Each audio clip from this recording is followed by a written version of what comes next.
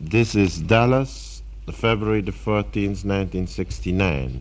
In the studio we have Mr. and Mrs. DeMohrenschildt, who are guests of NTS Television of the Netherlands, and I am the moderator, Willem L. Altmans.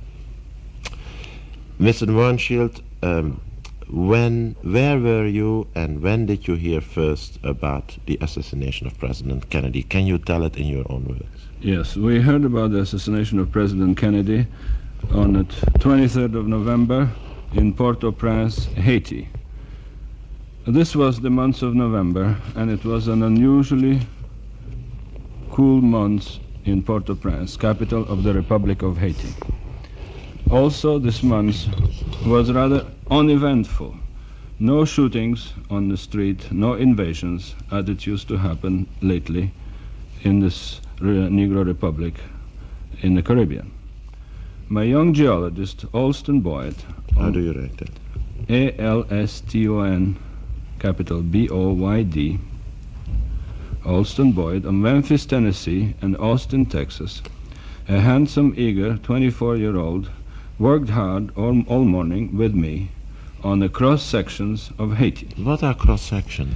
Cross-sections are geological cuts of the formations across the island, which we prepare for the purpose of investigation in our survey. In an oil survey? In an oil survey. Yeah, okay. At 2 p.m., our office located on Avenue Truman, like after the president, near the United States Embassy, was closed by the soldiers, and our day work was over. Although my contract of a geological survey of Haiti was private, that is, I acted as an independent contractor working on behalf of the Haitian government, our offices were moved from my own private building to the House of Inter-American Geodetic Survey, which was originally operated by the United States Army and now was run by the Haitian military. Thus, to better keep an eye on me and my employees' work, we occupied the front part of this whitewashed, decrepit, but air-conditioned Quonset hut. During office hours, which lasted from 7 to 2 in the afternoon, we were kept there incommunicado. I did not have a radio in my Land Rover, and it so happened that the radio in our house was on a blink that day. Alston Boyd and I took a siesta after a copious meal, and around 5 p.m. my wife dressed and I set out towards hilly old part of town where an annual reception was held at the Lebanese embassy. By an amazing coincidence, the radio in our Galaxy convertible did not work that day. Probably some prankster had broken an antenna. Thus we drove through tortuous, narrow streets of Port-au-Prince, unaware of the tragedy in our own country. The streets seemed more deserted than usual. The occasional passers-by were subdued. "I feel some trouble brewing again," remarked my wife. The Lebanese embassy, an old brick building with galleries around, was overflowing with an international crowd of diplomats, politicians, local bigwigs, and businessmen. We did not notice the absence of Americans at first. Huge tables were loaded with Oriental delicacies. Everything seemed normal at first. One thing struck us, however, pretty soon, was the absence of all Americans. Still not paying too much attention to it, we joined the crowd. As we were greeting our host, our friend Sorel, S-A-U-R-E-L. S-A-U-R-E-L. The ambassador of the League. No, Haitian manager of Pan American Airways, stepped forward. "Didn't you hear that the president was killed?" He asked you. Yeah.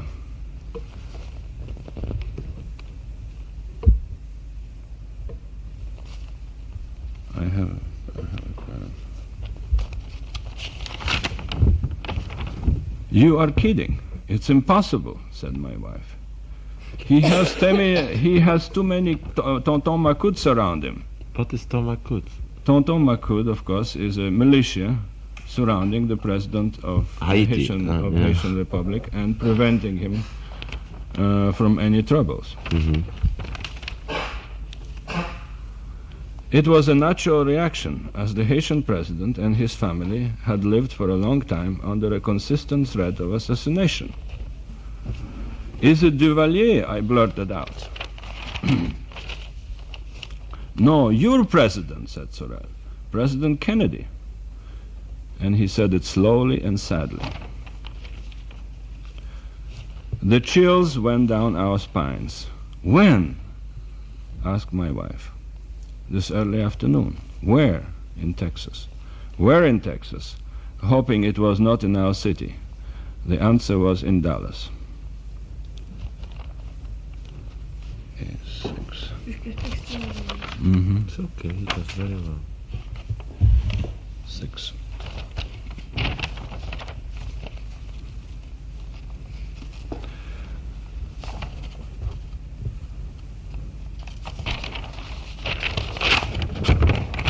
If he had Macoutes,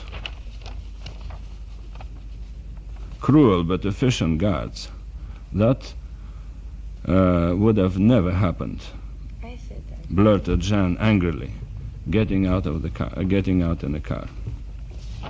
Yeah. Go ahead, read it.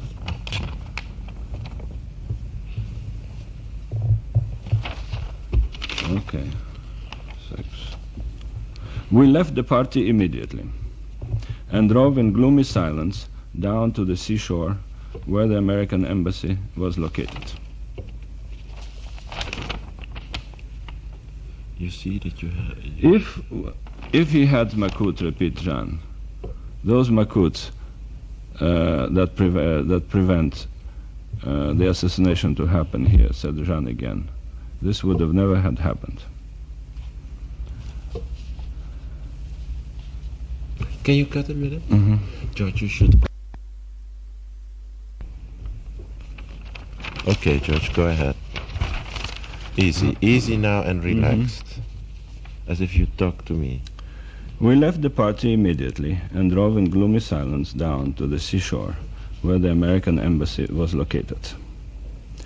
The entrance was wide open, Yeah, that's excellent. the flag down, and the two Marines stood silently by the book opened for the residents who wanted to sign their names and express their grief. We were the first to have signed this book. Still dumb with grief, shocked, bewildered, despair in our hearts, we drove slowly to the house of our old friend, Valentine Black. How do you write that? Valentine, Black, Blacque, also known as Teddy Black, the commercial attaché of our embassy. Each one was asking a silent question. Why President Kennedy? While I had never been a particular worshipper of our president, having always voted Republican, but my wife was a great admirer of her, Of him. of him. I had a deep respect and admiration for him. The impact of this assassination would affect the whole world, not only the United States.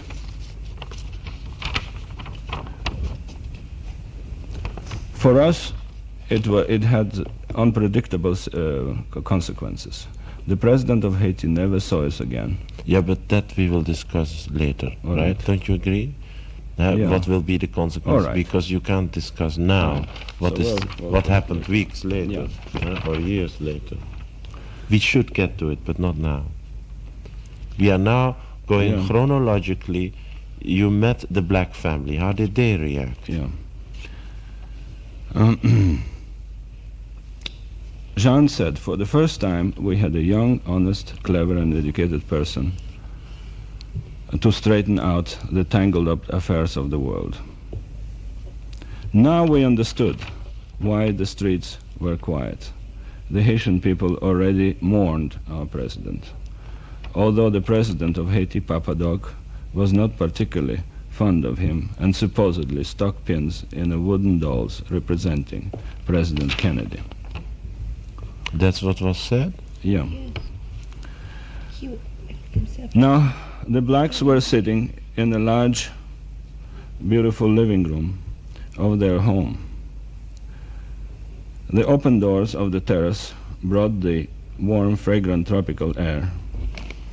The lights of Port-au-Prince twinkled below and gradually merged with the dark bay and the mountains beyond. In this place, it was peaceful, but the cracked the sound of the shortwave receiver. Teddy listened intently to the radio. The assassination took place in Dallas. Dallas, our hometown. At least the closest to home, where we had lived almost 15 years. It was a city of violent political opinions, mostly ultra-conservative, but a city which was intrinsically decent, whose mayor and city councilmen we knew well.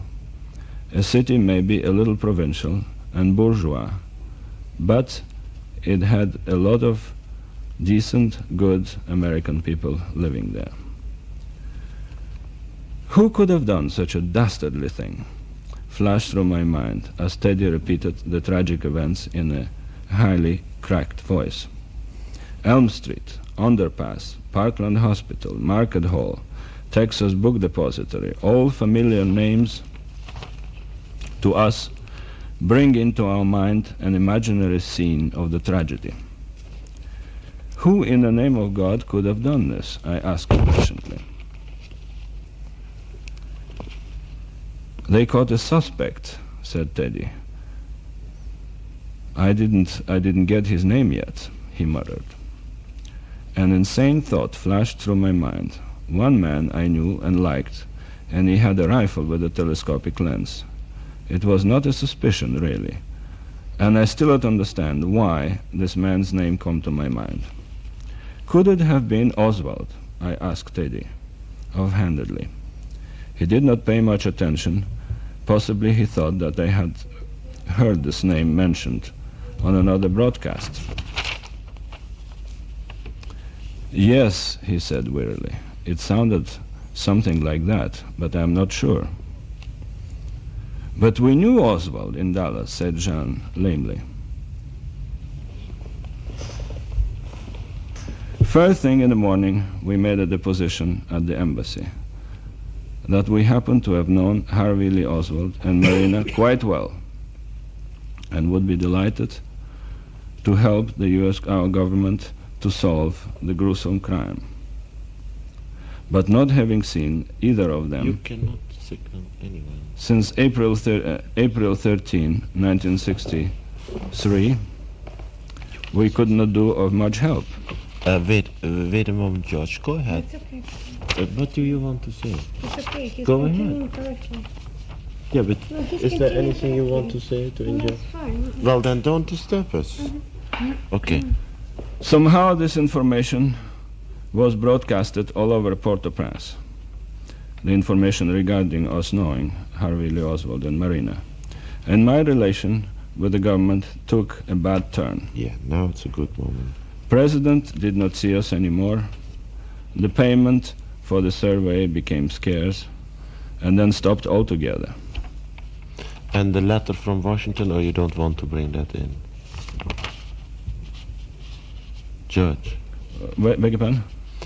that you don't have to name your source, but you could Yeah. mention that maybe you had the impression that someone in Washington suggested. That happened much later. That Okay. happened much later. Yeah, but you are not Yeah. talking about the president seeing you anymore. Yes, indeed. It probably was contributed to it, the fact that the people at the embassy became hostile to us, and also the Haitian government received a letter from some government office in the United States advising them to drop me from the payroll of the government and, frankly, to exile me from Haiti. Dominican from From Haiti. Haiti to back to the United States. And So the word spread immediately that you had known Oswald, and the suspicion was immediately planted. exactly. Then, one moment. What do you want to say, Shan? All I want to say that President Duvalier is living in constant fear of being assassinated. And that's why he has all of these makuts around him. And can you imagine when he hears that George DeMohrenschildt has been quoted by American press as he befriended the assassin of an American president? Can you realize what impact it made on the President Duvalier?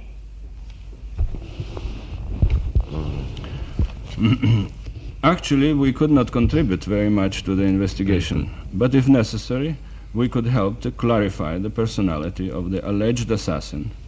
And who can say what might happen to a man within the period of 8 months since we saw him last? A perfectly normal person could become insane, and a disturbed person could become normal. So we are not able to pass any judgment of Oswald. It was up to FBI or CIA or whatever other investigating agency that could find out and check. So that's what we told the embassy. The deposition given confidentially at the embassy was, however, broadcasted all over Port-au-Prince, giving it a twist that we befriended the assassin of President Kennedy. But how could the American embassy release your disposition to the press in Port-au-Prince? Well, it's very simple, because in a country like that, everybody talks to everybody else. Yeah, voilà. They talk to their wives, and the wives talk to somebody else's wives. But George, didn't you not also mention at one point that, I just want to remind you of this, that you said before you ever got to know Oswald, you were the only one probably in Dallas who inquired with the FBI who the hell was Oswald, and they gave you a reply. No, it's after we met Oswald. Yeah. We got curious So about it, who is Oswald, and we Exactly. were worried about it, you will tell So about we that asked- later. I'll tell about it Okay. later. All right. But we did inquire about them. So that's As a settled then result, completely. as a result of our deposition at the embassy that we knew Oswald, and the broadcasting of this, we were ostracized by the ambassador Timmons, by all the American diplomats. We were ordered not to come to their homes, and we were not to invite any of the American diplomats to our house. And even the private American businessmen were advised not to come to our house.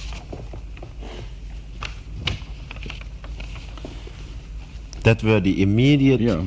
results of this event for you in Port-au-Prince. It is That's right. yeah. Then, of course, later on came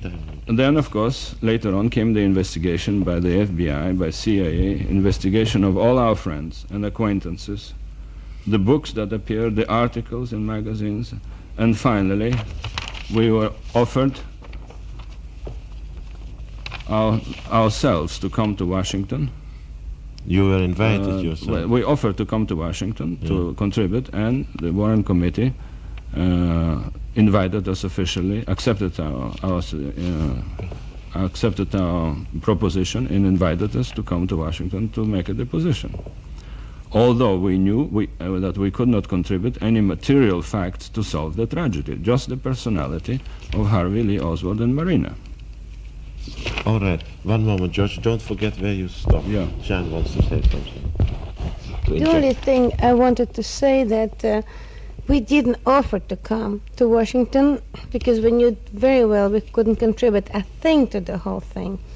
But in case they wanted us, being really loyal and devoted to Kennedy, if any of the background of Oswald that we could contribute, maybe any of that could throw any light on all this tragedy. That's the only reason we went to Washington to testify to Warren Committee, that maybe they can extract any little thoughts or anything from the background or our conversations with him or our knowledge him and Marina and their child. Yeah, thank you, Jan. As a result of our voluntary going to Washington and trying to help the Warren Committee, and giving the deposition, which were supposed to be confidential. Nevertheless, all our depositions regarding our private lives were printed and covered over almost 300 pages. Of printed pages. Actually, our deposition of my wife and I are longer than the deposition of Marina Oswald and Mrs. Oswald put together. Mrs. Marguerite Oswald, the mother. Marguerite Oswald. And as a matter of fact, they went into your private life, your background, your secretaries, your husbands, your former wives, weddings, divorces, everything they trashed out, right? I calculated how many of my deposition, of my pages in my deposition were completely irrelevant to Oswald, and more than half is completely irrelevant and relates only to my past life, my personal affairs, and my business affairs. And they were all printed in the And Warren they all report for printed everybody to, without your permission. Without our permission. And all this happened because in 1962 we happened to have met Lee Harvey and a Oswald. fellow by the name of Harvey Lee Oswald, and took a liking to him. He, on the other hand, on the other side, considered me his good friend. And now we feel an obligation to tell United States public what kind of a person Lee Harvey Oswald really was. We are still doubtful of his guilt, but we are not judges. We just want to tell the truth about Lee Harvey Oswald. Excellent. Thank you, George. Perfect. Now we move in the second chapter of Mr. and Mrs. DeMohrenschildt's recollections of having known Lee Harvey Oswald. How do you call this chapter? Well, getting to know Oswald, huh? Yes, was your suggestion? the first chapter. Yeah. Okay, well, the first chapter, yes. Okay. All right, George, goes perfect. The second chapter, the first meeting in Fort Worth. Yeah. Early Just tell it relaxed. Yeah. Yes, relax. Early in the summer of 1962, several members of the Russian colony, and I put colony in quotation marks, in Fort Worth and Dallas, told us of an unusual couple. The husband, an ex-Marine who had spent 2 years or 3 years in USSR and had married a Russian girl. He brought her to Texas. Most of the Russians in this area were so-called white Russians, again in quotation marks, still dreaming of the return of the Tsars and the restitution of their more or less imaginary estates. They spoke of the ex-Marine rather disparagingly, but they all felt sorry for his wife Marina, and they all wanted to help her. Also, some American friends in Fort Worth became interested in this couple. They helped financially Marina, and some found the husband Harvey Lee Oswald an unfriendly, eccentric character. Yet my curiosity was aroused when someone told me that Oswald had lived in Minsk, capital of Belarusia, where I had spent my early childhood, during and after the revolution. Also in the same town, my father lived before World War I and held a grandiloquent position of Marshal of Nobility. This was more or less an elective position, and my father dealt with the affairs of landed gentry. I was naturally curious to find out what had become of the town I still remembered well, and which had been left in a pretty bad shape by the Civil War. So my associate, a retired United States Colonel, Lawrence Orlov, O.R. Mr. Wallace, are you still there? And the doors are closed, huh? Yeah, okay. O.R.L.O.V. Oh. Lawrence Orlov, Lawrence Orlov, O.R.L.O.V. O-R-L-O-V. and myself drove to Fort Worth one hot July day, attended to our business early, and set out to look for Oswalds. Where were they living about? I do not remember and the member of the, I did not remember at first the name of the street, but we found a two-room shack in the poorest section of Fort Worth, near Montgomery Ward. Now I remember the name of the street. It was Mercedes Street. It was a rather dismal neighborhood, this Mercedes Street. Small wooden houses, unpaved streets, dried up bunches of grass, and very few trees. We knocked on the door and the door was opened by a thin young woman in her early 20s.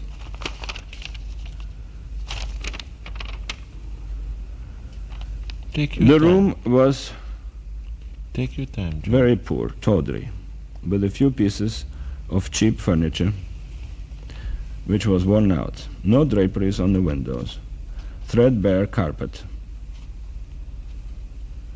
It has every signs of poverty, but it was relatively clean. I introduced myself in Russian to this young woman, giving as reference some refugee friends, namely George Bouhet, B-O-U-H-E. Bay. B-O-U-H-E, Bouhet. Yes. And Sure. Marina invited both of us in. To my friend the Colonel, she was quite beautiful. To me, she was less so.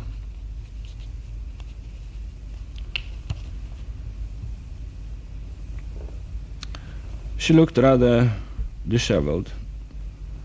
Didn't make any particular impression on me. Not well kept, with bad teeth, and not too orderly. She had mousy blonde hair, but she possessed a certain undeniable charm. Her features, nothing out of the ordinary, were quite regular. Most pleasing to me was the fact that she spoke melodious and spoiled Russian, so different from the anglicized Russian spoken by the emigres who had spent many years away from their country and added foreign words to their language. The baby girl, June, was laying quietly in a crib, and we did not pay much attention to her. Marina was obviously pleased to see us. She hospitably offered us some sherry and said that Harvey Lee would be soon back from work. I translated several questions of my friend Colonel Orlov regarding Marina's life in Russia and her impressions of the United States.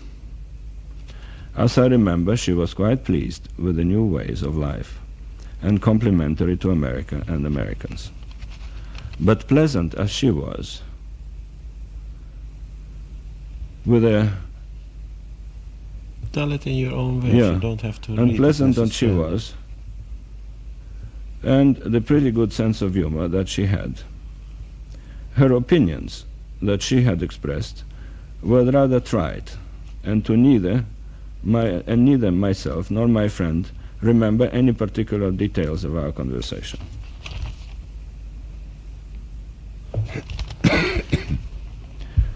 Suddenly the door opened and entered the man who was to become so tragically famous, even after his death. He was dressed in simple but clean working man's clothes and had heavy working man's boots on. And I think that only a person who has never met Harvey Lee Oswald could call him an insignificant person, because he certainly wasn't anything of the kind. From the appearance, he was an average size,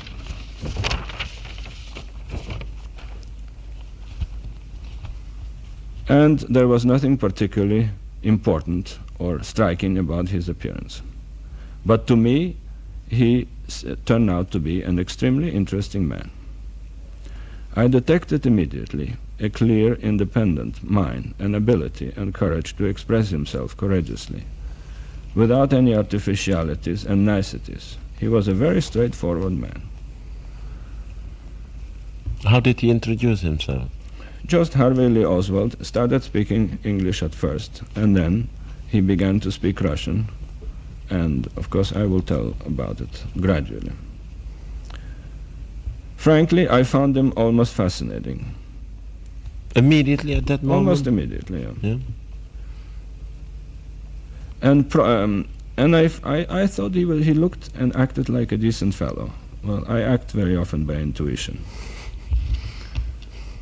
And probably being quite intuitive, Lee felt it, and in no time at all, we were chatting like old friends.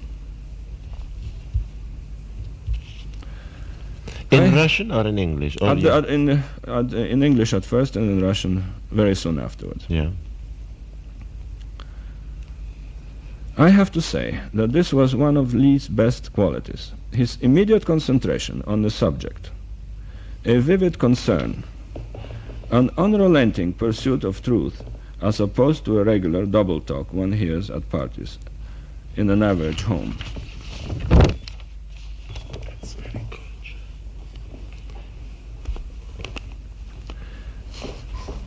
And we spoke immediately very seriously. Lee had the courage of his conviction, without regard to consequences. He did not care what people said or thought of him. Our conversation immediately took me back to my student days in Belgium, where all subjects were freely discussed, passionately, sometimes all night long, either in the open-air cafes during long walks in the country or in small, stuffy rooms. That's the way we talked with Lee Oswald the very first time I met him. While talking, Lee looked tenderly at the sleeping baby, did not pay much attention to Marina, who busied herself on some domestic chores. And by the way, I noticed that he spoke in Russian to baby. And he said, "Дорогая девочка." What does that mean? My darling baby. So he did speak Russian to him? Certainly. My darling little girl. In the meantime, my friend, the colonel, was getting bored. We still kept talking.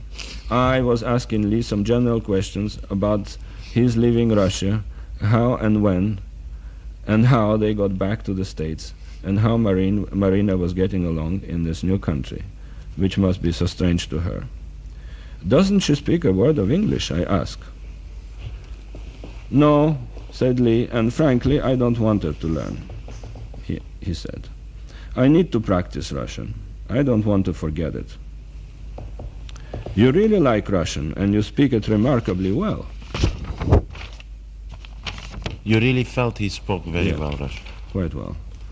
"I do like Russian. I studied it very hard, and I want to retain it." That's what Oswald said. That's right.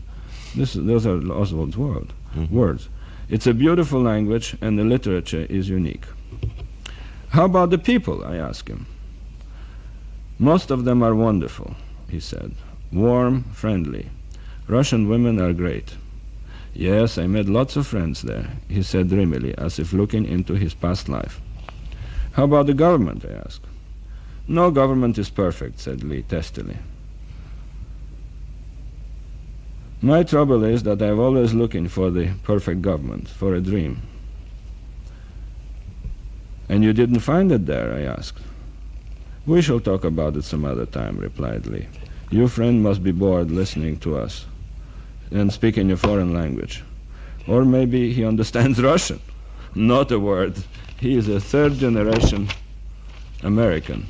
Only his name is Russian. I'm not so sure. Only his name sounds Russian. His great-grandfather was Russian, I guess." "Let's speak English then," said Lee politely. My friend asked him also a few questions, and Lee answered them intelligently but offhandedly. He said, "I was a Marine, yes. I went to Russia. Yes, I sort of like it there. Yes, I returned because this is my country after all." He was not too committant. It was time for my friend the colonel and I to go back. The dismal little room was getting dark. Baby June waked up and began to cry. I remember that my wife asked me to find out if Marina needed any help with the baby or if she wanted companionship. Then she would be glad to spend some time with Marina. So I told Marina. It's very good. Excellent. My wife, by the way, speaks Russian fluently. She learned it in China, no? Yeah, as well as few other languages. She went to a Russian school in Harbin, studied ballet with Soviet dancers, and consequently came to the United States. All in China. All in China. Well, your husband may make some propaganda for his wife, no? I don't need to. So I told to Marina, come over and visit us someday, and don't forget to bring the baby. Thank you so much. I will ask Lee, said Marina humbly. One moment.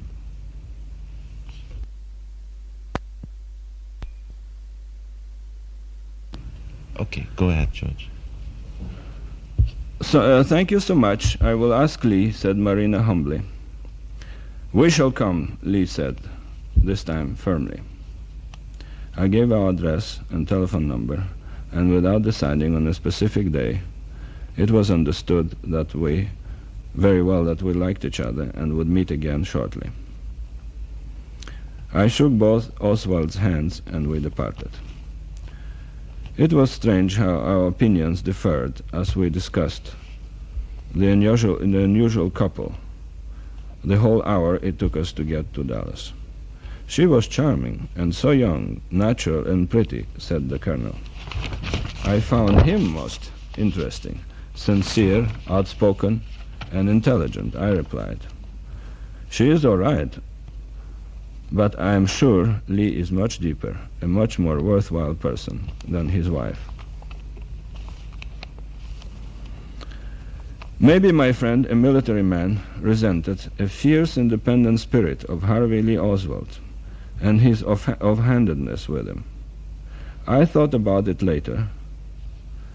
Maybe this was the reason for Lee's general lack of popularity with conventional Americans. Marina, on the other hand, seemed always to them a simple, young, helpless woman who needed help and would accept it.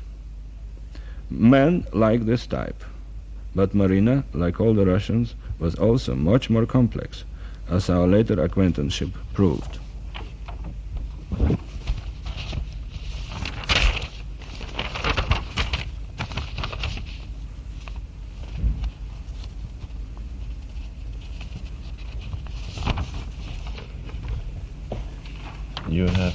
You should move to 13 now.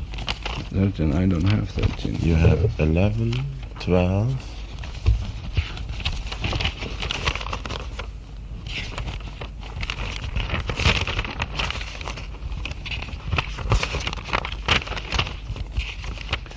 Well, I think this is the end of this chapter, and we should...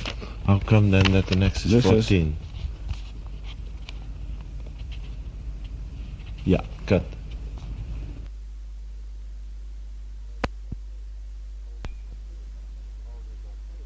All this on tape, I hope. Okay, George, go ahead. Now we're going to the third chapter, C, Dickens Avenue Conversations. It didn't take Lee but a few days to call us on the telephone. Marina and I will come to see you tomorrow afternoon. Don't forget to bring the baby. And how are you going to get here? Maybe I could drive over and get you, and then take you back, I offered.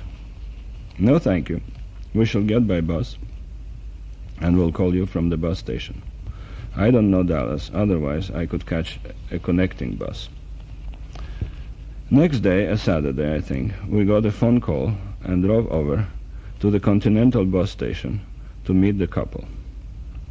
This is in downtown Dallas, where the buses coming from out of town arrive, and it was easy for us to meet them there.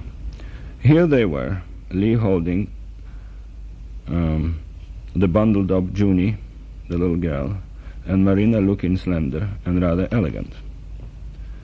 At the time we lived in a small but pleasant apartment on Dickens Avenue, a few blocks from Southern Methodist University campus, a delightful area called University Park, full of trees with little traffic and a lot of nice but not luxurious homes. I was working on a project of a geological survey in Haiti, arranging contracts, trying to find associates for this rather complex venture, and also typing a script of our previous trip to Mexico and Central America. My wife is a fashion designer. Yeah, this section you will later agree with Jean Yeah. on the exact wording so that we don't get a misunderstanding. Yeah, but she wasn't too busy that summer of 1962. Thus, we could spend a lot of time with Oswalds, whom we both liked a great deal. My wife hit it off with Marina and volunteered to help with a baby. She also tried to help her with her English. She reminded Marina that how tough it was for her some 20 years before when she arrived in New York from China and had to start making a living in a strange country. One needs to know the language.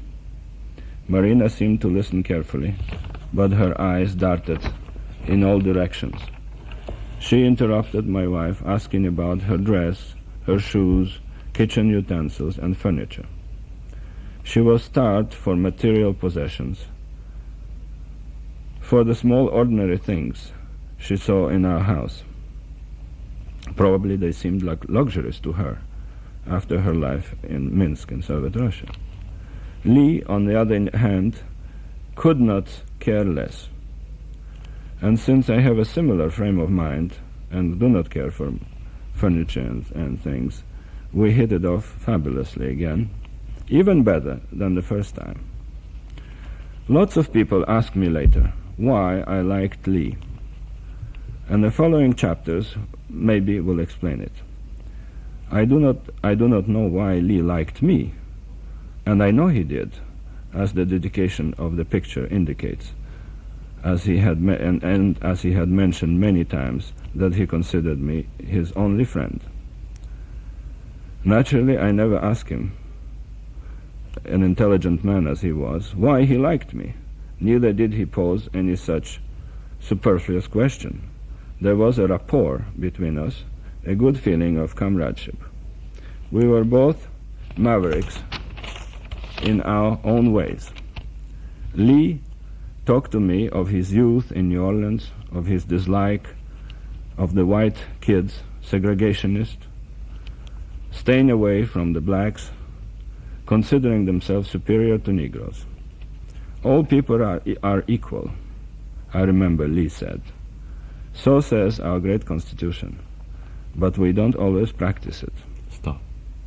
Remember where you are.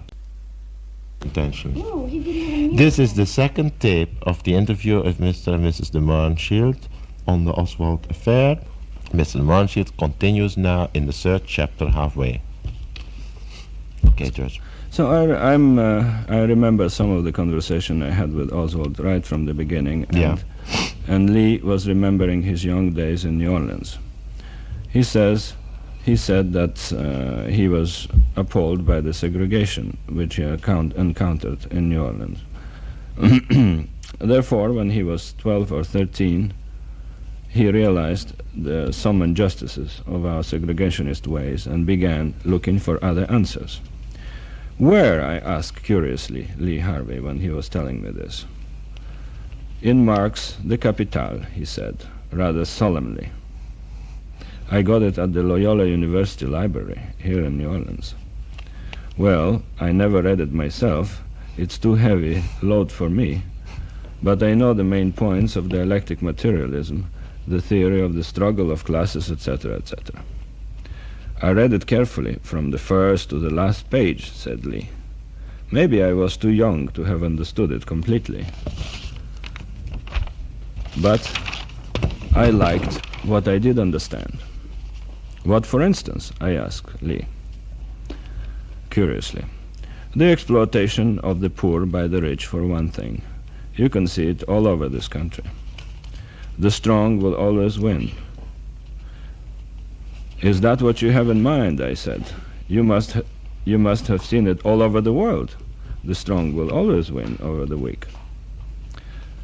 Maybe I'm not too good a theorist in political science, and I'm not able to say whether Lee Harvey Oswald was deep or he was very knowledgeable in his ways. But he was fairly logical, and furthermore, he was on the outlook for justice and equality, and that was good enough for me. My wife served a Russian dinner that night, which Marina found delicious, but Lee hardly touched the food. As we observed later, Lee was completely indifferent to food, did not touch wine, was not interested in any desserts, and detested smoking, especially by women.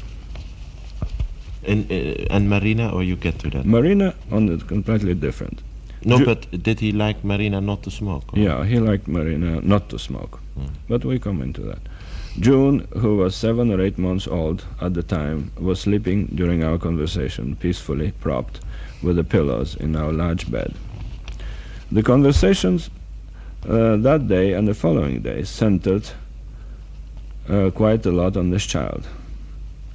Doesn't she have any diphtheria shots or any inoculations? Asked my wife, Jean. No, she didn't, admitted Marina. Jan had noticed that Marina, although a certified pharmacist, as we found out later in Russia, was an advocate of rather pre-diluvial hygienic methods. If June dropped her pacifier, the mother would pick it up from the floor and would put it in her own mouth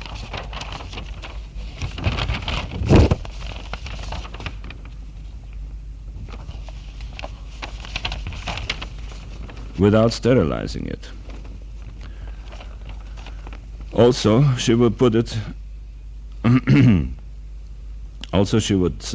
pick it up from the floor and put it in Junior's mouth. And I have to say that at this time, Marina had infected teeth. Also, to please the child, Marina gave her plain sugared water. All this surprised my wife, who had a much higher idea of Soviet youth. She thought the Soviet youth was bent on sports and physical culture and education. After all, this country of formerly illiterate peasants became quite important in the Olympic Games and in science. But Marina's teeth were an urgent problem. How could she have neglected them so badly was beyond our comprehension. After all, according to Marina herself, medical and dental care are free in the Soviet Union. Whatever the reasons, 4 of her teeth had to be extracted and a bridge had to be put in front. Infected teeth had to be urgently removed, as this created a danger to the baby. My wife promised to help her immediately.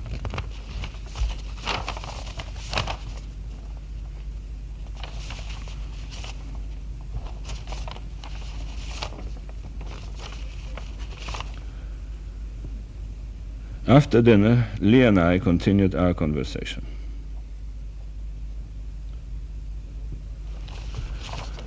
He spoke about his service in the Marine Corps. My service in the Marine Corps was of great influence on me, said Lee. I served because this was the only way for me to see the world. After all, that's what they say when they try to promote you to join. Did you like it? I asked. Not particularly, but I had a lot of free time on my hands, studied, passed the exams, equivalent to high school degree, and I still had time to read. How did you like Japan? I asked. Weren't you stationed there? It's in Japan that the Marxist ideas of equality for all became clear to me. I was in contact with revolutionary young people there, and I liked what they told me. Is that because of that you decided to go to USSR? I asked him. Yes, to a great extent, he said, with a serious mien. I saw in Japan another side of exploitation of poor by the rich, a different side of it than in the United States of America. There is a semi-feudal industrial giants in Japan exploiting very poor masses in a kind of a paternalistic way, catering to their pride of belonging to an organization meaning a large industry, giving them some side benefits but paying them ridiculously low wages. So you decided to obtain your discharge from the Marine Corps, I asked. I got it ahead of time, said Lee, because I wanted to support my mother. Did you? I inquired.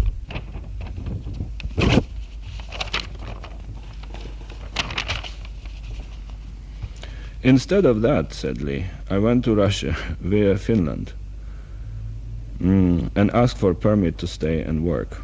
Judge, may I ask you a question here? Yeah.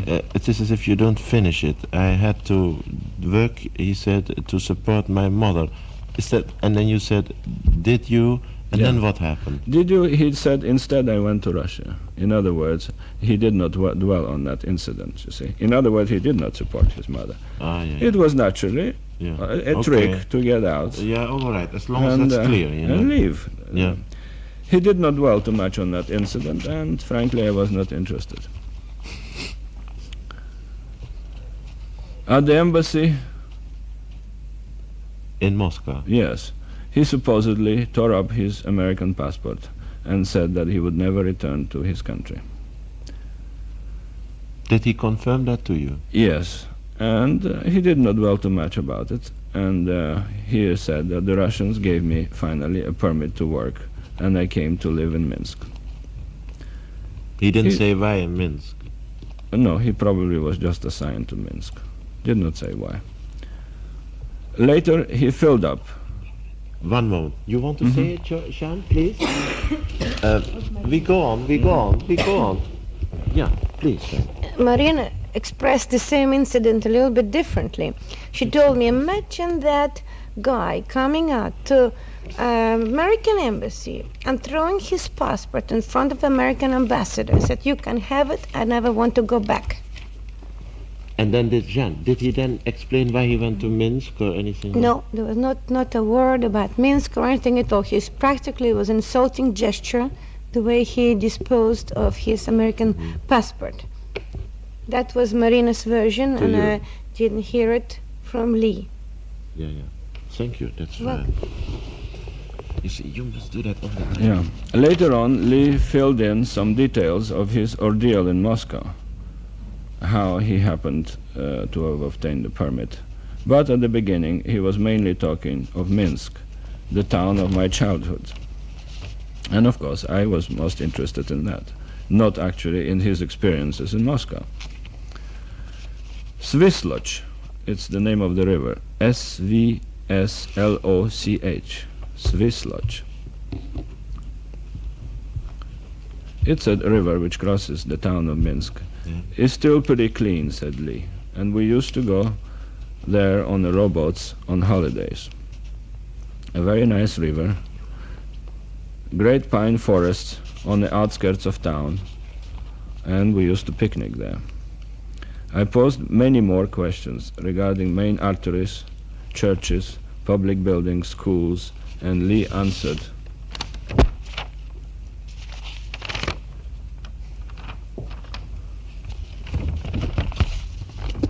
Them with precision. I saw from his description that the town has changed a great deal in the last 30 or 35 years. New factories were built, new schools were created. In one of the factories, a television and radio manufacturing plant, Lee was able to get a job. Did he talk about that job?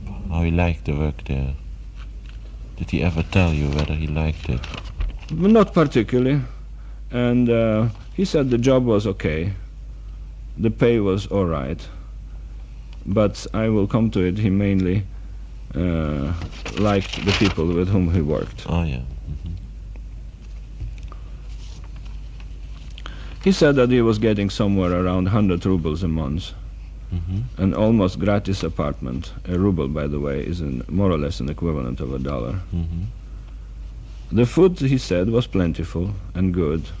Meat and butter may be a little too expensive and not easy to find, he reminisced. I used to go to the market myself, he recalled. And sometimes we had trouble getting meat, and Marina very often interrupted him because she was interested in food and would say that, well, Lee, don't you remember that the meat was too expensive or impossible to get? And things like that. This is just to point out that Lee was not particularly interested. He gave you the correct answer, but Marina was concentrating on practical aspects of life. Yeah. And I asked Lee, and how do the other workers live in Minsk? He answered, not too well. All families live in small rooms. Several family units are served by the community kitchen and toilet. All people in this community unit share in them. Rather dismal, isn't it? I said. Yes, Lee answered, no privacy. And this community in life leads to quarrels over who will be first in the lavatory or by the stove in the kitchen. But he added, thoughtfully, since everybody is in the same boat, nobody really suffers. Nobody gets jealous.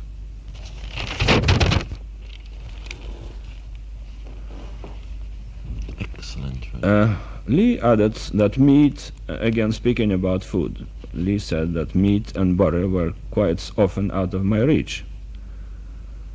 And Marina added that only you, rich foreigners, had been able to buy them more or less regularly.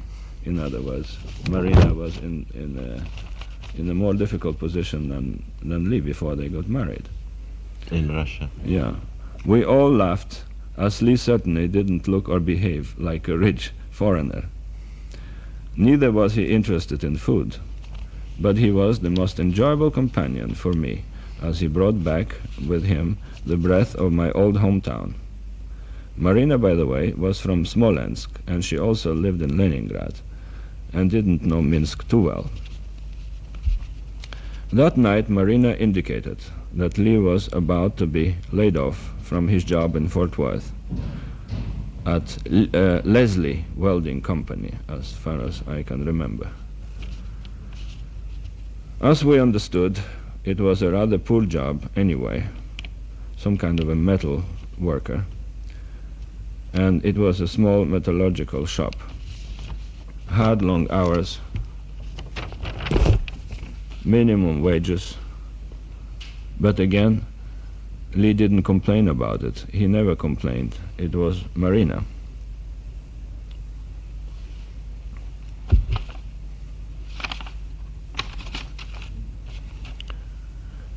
I want to repeat again about Lee's political ideas. Yeah, you can continue this. Yeah. Then we have had it. His mind was really of a more or less theoretical type. And he was bent on theories more on practical applications. And I think probably because of that, he got along very well with the Russians, who generally love to theorize and to talk. And they possibly do not know too well how to put the practices in theory.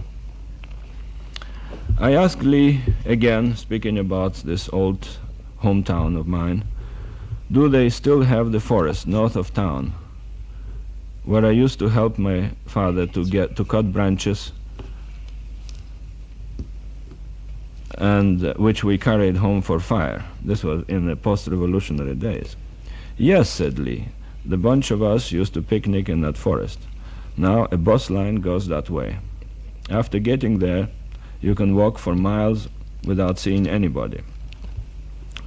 And my thought went back to that forest again, and I realized and visualized the scene where my father awkwardly cut himself with an axe, another time when a falling tree crushed his finger. It was a gloomy cold winter of the early Soviet days for us.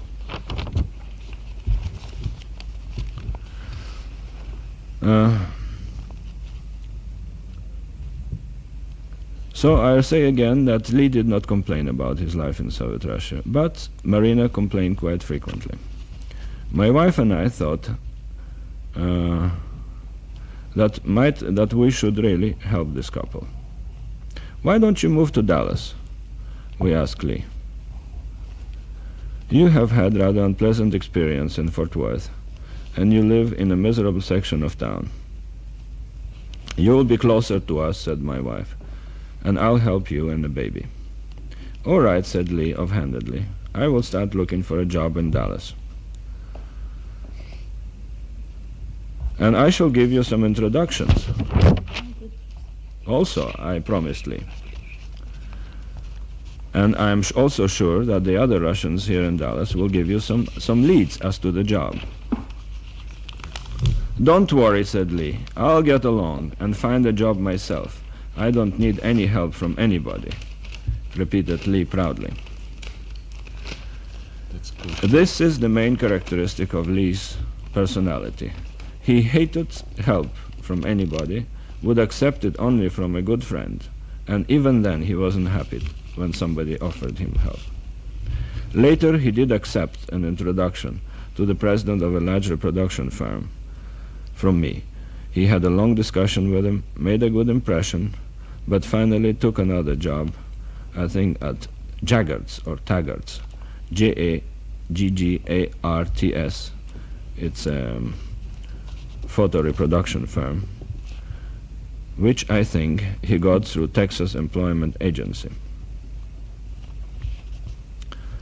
Because he was interested in photography? Or? Yeah, he was interested in photography, and it came out later that he did know something about photography. He had a camera, which he brought with him from Soviet Russia, and later on he showed us some enlargements of the pictures he has made in Russia, and he was quite good at it. Did he photograph in color or black and white? Black and white. Did he took up photography in the Soviet Union then? I think he did it and picked it up there.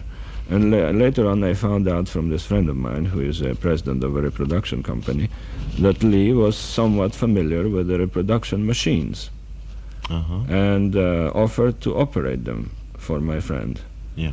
But he did not get the job because my friend, a practical businessman, decided that Lee was too much of a maverick for him. He was too much of an individualist. It would not fit into an organization, would not fit into a team. Good. But he had a good impression of him. Late at night, we drove the Oswald's family to the bus station and returned home talking about them. Can you recall any did they for instance sang for the dinner, and did Oswald? Well, Lee was always very polite. Very polite. He was not effusive in his politeness. But Marina was also quite polite and was a well-brought-up woman. They didn't. You didn't suggest to drive them to their home. No, we couldn't. It's too far to. So we took them to the bus station. This was the first time they came to our house. Sure. No, I just tried to refresh your memory. My wife found Marina after we returned from the bus station. My wife found Marina rather shallow, but she found her a lot of fun, which was very true about Marina. And she found Lee serious and interesting, and my impression were exactly the same.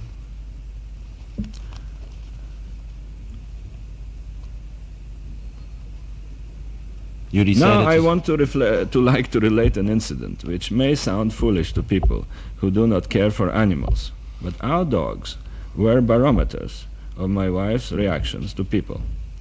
And so far, it's always worked. We had, and still have, two very intelligent Manchester Terriers, Nero and his wife Popea.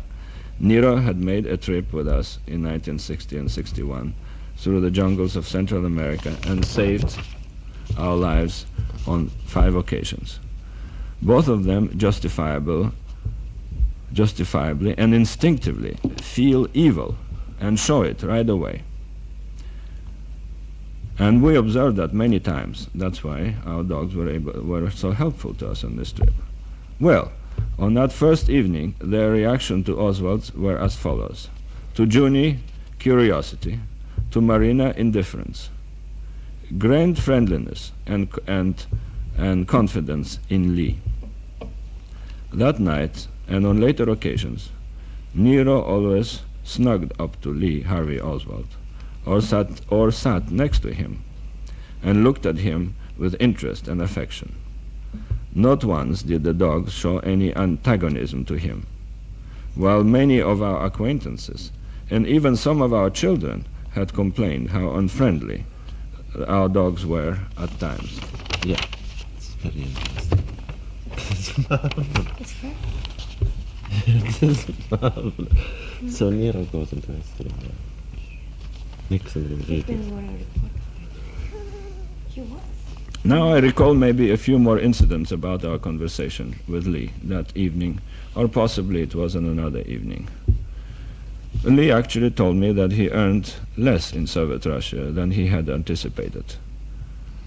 Possibly he expected to be treated as something special. And he finally became depressed that the Russians treated him just like one of them.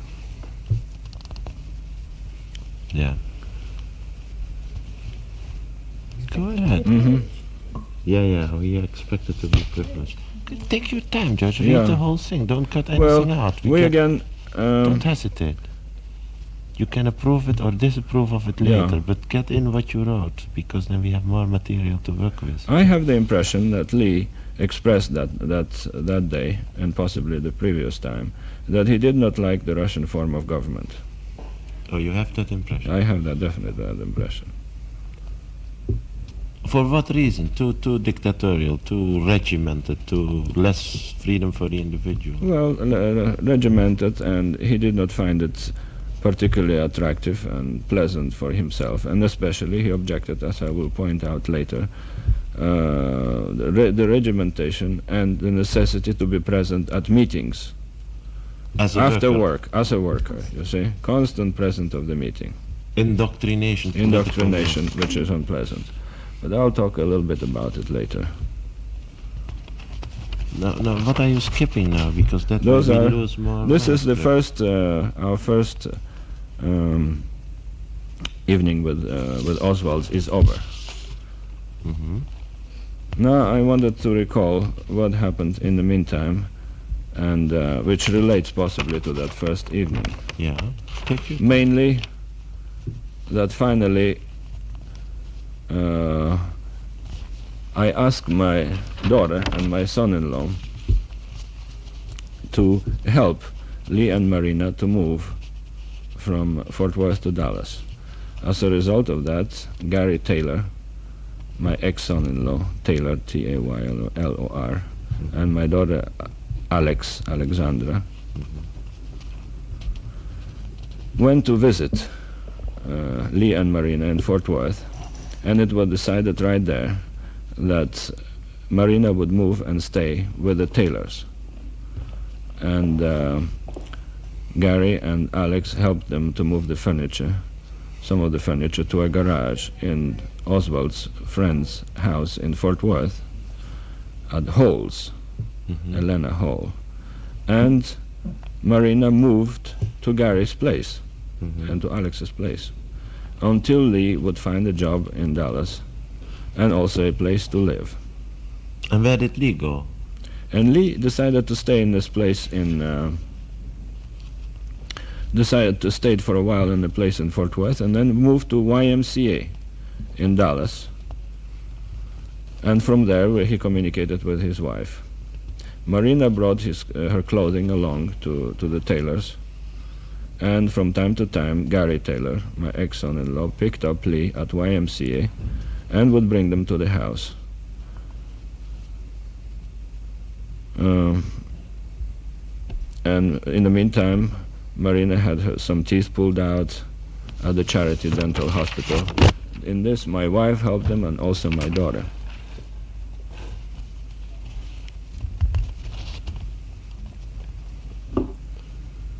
Why don't you read as you This is doing it? This is not. This is already the end of our chapter. So let's go to the chapter. To the next chapter, D. Okay. See, those are extra notes, that we should work into work somehow. into somehow. You see. Now you come to what chapter? What is this about? Now this is the chapter D. Yeah. Further meetings with Harvey Lee Oswald. In what year? This was in '62. Yeah.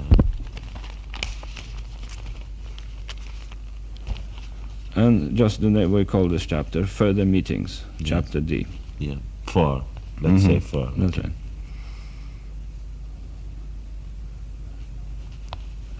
At the time, when we knew Harvey Lee Oswald and Marina, nothing could be further from our minds that someday Lee might become a historical figure. Why? would you think Why that? should he be? Nothing could be further away. from further away. Yeah. Yeah. Yeah. Why should be? Well, he was just an interesting, friendly guy. Never thought about it. His visits, either by himself or with his family, were quite frequent during that summer and fall of 1962. Sometimes they were short, sometimes he spent the whole evening with us. I actually never went back to his place in Fort Worth, out of which he was moved by my son-in-law and the daughter. And Lee and Marina finally settled in an apartment on Elspeth Street in Oak Cliff. What? Elspeth. Elspeth, Elspeth Street in Oak Cliff. Yeah.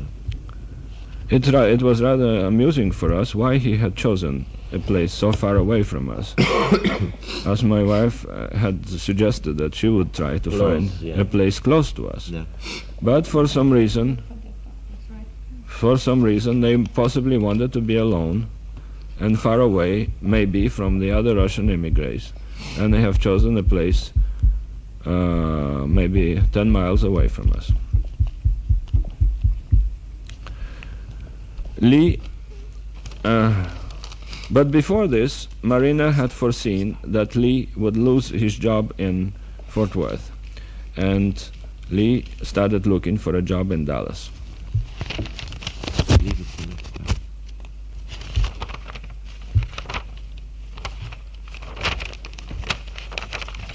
In the meantime, Jean... Why do you skip this? No, it's coming to it. Okay. It's coming. Yeah. In the meantime, Jean, my wife, had registered June in a children's clinic and was about to take Marina to Baylor Dental Clinic. And that's why, by the way, she suggested they should live close by to us. Yeah. Go and get it. There were several available apartments north Finish it. north of Oak Lawn area. Maybe a little bit dingy, but better than certainly their place in Fort Worth. Wait, George. John. Remember where you were. The striking thing was that the child was 8 months old, and the child didn't have diphtheria inoculation, didn't have any polio injections, or any care whatsoever. And Marina fed it not like everybody. American children have proper formula and baby food. She was giving her sugar water and gave her food anytime baby wanted. She had no schedule whatsoever to bring up that child. That was the reason that I enrolled her in that clinic and have a card for her that she should bring her for regular visits, and what would have been so much more comfortable for us to have her as our neighbor instead of living all the way across town for about 20 miles away. Did you feel she appreciated what you were doing for her? I think she did, but for some particular reason, they or Lee decided to live so far away. I have sometimes feeling that maybe Lee didn't want to have involved. such a close contact. Maybe he didn't want to have for Marina somebody to be so close, so she would be completely dependent on him entirely. That is what he preferred. That was my thinking. Mhm. That was the reason why they chose the apartment so far away from us, so he sort of could have her under his thumb more. Exactly. That's very psychological. Okay, George. So therefore, Go ahead. they rented an apartment on Elspeth Street in Oak Cliff. The bus connections were very poor to that place. And even to have them to dinner, we had to drive there to get them and drive them back.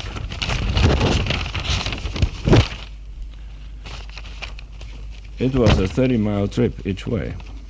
Each time we went there, 15 miles one way, 15 miles the other. How they ever found this place remained a mystery to us. It was illogical, as I said, to take a place so far away. Especially that my wife wanted to see Marina frequently and took charge of Marina's and baby's health problem.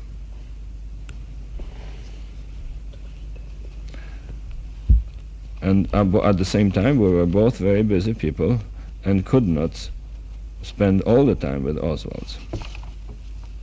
Finished? Yeah, apparently. Now, Yeah.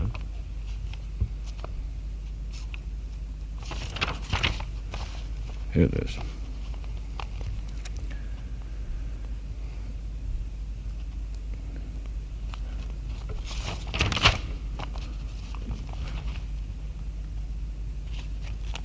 You aren't skipping Yeah. anything, George. No.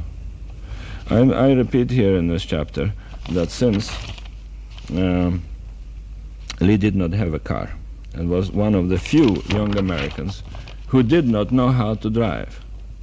At least he told me so at several occasions. And You I did never not, saw him drive? You Never. Yeah, And I didn't have any reason to disbelieve him. sure. This question arose several times later, and I Garrison, remember that Lee did not know how to drive. Yeah, yeah.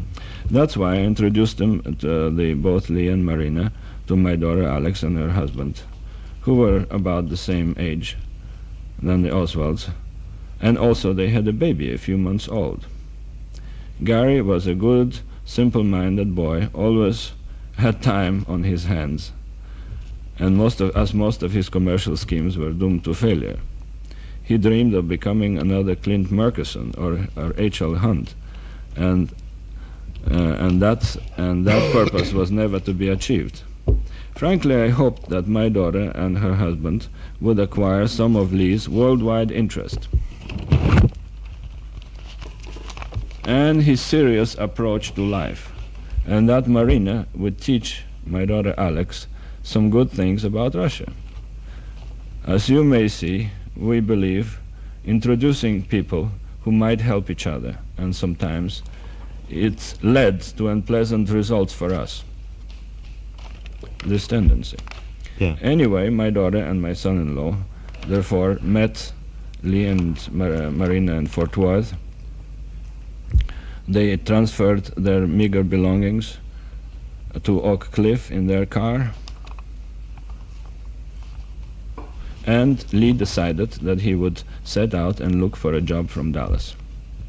He stayed at YMCA, as I said before, and Marina and the baby stayed with my daughter and her husband in their apartment near the Turtle Creek. Their belongings were stored in a garage in Fort Worth. You said so, yeah. Yeah. Well, it doesn't matter. Just go on repeating. And so, actually, we caused, possibly, so I was suggesting, the first separation which lasted between Lee and Marina, which lasted about 2 weeks. It amazed my daughter, by the way, and also her husband, that Lee talked to Marina on the phone several times during this period, but did not express any particular desire to spend any time alone with her. This, it appeared, rather peculiar in a young married couple.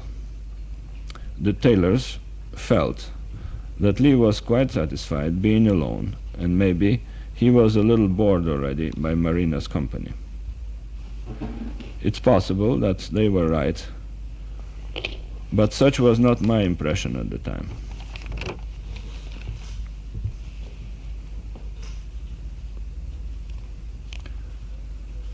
Also, there was a clash of personalities between Lee and my ex-son-in-law, Gary Taylor, and nothing but animosity resulted from this acquaintanceship.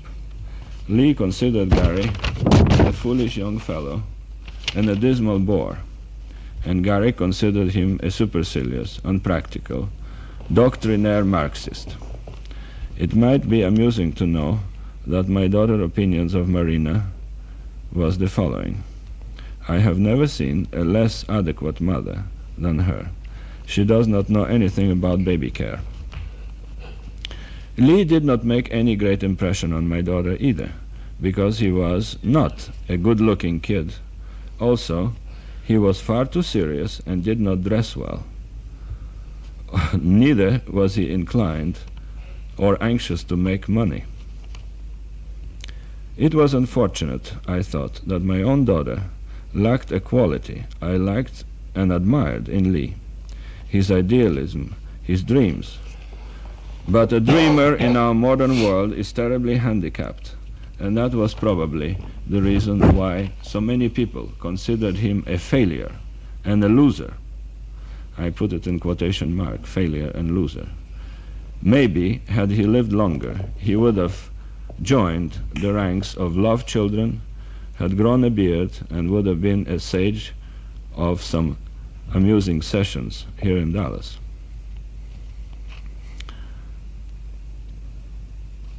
Now, Lee and Marina were living in Dallas on this Elspeth Street, and living here, they became more frequent visitors to our home.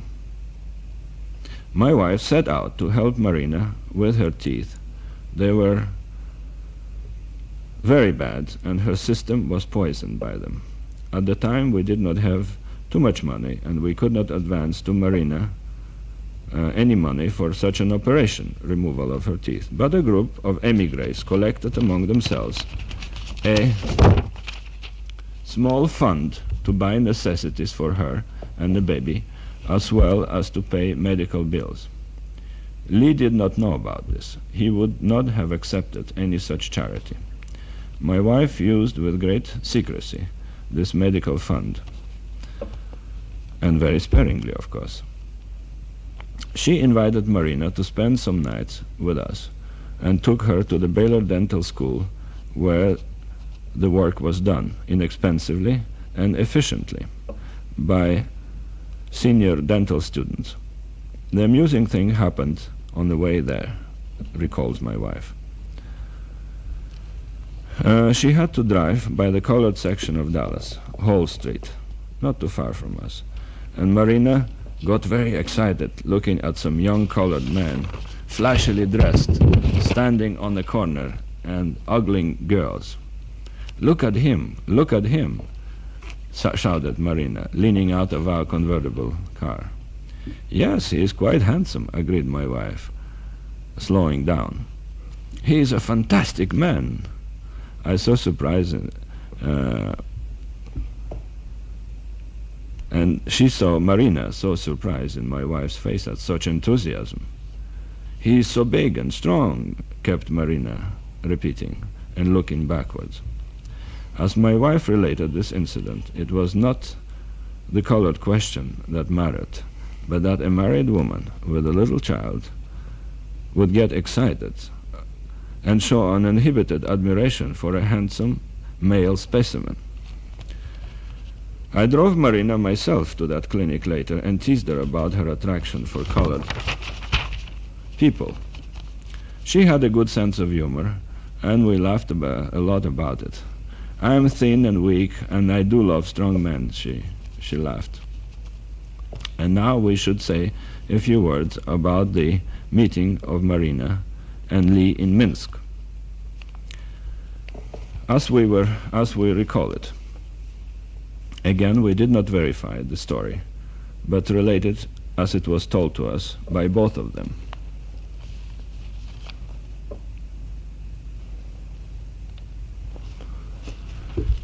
It seems that Lee was quite unhappy at the beginning of his life in Minsk, or possibly in Moscow, and even slashed his wrists. Marina, on the other hand, was a registered pharmacist, and she worked at the hospital where Lee was a patient. This is not completely clear to me whether Lee went to this hospital for some problem of polyps and some trouble with his nose, or he went because of his wrists. Anyway. One moment, please. Yeah.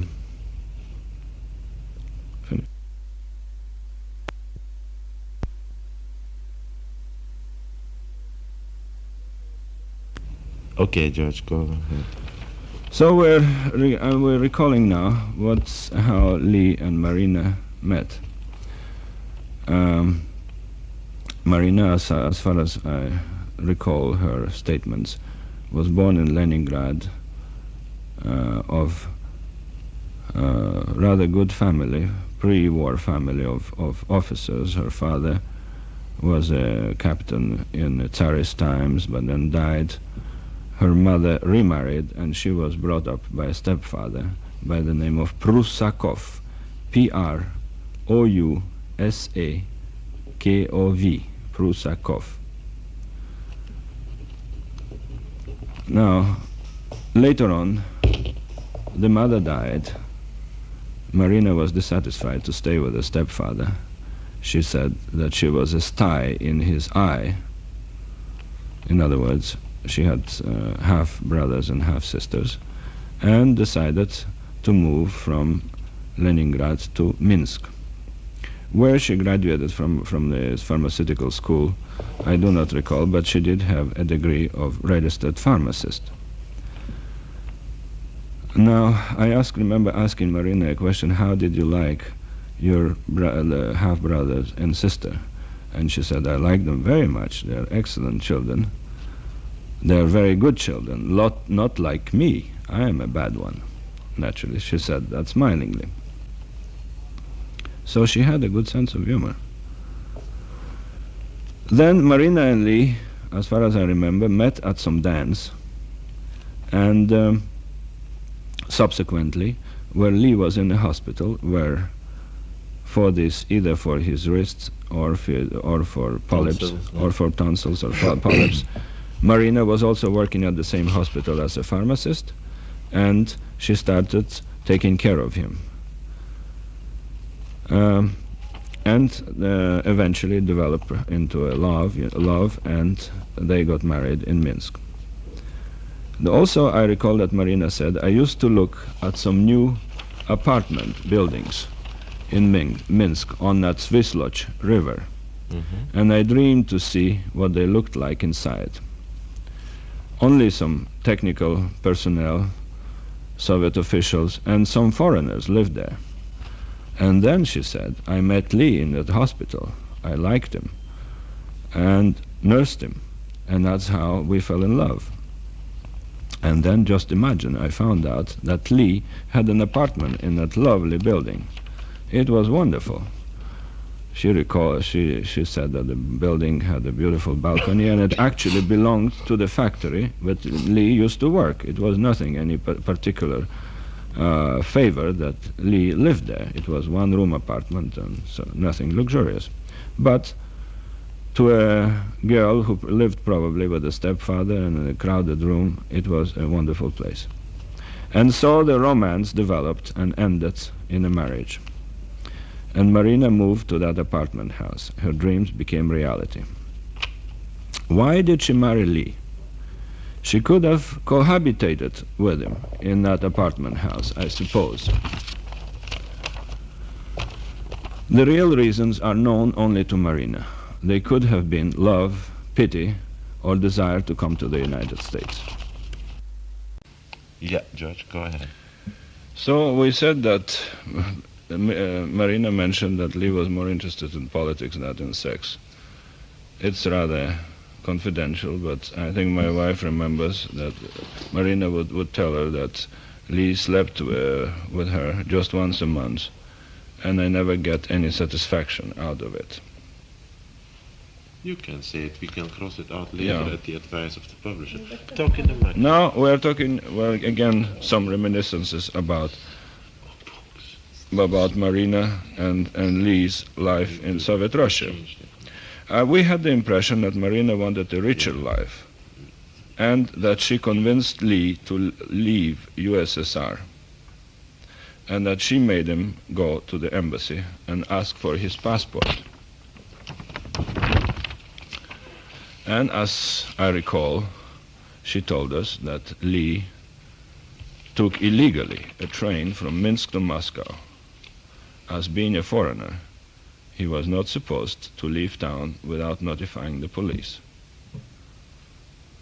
And that's how he obtained finally the permit to return to the United States, and also the permit for Marina to leave. I also recall something Marina telling us, that she was discharged from Komsomol.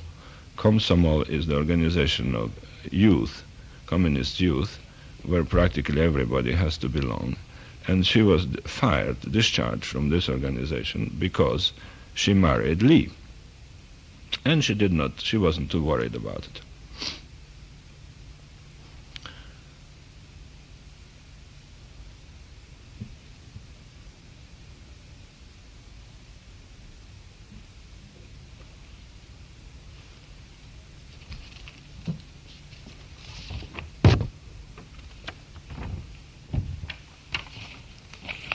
Don't skip too much because we This don't is have from that the much position. material, George. I remember. But why don't you read this? Yeah, Why this not? is my position. So, makes no difference. Yeah. We don't have that much. I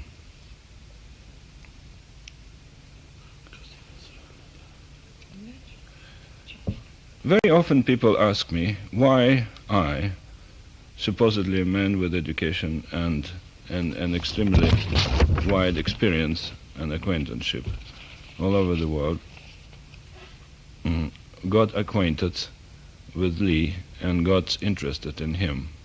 Well, I said always that it is because of his straightforward personality, of his experience in Soviet Russia, and the fact that he lived in Minsk. And it never occurred that, in my mind, that Harvey Lee Oswald was an agent of any other country. He was too outspoken in his ideas and his attitudes. If he were an agent, I think he would have kept quiet. Of course, he was an uneducated fellow, but he tried to improve his education by reading, by studying. His opinions were sincere, even though a little bit crude. He picked up quite a few difficult words from the books he had read, and these words he liked to display a great deal. Sometimes we laughed with him about the use of those long, difficult words. Let me say something that both my wife and I had an element of pity, and for this forlorn individual who was groping for something, trying to find the truth. And speaking about the fact that whether Lee might have been an agent of any country, I would say that I never believed that any government would be stupid enough to trust Lee with anything of importance. Even the government of an African country would not give him any job of any type of confidence because he was too outspoken. He had a certain element of instability. As I said before, he switched the countries, but he did it, I think, for the enjoyment of adventure. One thing he disliked about the United States is the difficulty of finding a job, and he switched from one job to another because he did not find something that he really liked until he finally found the job at this printing company.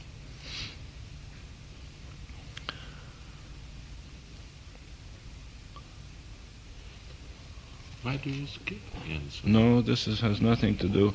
I asked him, for instance, Lee, why didn't you stay in the Marine Corps? Well, he said, I didn't particularly care for the Marine Corps. I did not care about staying there, although naturally it would be a permanent position. I told laughingly, you don't need too much intelligence to become an officer in the Marine Corps. Well, that was an element of instability with him. Now, why people ask me very frequently, talking about Lee Harvey, how come you get along very well with him? And I said that in my life I had to be quite often a promoter, a salesman of new ideas, of new project, and I usually do not offend people's feeling.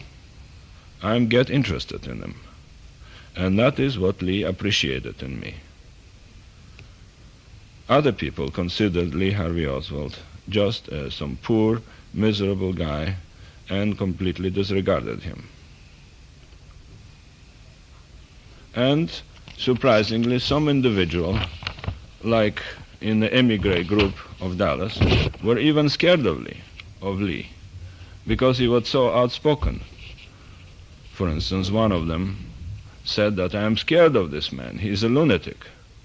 But I said, don't be scared, he's just as small as you are.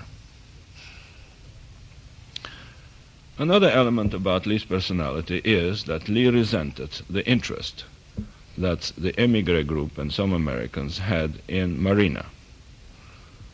They gave her gifts, they gave her clothes, and they surrounded her with a lot of attention because supposedly she came from an ex-Tsarist family. And that was the reason why Lee did not want her to learn English, so she would stay more or less in the background. Possibly Lee was jealous of this emigre group, who have made such excellent living and lived quite luxuriously, but he didn't show me too much. Maybe it was a slap in the face of Lee Harvey Oswald that the Russians living in the United States had luxurious houses, 2 automobiles, money in the bank, etc. Maybe it was so.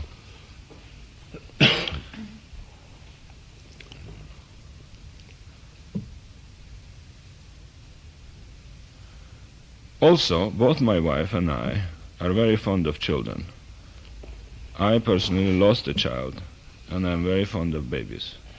And we wanted June to be happy and to have some kind of a future. Therefore, we told Lee, you have to let your wife learn English. It is a very egotistical attitude on your part by not letting her study English. You are showing yourself quite selfish.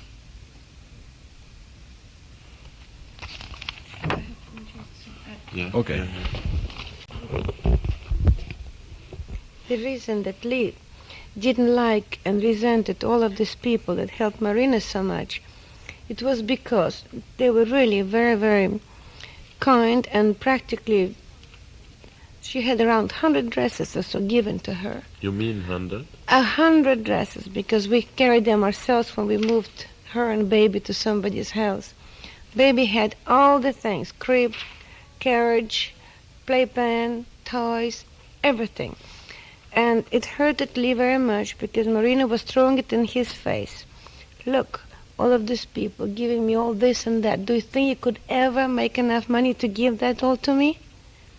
So naturally, he resented immensely. The more people were giving to Marina, the more he resented. And that created ill feelings between the people that helped them and Lee. Marina naturally was very kind and sweet with them, and he practically was very often rude to them. He declined invitations to their homes. Frankly, sometimes he didn't even want to talk to them. But you have to look very deep into his problem. They actually were spoiling Marina and making things as hard as they were, so much more harder for him. Yeah, thank you, Jean. Thank you. Very clear. Yeah, George. So after we found out the situation in Minsk, how was life in Soviet Russia, how they got married, our interest in Lee and Marina Oswald remained that we only wanted to help them. My philosophy is in life not to bend in front of the strong people and be nice to the poor, as nice as I can. If they annoyed me, I did not show it, because it's like insulting a beggar. So if sometimes Lee annoyed me, I didn't show it to him. Well, this week, from then on, I think we should start now on, if we have time, on the We can start. on the element on the chapter F, the increasing, which I called increasing animosity.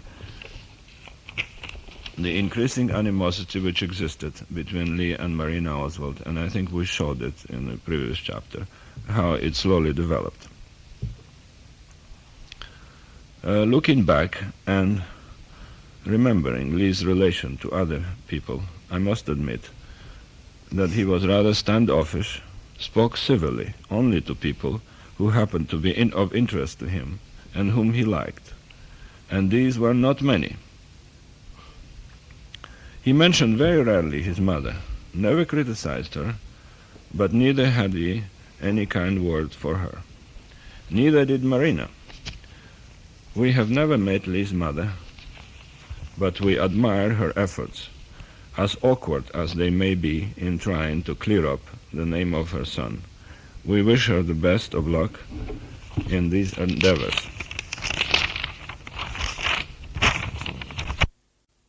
We agree with Mrs. Oswald that her son was probably innocent in this tragic crime, and we said so to the Warren Committee investigators, was the following.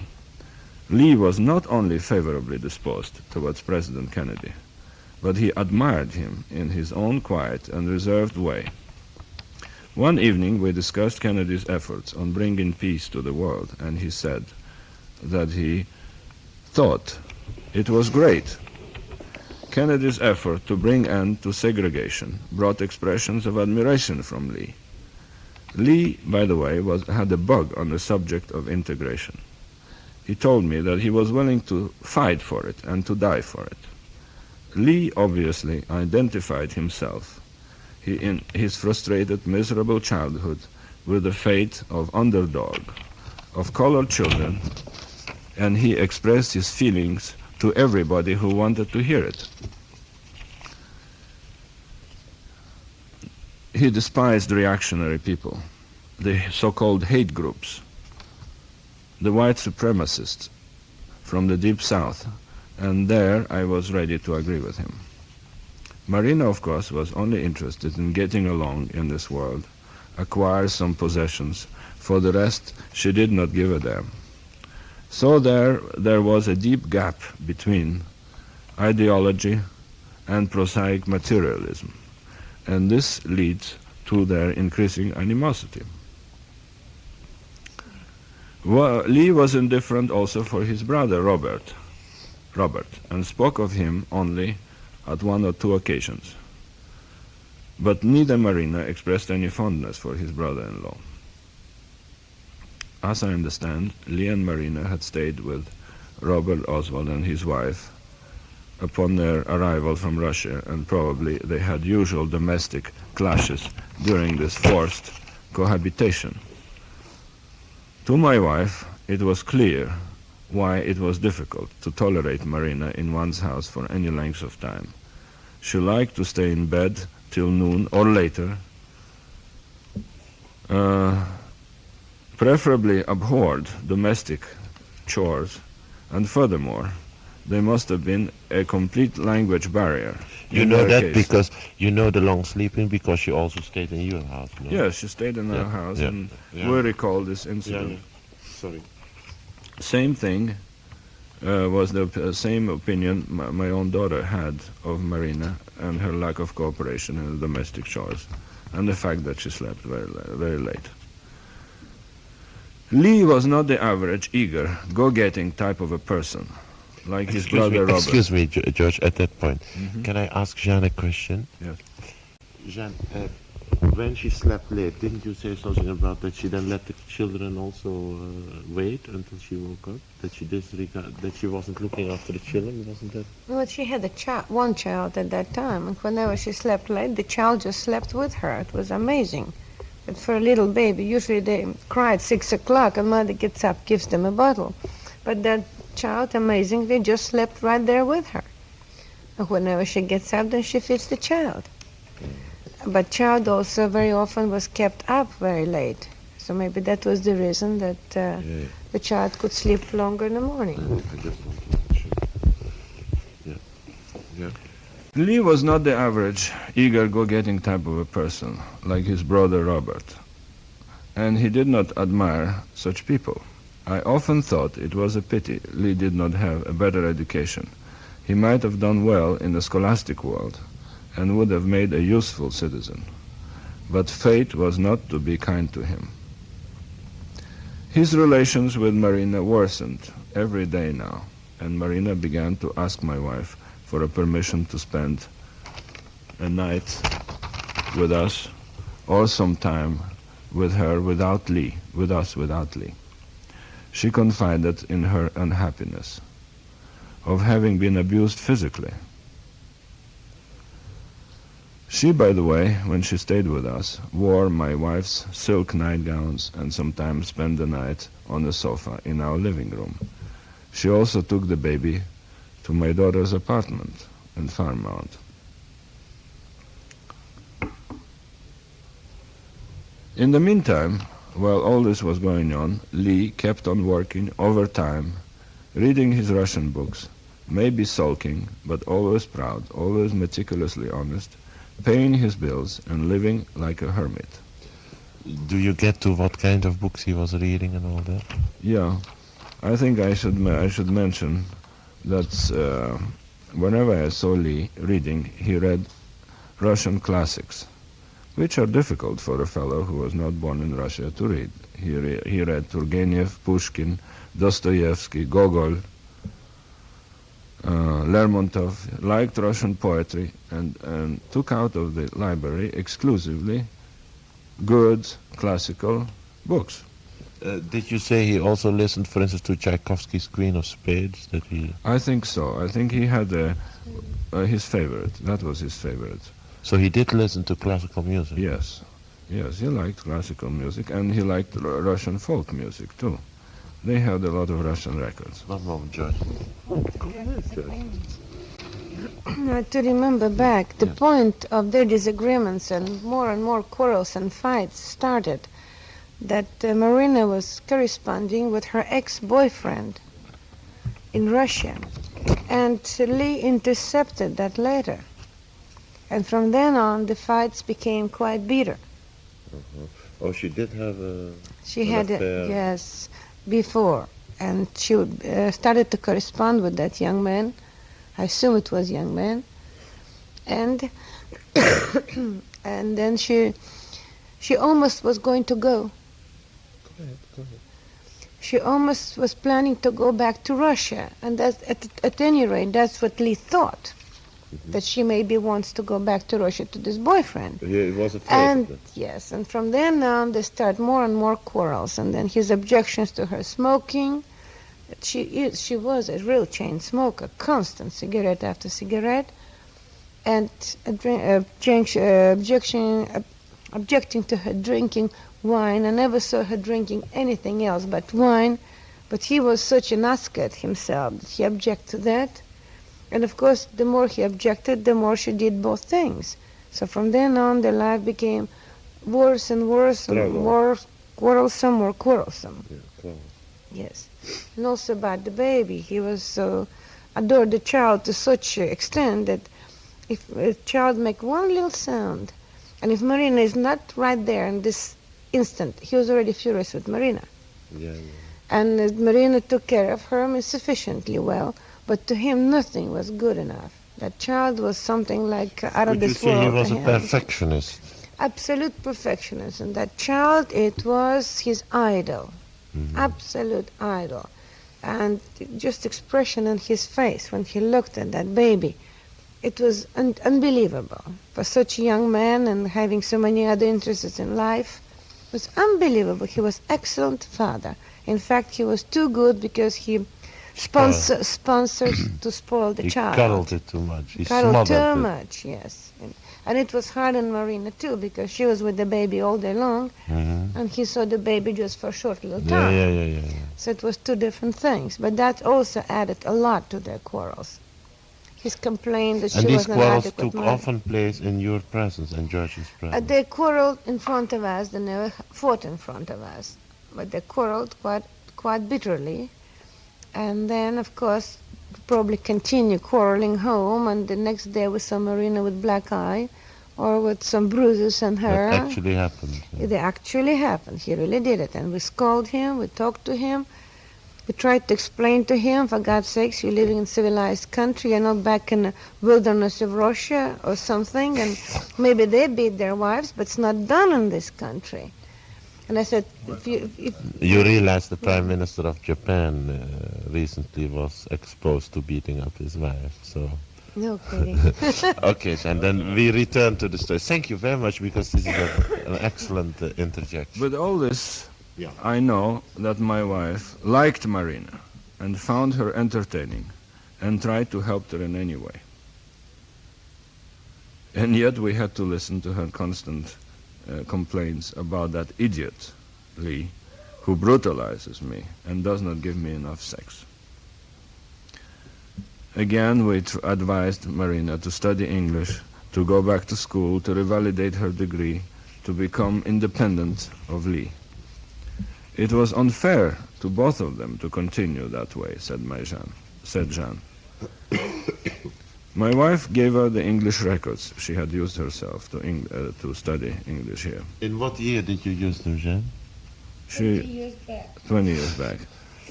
British record. She It's had had a set of records to learn English from Russian. From Russian to English, yes. Excellent records. She had had herself a hard time when she came to this country. She learned, she worked, became successful and independent. We gave Marina our own phonograph, but instead she played melancholy Russian records and did not study anything. It was highly amusing for us, considering the sad situation, that one evening Lee and Marina showed us a letter from one of Marina's friends in USSR, and Lee read it to us with his wife's permission. This letter said, "Marina, I knew you would do it. I knew well from the first time I met you that you were destined for something great. And now in America you are such a success." Ironical, isn't it, that Marina finally did become a notorious and successful woman after Lee's death. But at the time, it was rather pathetic to hear such nonsense. Lee understood it, but we do not know if his wife did. In her strange way, maybe Marina considered her marriage to Lee and her arrival in the United States a great success. Maybe her life in USSR was even more dismal than her life here. That we shall never know. One day she related to my wife the following. What a fool was that Lee, throwing his passport in the face of the US ambassador. He said, "I will never go back to the United States." She obviously considered the mirage of the United States as a reality. Maybe she still hoped that Lee would at last provide her with clothes, furs, cars, luxurious home, all that she had dreamed about from her early childhood. And Lee kept on working. As far as I know, he did not make friends with his co-workers, came to us to talk about Russia, and seldom, if ever, complained about his marital troubles. But that situation became gradually almost desperate. One day, Marina came over with a baby. She was badly bruised, and we convinced her that it was time to separate. Since we did not have room in our apartment, we discussed their situation with some members of the Russian colony, and we asked an elderly couple, Mellers, M-E-L-L-E-R-S, Mellers, he a former professor from Poland, and his wife, a charming Russian woman whom he had met during the war in Germany. Both became displaced persons and eventually came to the United States. The Mellers knew Marina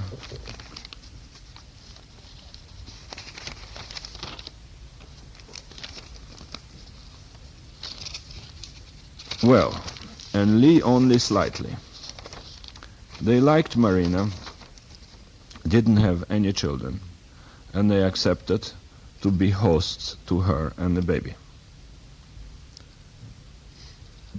I had discussed the separation, which was to be temporary, with Lee, and he seemed to agree. We remember that we invited Lee to our home, sat him down on the sofa.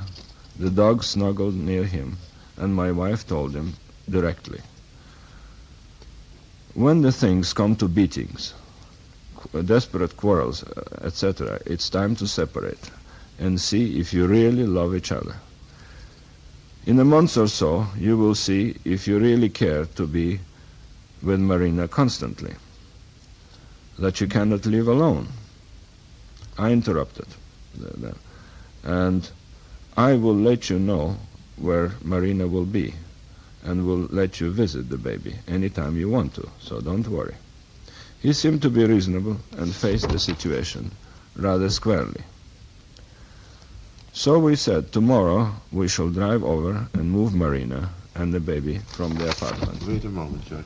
I would like to talk to you. Go ahead, Sally. Go ahead. No, he didn't face any situation any squarely. Remember, he threatened that he's going to break all the children's toys. Yeah? He's going to tear all of her dresses. He's going to break everything in there. Mm-hmm. And then we continued He talking. was violent. He was actually almost violent. He turned white. He was furious. And he didn't even look at us. Then we started to talk to him more and more and more. And actually I said, where do you think that will get you? You'll never see your wife. You'll never see your baby. Because things like that are not permissible in our country. If you really love your wife, you have to calm down and let her go. You can visit with the child. You can talk to your wife on the phone. You'll see if months or 2 months go by, and then you really make up your mind whether you really love her or not. When nobody ever takes the baby away from you, you will always know where the baby is, and you can always have a contact with the baby. Mm-hmm. That was his fear, that somebody will take the baby away from him more than taking his wife. Mm-hmm. But then he calmed down after all that. Then he became square. Yes, then he faced the became, issue. yes, and quiet. So this is only an amendment to what George Yes, said. it was sort of like an explosion of But his it is very fear worthwhile. also fear for losing a child. Yeah. He had impression that if Marina and child will be moved somewhere else, there was always supposition that maybe the child will be taken away from him. Mm-hmm. And that's why he became so forceful. He thought that he's going to sort of frighten us in not doing it by his action if he'll be ferocious about it. Mm-hmm. But when he saw that we were not afraid of anything, he said and just exactly opposite, calmed him down. Mm-hmm. So he agreed. Mm-hmm. Okay. George, before we go into it any further, let's end this as tape number 3. This is the third tape in the interview with Mr. and Mrs. DeMohrenschildt on their relations with the Oswald family. And tomorrow we will continue this taping at an early hour. Thank you both very much.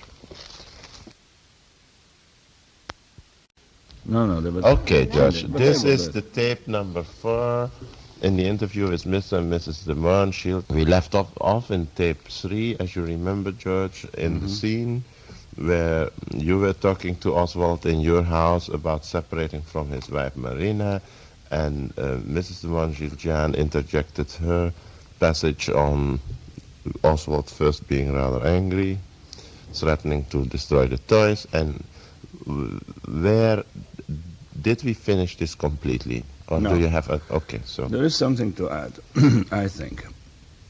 So this is Lee arrived late to our house. Jeanne, my wife, prepared some food for him. As usually, he had refused food and had some soft drinks. He was naturally quite perturbed. We spoke to him as if he were our son. My wife said, "You both are good people, but it's not necessary for you to fight constantly. This is one of the worst features you obtained in Soviet Russia, the ugliest characteristic. You are... You shouldn't be a man who beats his wife, but they do it in Soviet Russia. If you come to the point that you cannot tolerate each other without scratching and beating and constant fighting, and you still think you are in love with each other, the only thing to do is to separate and give each other a test if you really love each other. And if you cannot live without each other, naturally it will mean that you are in love. Otherwise, it's better to be separated. Jean suggested again, we have a nice temporary home for Marina and the child. We will place her very safely. She and the child will have all the care she needs. If you promise not to carry any of that fights and disturb her, the people who will give Marina and June hospitality, we will give you their address and the phone, because nobody in the world has the right to separate a child from its parents. George, please remember you are talking into a microphone. If you mumble too much, they will not be able to... How is the sound, Mr. Wallace? It's okay? Okay, go ahead, George. Yeah. I confirm to Lee also that I will give him the telephone and the address. I would also like to digress on that point, that we had consulted the other members of the emigre colony regarding the separation of Lee and Marina, and they were all for it. They were helping Marina, and at the time there were still relatively good relations between them. And some of the members of the emigre family group in Dallas told Jean and I that we should not give Lee the address and the telephone on Marina, and should leave her completely separated from their husband. Of course, that we could not accept. As my wife mentioned before, the first reaction of Lee was quite violent. I'll never consent to that. I'll tear all the dresses of my wife to shreds. I'll break all the toys of my child. Where on earth will it get you if you love your child and your wife? Countered my Jean.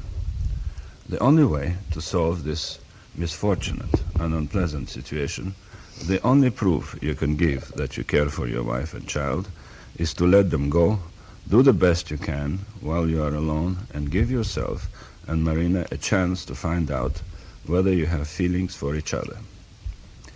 You may hate us for it, or you may someday be exceedingly grateful to us for enforcing this separation, I said. This is logical under the circumstances. Then Lee gradually calmed down and did agree for us to come and get his wife and his child, as well as their belongings. He trusted in that we would give him the phone and the address. He left the house very blue and very thoughtful.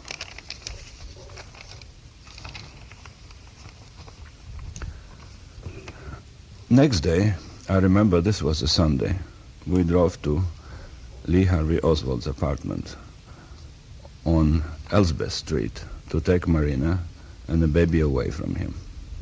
Lee was gloomy and mad at first. How did he receive you when you get there? He received us looking gloomily at us. Obviously, he has been thinking over all night and could not make up his mind whether he should accept the inevitable, as he did the night before, or he should go on fighting. It's understandable that it was a big problem for him. We were coming to separate them. Jean, do you have any special remembrance of that incident? Just that I remember very vividly. When we walked in, he hardly said hello, when usually we were greeted very warmly by him. Then he sat on a sofa and folded his hands and just make believe he doesn't see what goes on. He didn't offer any effort to help to carry the crib or the toys, or especially Marina's dresses. We had to do it all by ourselves. And believe me, there was about 100 dresses in there, and all the children's things, including playpen and crib and a carriage, and it was quite a chore. And we filled our car. We still have that. We don't want to part with it, just as a memory of what took place with this car. And it was open and filled so high that I had to sit and just hold on to things that they won't fall out. That's how many belongings Marina and a baby had at that time. Thank you, thank you. Well, from this point of view, our memories differ a little bit.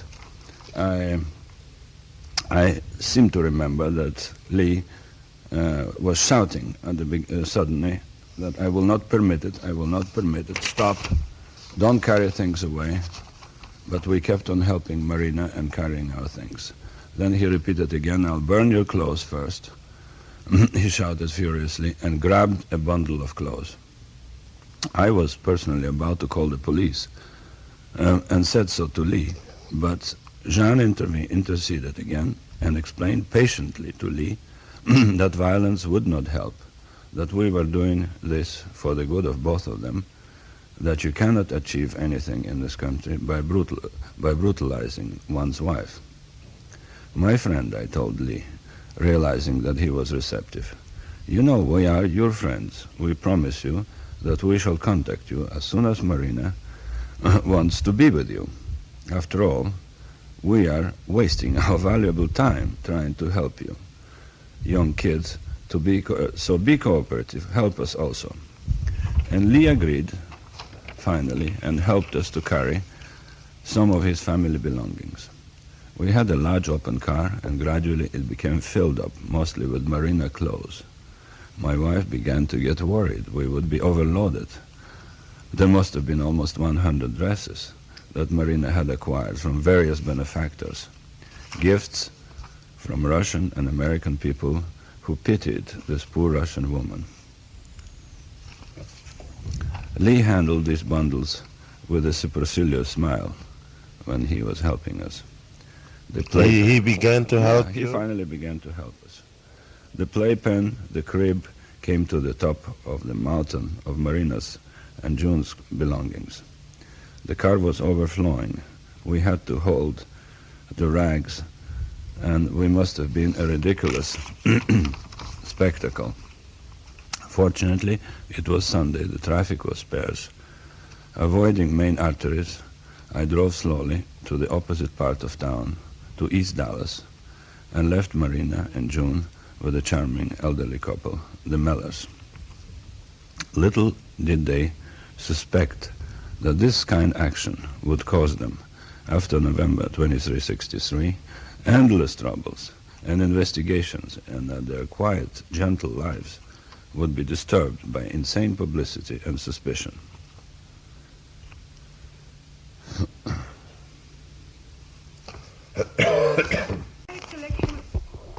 I don't think he did help us at all. I think he just sat there and he didn't even say goodbye to us. That's how you remember? That's how I remember.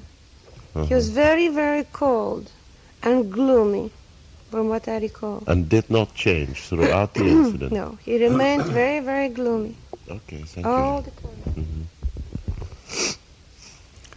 time. The next chapter is chapter G, which we call Separation and Further Development. George, you want to finish this chapter before I go into my questions to you? Maybe within this chapter. After that, okay, yeah.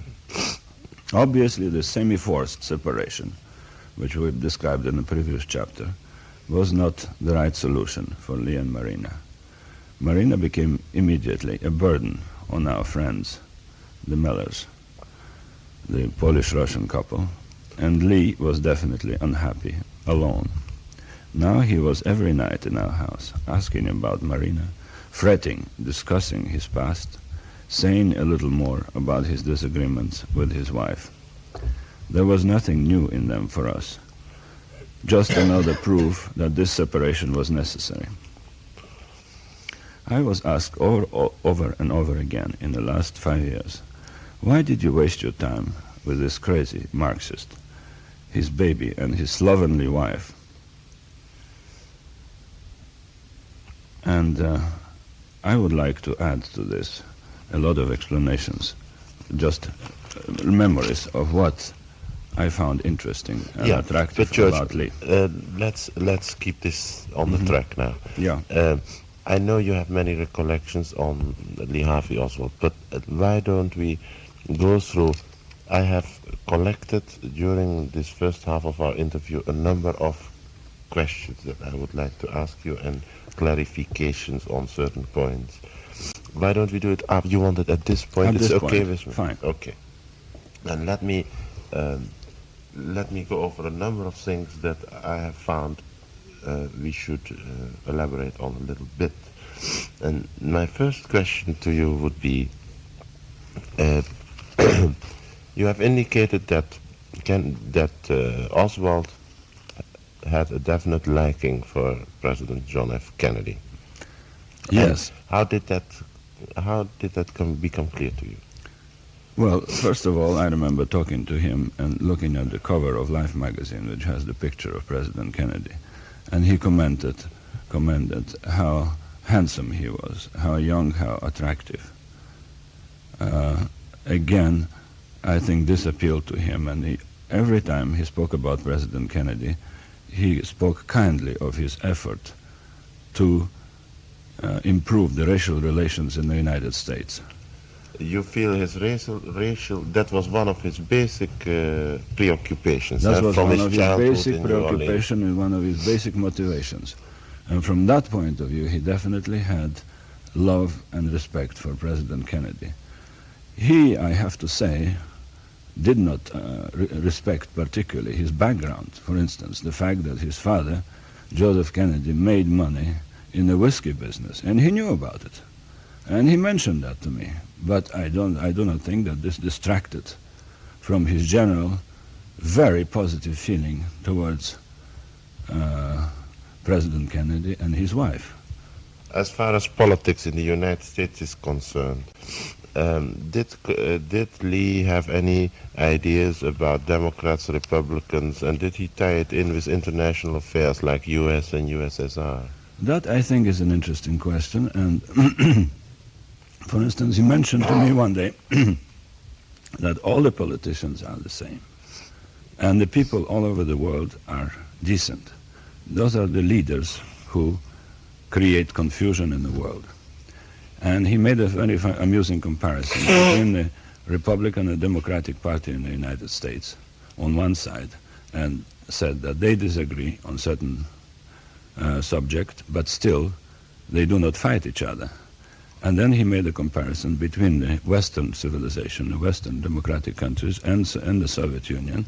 And he said, well, that's the same thing between the Western countries and the Soviet Union. There are different points of view, but we should not fight each other. Mm-hmm. What did Lee say about his Marine Corps days? What did he feel? How did he feel about the Marine Corps in the United States? The Marine Corps in the United States, he had a rather unpleasant memory. He did not like the discipline.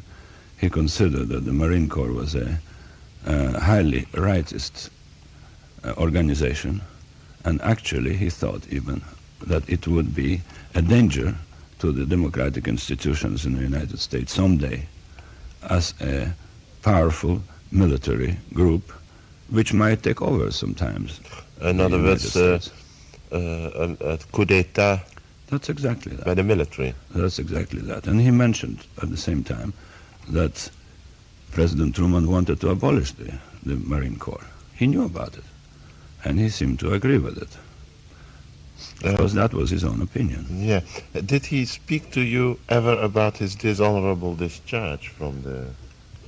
He never spoke about his dishonorable discharge, and I found out later that it was not dishonorable, but undesirable discharge. First, he had an honorable discharge. Then, he obviously made a false statement that he was going to leave the Marine Corps to help his mother, and instead of that, he did not do it and went to Russia to investigate the world prospects for himself. And that's when he obtained this type of a discharge, the undesirable discharge, but not dishonorable. Jeanne, you have anything to add? I don't think it was obtained, he was given. Yeah. He was given. That's a slight detail. Yeah, it was given. George, how did Harvey Lee Oswald, if he ever did, speak about the religious institutions in the United States? Did he indicate any sympathy or antipathy against religion? Lee Harvey Oswald was not a violent atheist, like some people think he was. He was an agnostic, and he did not like organized religion. Many, many times he mentioned to me that the money spent on churches in this country could have been spent much more usefully by helping poor people by building hospitals, asylums for poor, and by improving the situation in the Negro slums. Mhm. So he was against organized religion, but not particularly violently. He just disliked it. George, how did he feel about the Communist Party regime when he was in the Soviet Union? Neither did he like the Communist Party.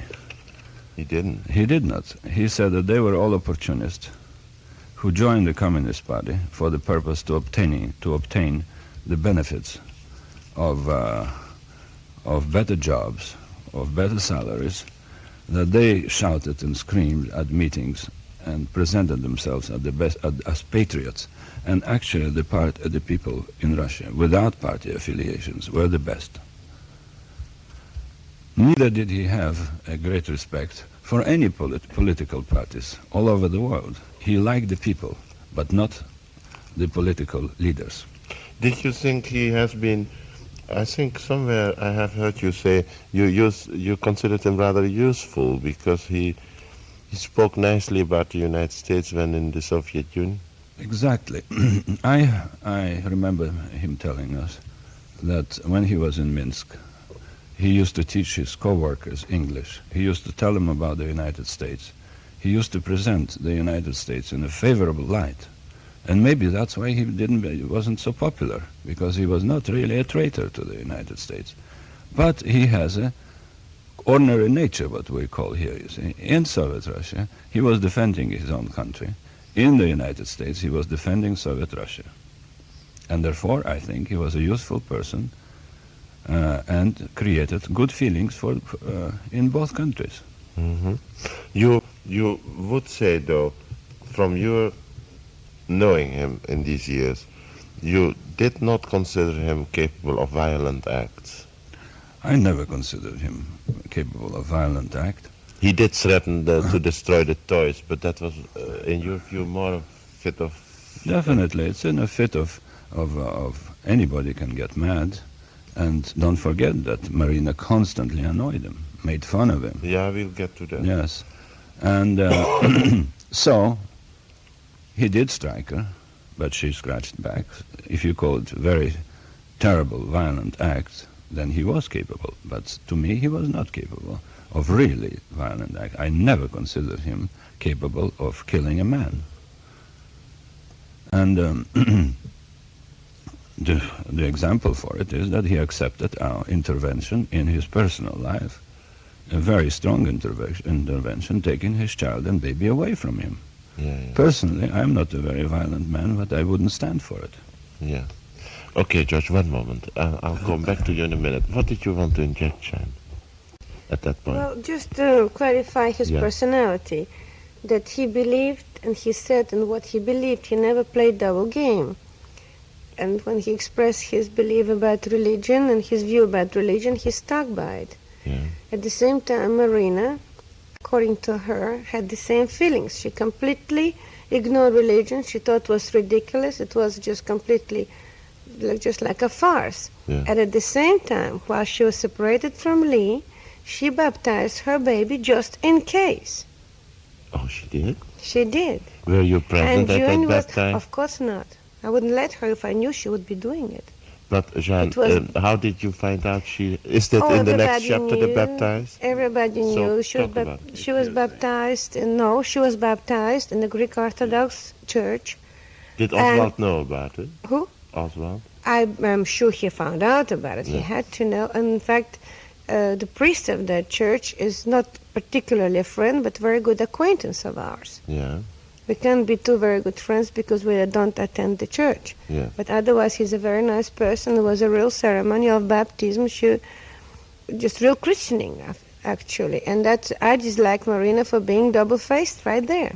Yes. Which Oswald never was. Do you think your Russian friends have influenced her to have that done? Oh, I am sure. Yeah. I am sure, because they'd also do it just in case, most of them. Yeah, okay, there are a that's few another, religious, yeah. but most of them are just in case. And Yeah. that's despicable, really. Sure. Either you believe or you don't believe.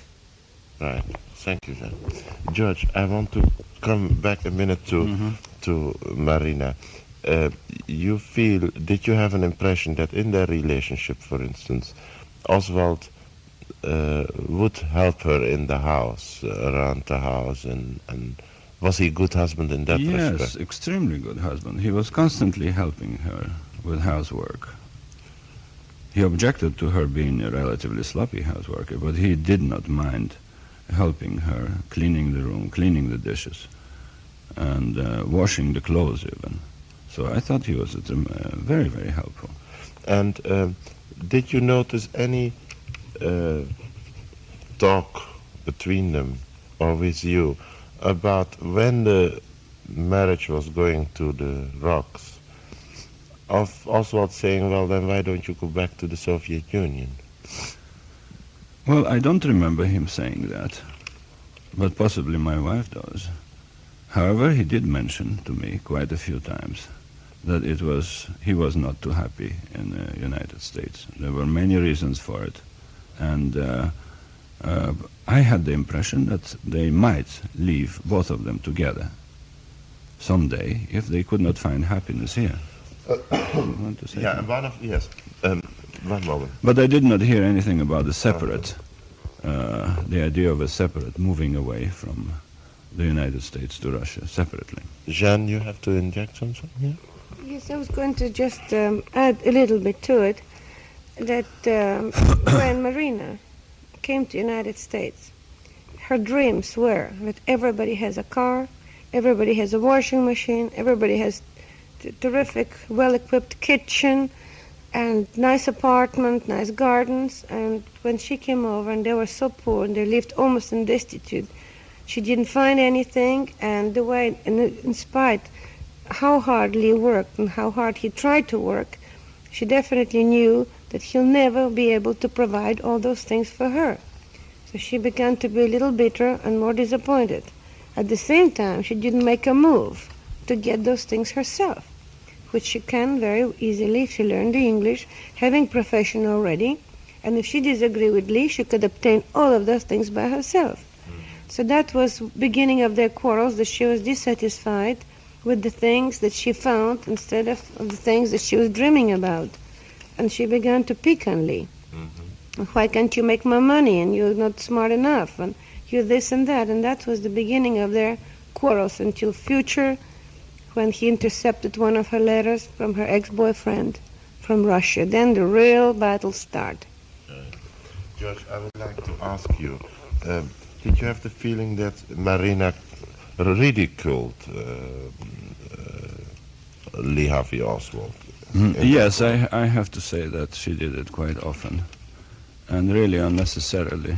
Of course, he was not a conventional type of a person, but to call him a fool, an idiot, you're always busy with this politics, you're always busy with the books, instead of doing something useful.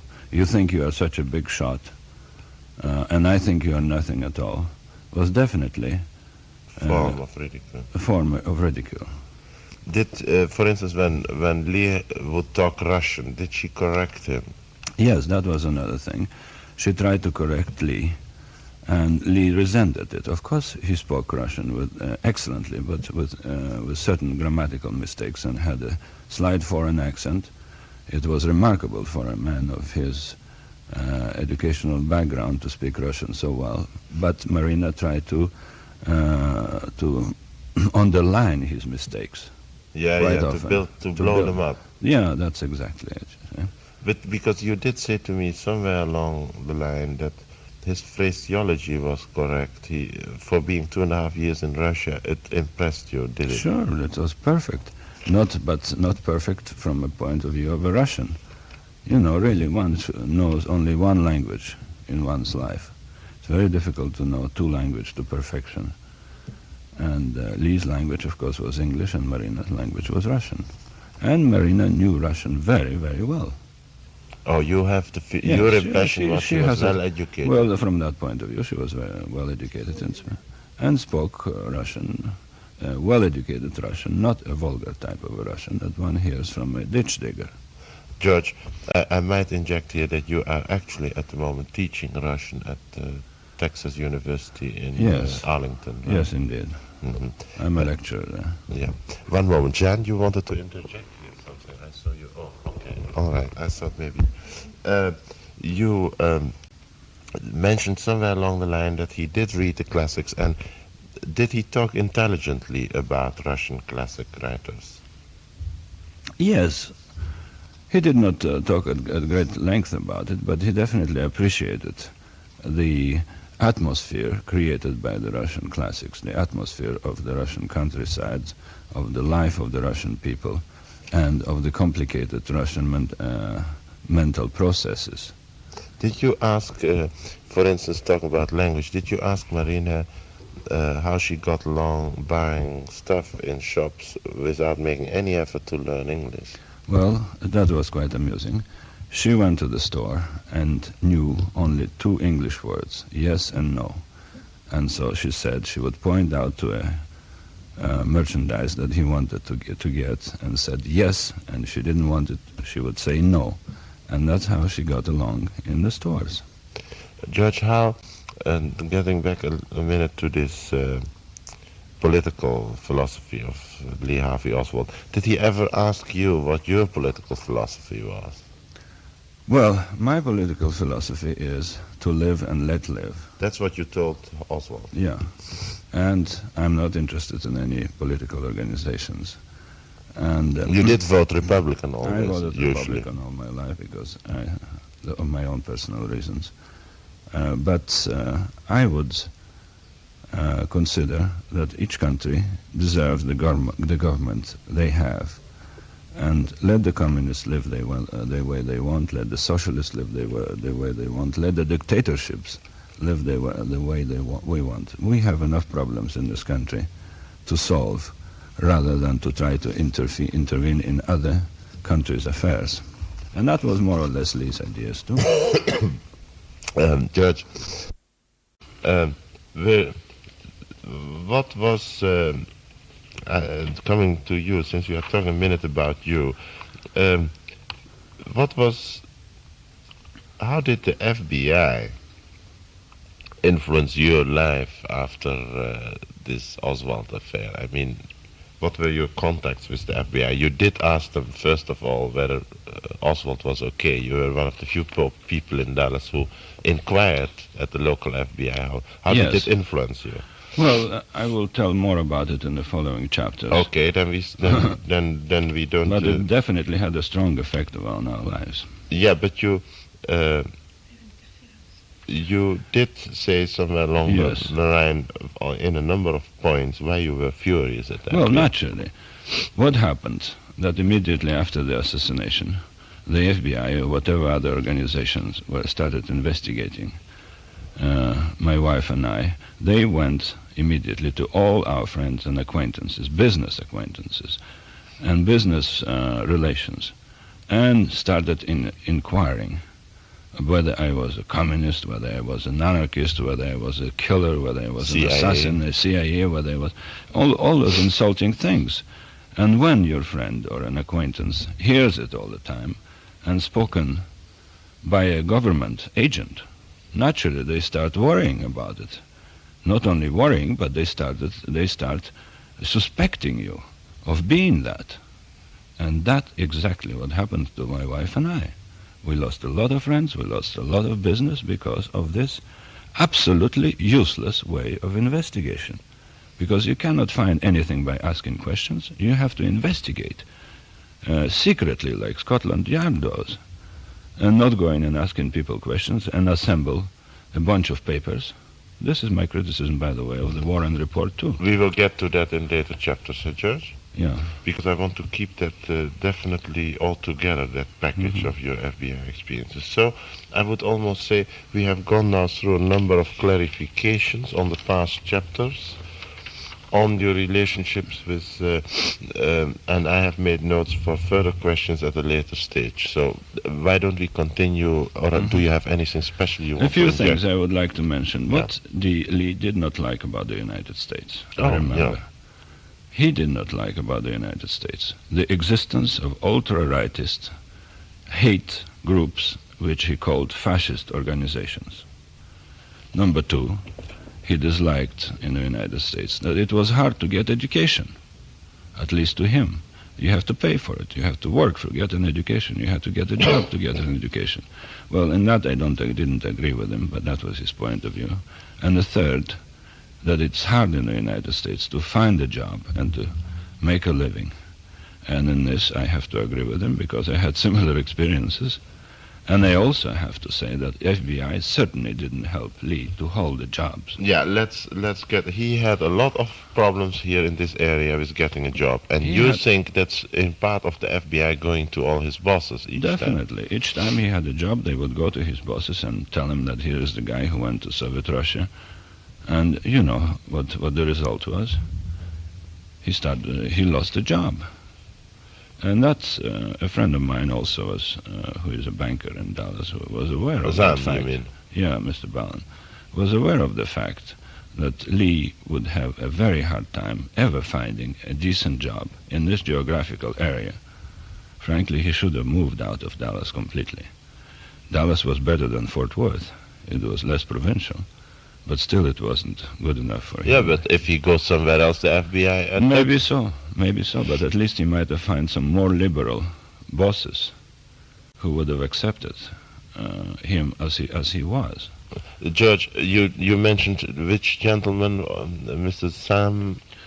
This friend of mine, Mr. Sam Ballin. Ballin, how do you write that? B-A-L-L-E-N.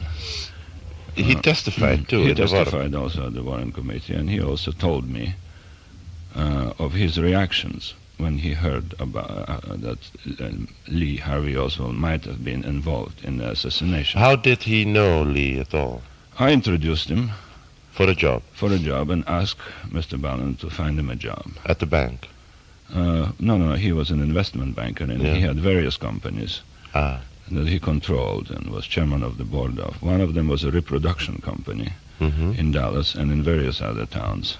And he gave an interview to Lee and had a lot of liking for him from his interview. He said he was an independent man, a clear-thinking man, a man who had a desire to improve himself.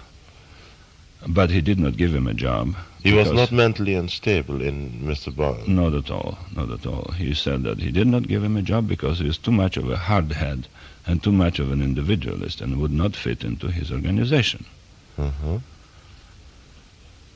So, did your friend the banker later comment at one point that if you hadn't gone to Haiti and you had been able to look after Lee as you were doing when you were in Dallas, if Lee was involved in the assassination, it would have never happened? Definitely. Did he say that? Did Yes, he go on he said record? that, and it's on record in the Warren Committee report. Oh, he did. And I'm really very grateful to him for this remark, because it shows that the man understood Lee's personality, and he also understood what my wife and I have been trying to do to them, to open new horizons for them, to get them out of their frustration, out of their dark hole, to get them into the fresh air and improve their position socially and economically. And I am sure that if we were in Dallas at the time, we would have known what Lee was planning to do, and he would have told me that. But unfortunately, we were not in Dallas, but we were in Haiti. Okay, Joe. Now You said you were dealing with some of the questions that he did not like about the United States. Yeah, well, I already mentioned what he did not like about the United States. You have any further notes on your remembering? Yeah. For instance, I remember that Marina was saying that Lee was quite a different man in Soviet Russia. He was a friendly man and relatively happy man. But in the United States, said Marina, Lee became a different person. He became more or less of a recluse. He disliked the Russian emigres that he met. Maybe it was a jealousy that they were rich or successful, but I think probably he was sincere in considering them as foolish people and also traitors to their country for having left Russia. But that was his own opinion, not mine, of course. being yourself. Yeah, being myself a refugee, at least the son of a refugee. Yeah. So this is what his reaction to Russian colony and to life in the United States was. Jean wants to inject here something. Actually, his dislike and unfriendliness to a Russian colony or whoever did help Marina was because they were really much too lavish, and they gave her so many things they practically spoiled her and the child. And Marina was throwing it in his face. Look at this. I've just received this. Look this.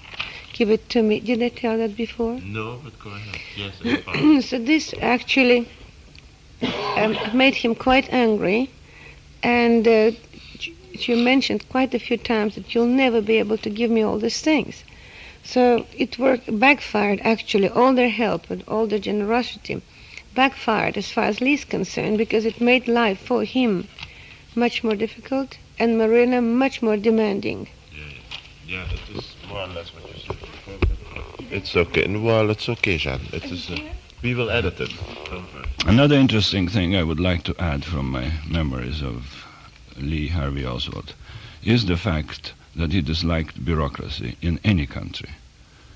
And he had sort of a satirical attitude towards the bureaucracy in the United States and in Soviet Russia.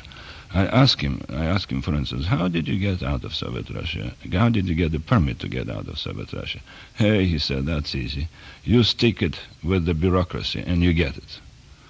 In other words, he outsmarted the Russian bureaucracy, which to them was just a amorphous bunch of people.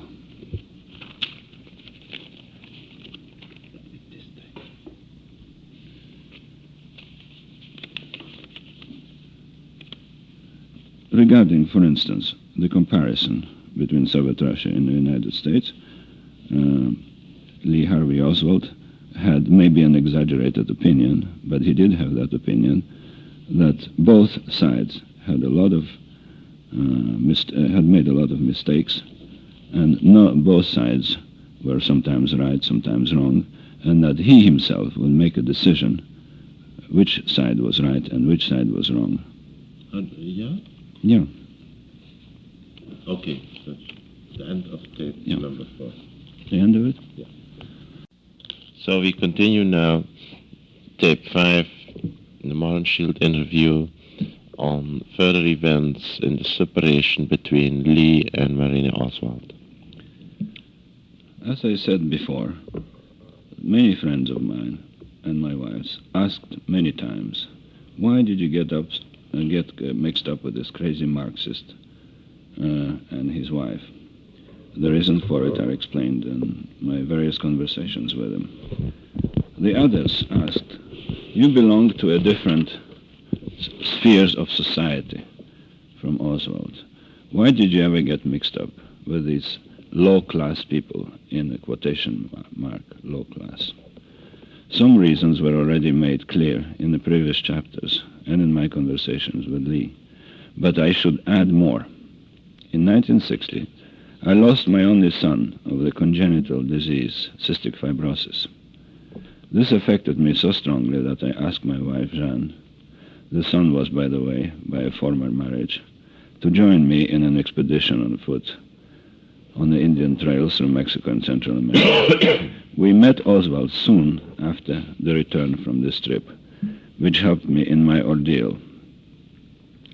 This trip was somewhat in an old Russian tradition, to retire back to nature and to walk in the wilderness, to be in spirit with my lost child. We walked for almost a year, all the way to Panama Canal. This trip affected our way of thinking, and we had discovered the dismal poverty and the exploitation by ruling classes in all those countries we had passed through. Which countries exactly did you go through? I'll give you the detail later on. We became much more liberal than before. Naturally, Lee was extremely interested in our trip, and we discussed our observations with him constantly. Marina, on the other hand, could not care less. In a way, therefore, I identified Lee with my lost son, and because of the difference of age, he could have been my son. Possibly he felt it and appreciated it. Maybe that's why he had accepted our interference in his private life.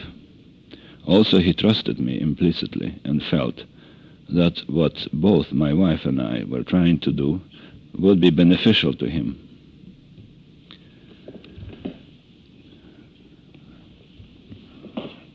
Another comparison. Excellent, George. Why I became close with Lee Harvey Oswald. I had been an officer in the Polish army long ago, and I treated Lee sometimes like an officer would treat a young soldier, not superciliously, but fairly and firmly. Jeanne, my wife, also had the same attitude with Marina, as her own daughter was about Marina's age. Actually, Marina was exactly between the ages of my daughter Alex and Chris, my wife's daughter's ages. Therefore, this was the reason why Lee accepted our interference and our forced our action in separating him from his wife. Now we're coming back to the results of this separation. A few days after the separation, Lee came over to our house and brought me the cards he had made for me. What cards? At Staggert's. Well, he obviously liked my name, which is long and very difficult to most people, but he printed me the cards. Calling cards. Calling cards, very absolutely correctly, in fancy letterheads, on shining white paper, and those cards had, for some reason, black borders, like funereal, as if it had some mourning to them. Yeah. I still have those cards, and I look sometimes at them and think how nice was Lee to have done it. And I found it quite touching, especially as it was done after our decision to intervene in his life. And as I said before, soon after the separation, he came back to our house and sat down despondently. Many evenings he did so. Yes. He was silent for a long time while I was working on some of my projects. "Remember your promise," he drawled. "I have to have Marina's telephone number. I want to talk to her and see June." My wife, Jeanne, trusted Lee implicitly and asked me, "Give him the number of the house and the telephone number," although Marina asked her not to do.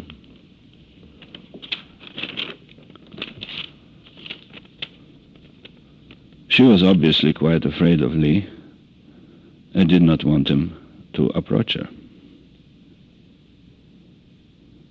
But what we had to do, we wanted to help those two bewildered people, and we could not break our promise to Lee to give the telephone number and the address of his wife. From that day, Lee began calling Marina at all hours of day and night, until the elderly couple, the Mellers, got tired of being disturbed and asked Marina to move somewhere else. This time, we did not have anything to do with the move, and it seemed that first Marina moved to Mrs. Ford, F-O-R-D, Mrs. Katja Ford, stayed there for a little bit, and when her husband came back from a trip, he was a geologist also, Marina moved to another place, to another Russian girl married to an American by the name of Ray, whose husband was an advertising executive. Stayed there for a little bit, and then she returned to Lee. Lee again obtained the various telephone numbers, got to see his wife, and after a tearful scene, so we had heard, we didn't see it, at which Lee cried and promised that he would love her, that he would take care of her, etc. He swore that he would never hit her anymore. he would work even harder and make some real money, and this made effect on Marina, and she returned to him. Later on, we found out that before all this, she had moved all by herself away from Lee in Fort Worth, and then went back to him again. But this is just something that we remember talking to them about, and we don't know too many details. But regarding this separation, I want to say that we thought that this was too short a time for a useful separation, only about 2 weeks or 10 days, and told eventually both Marina and Lee that they should have been more patient.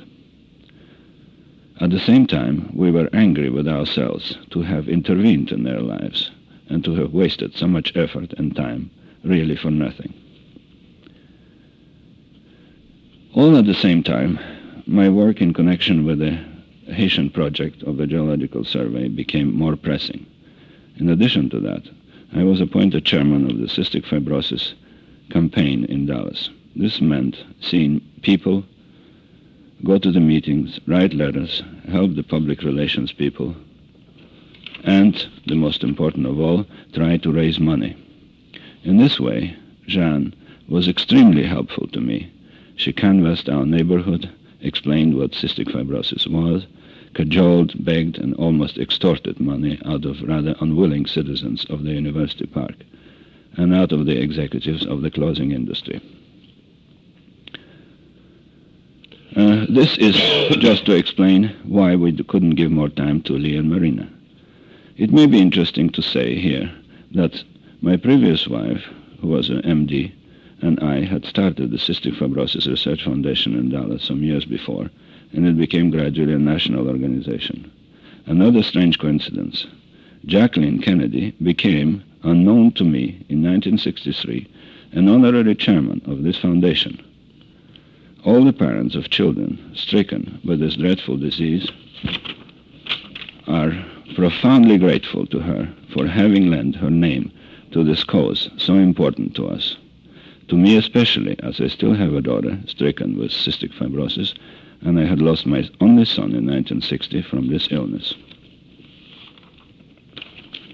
This is the end of the chapter, and we're going to chapter H, which deals with the end of 1962. An important geological consulting job in Haiti was shaping up at the end of 62, and I wanted to combine it with other projects like operation of a sisal plantation, which the government was to give me as a guarantee of my contract. Ahead of time, I tried to form a development company to help the sagging economy of this impoverished but lovely Caribbean country. My time was getting short, and our visits with Oswald scarcer.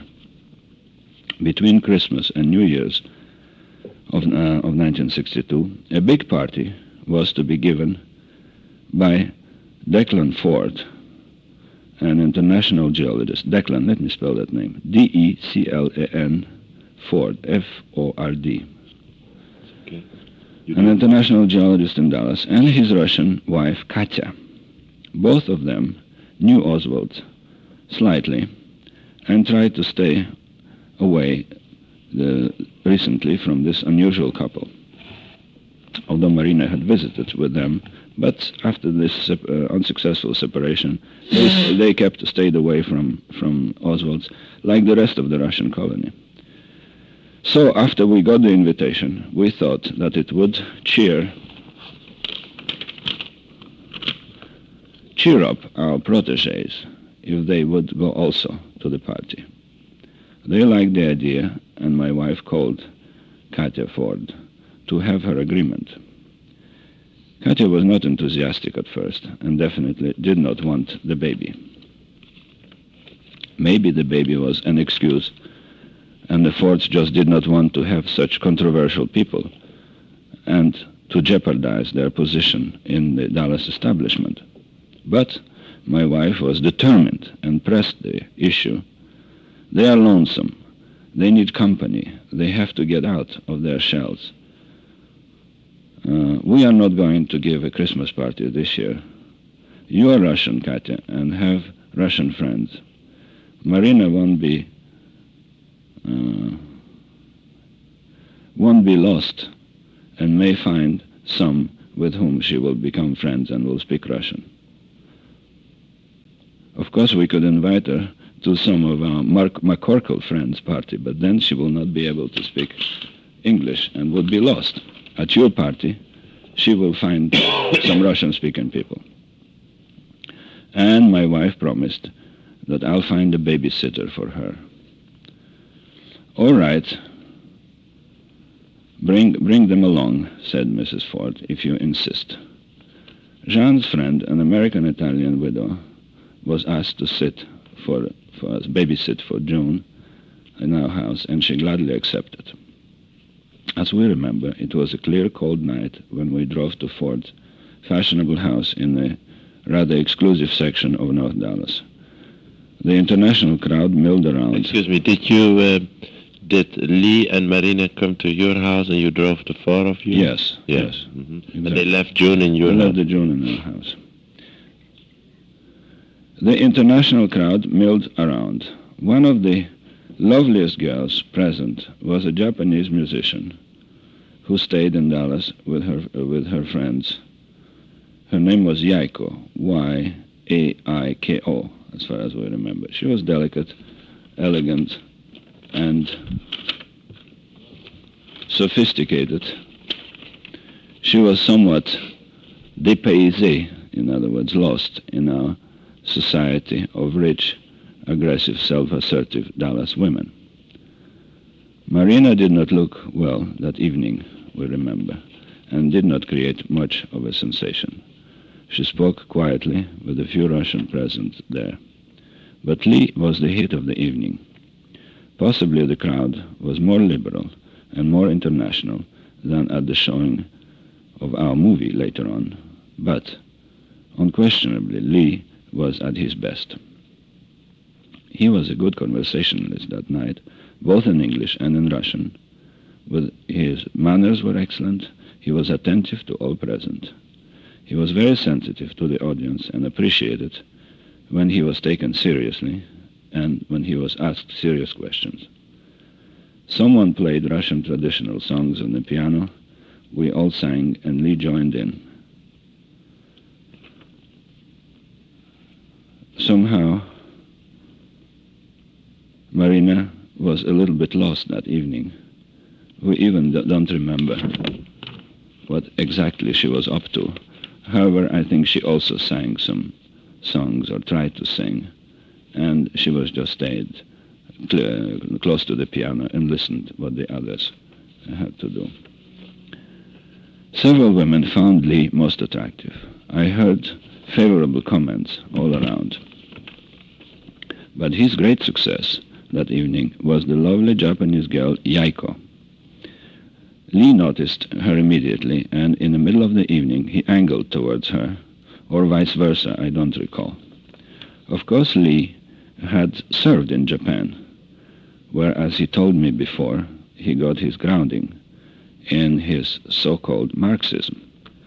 So maybe they had something in common. Possibly the Japanese girl had met GIs like Lee in Japan. We do not know, but it was attraction at first sight. They stood away from the crowd and talked. She spoke perfect English, by the way. And Marina stayed in a crowd of Russian women, fretted and fretted. Frankly, I was delighted, knowing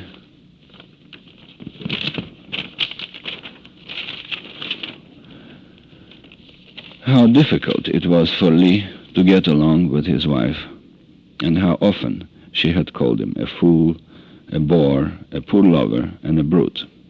Now she appeared in a new part of a jealous woman who forgot the surroundings. She forgot even men that evening.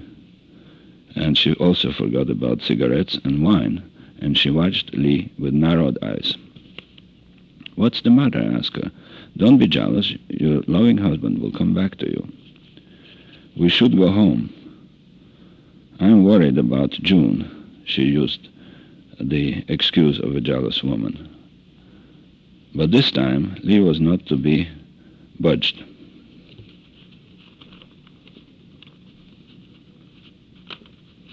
The first time we saw Lee really flourish in a crowd. He did not have his usual worried expression. He was really enjoying the evening, and he insisted staying almost to the end of the party.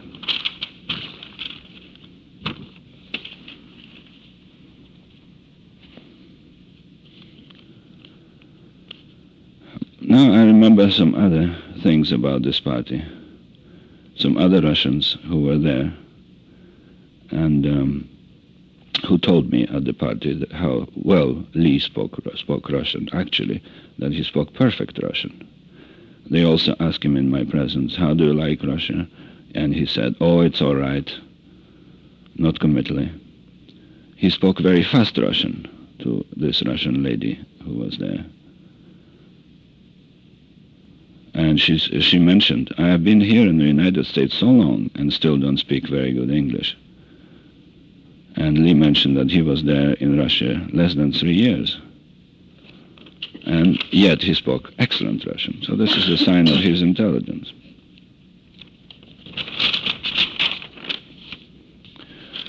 So finally the party became as usual in the early hours of the morning, quite crowded and boisterous. The Japanese girl and Lee lost sight of each other.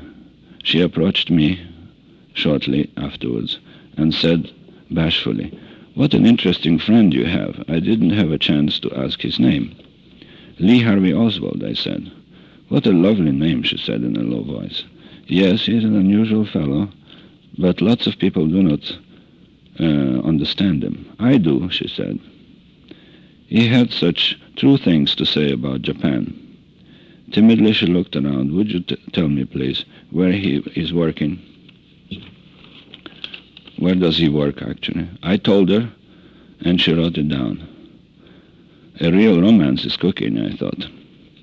Obviously, she and Lee communicated later, but we do not know what came out of it.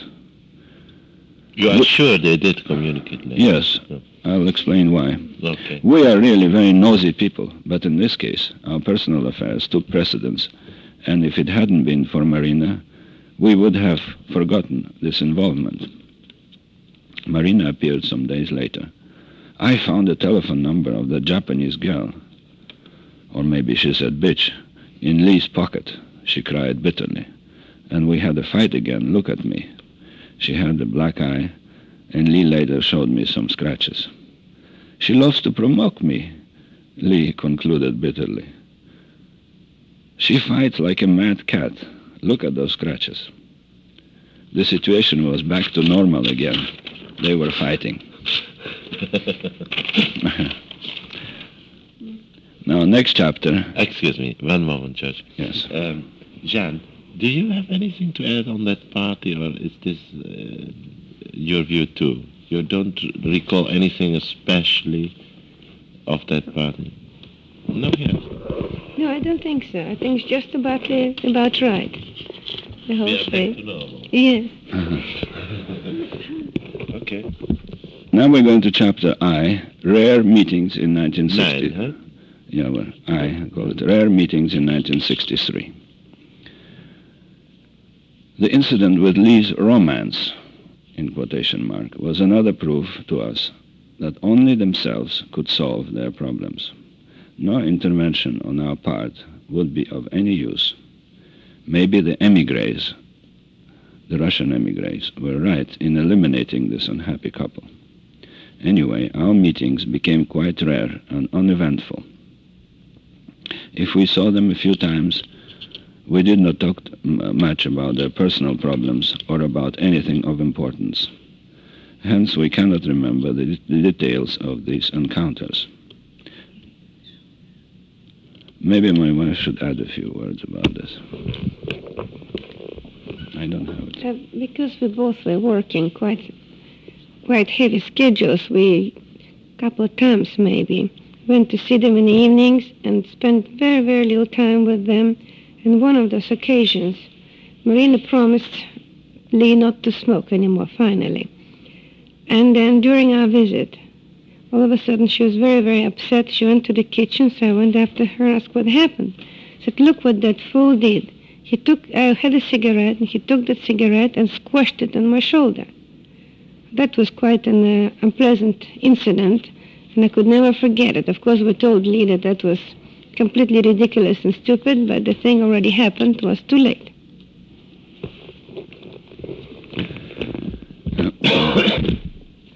Also, in addition to this fact that we were a little bit tired of their constant fighting and quarreling, the situation became changed for us. The travelogue I was working on was almost completed, and the practical issues of life took over.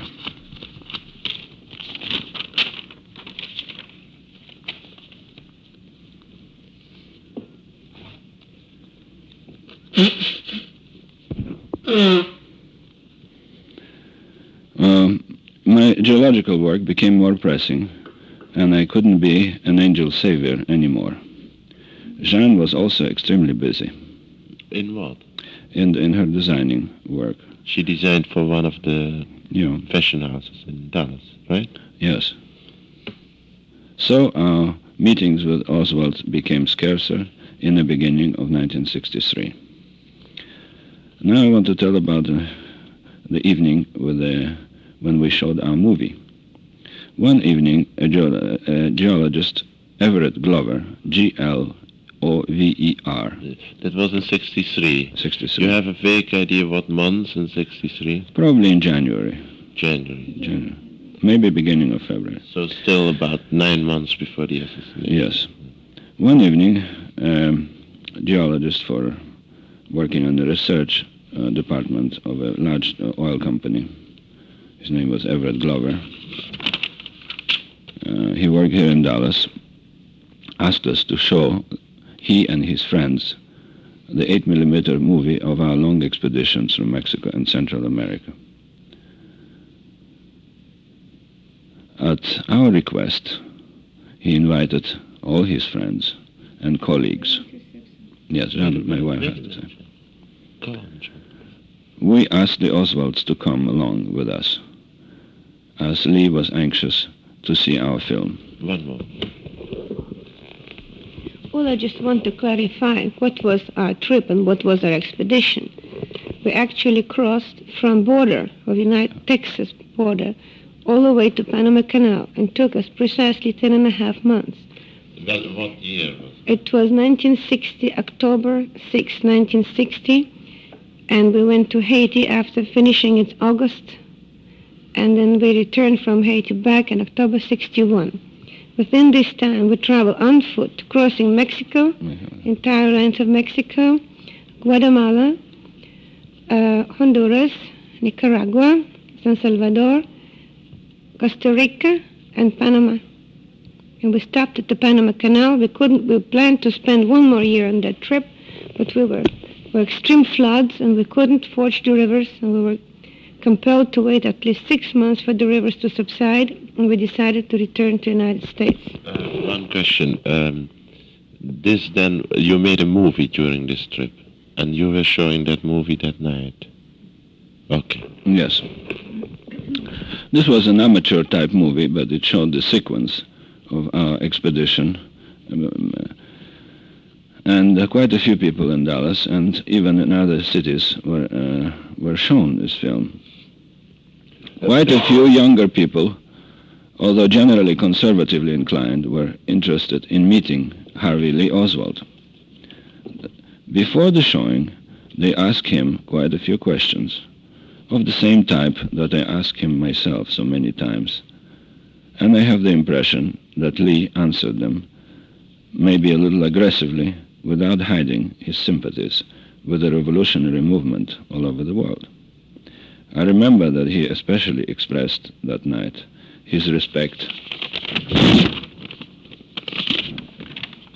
for Che Guevara and for Fidel Castro. That hardly made him popular that evening. And while he was talking and discussing these things, an extremely tall, slender woman dark-haired, in her late 20s, whose name I didn't catch immediately, asked me if Marina spoke any English. I said none. Would you introduce me to her? I find her very nice. My name is Ruth Payne. I did, and to my great surprise, Mrs. Payne began to speak in halting but understandable Russian. She turned out to be an Easterner who had majored in Russian in some Eastern college and was anxious to practice it. From that day sprang a friendship between her and Marina, and friendship which lasted to the day of the assassination. Ruth Payne has done more for Marina than one could conceive, yet for some reason Marina rejected her after Lee's death. The showing of the picture was a success. We filmed mainly scenery, volcanoes, flowing lava, mountains and jungles. And since most of the people were geologists there, they are usually interested in such things, as they are adventurers at heart and explorers. Marina naturally could not care less. How did she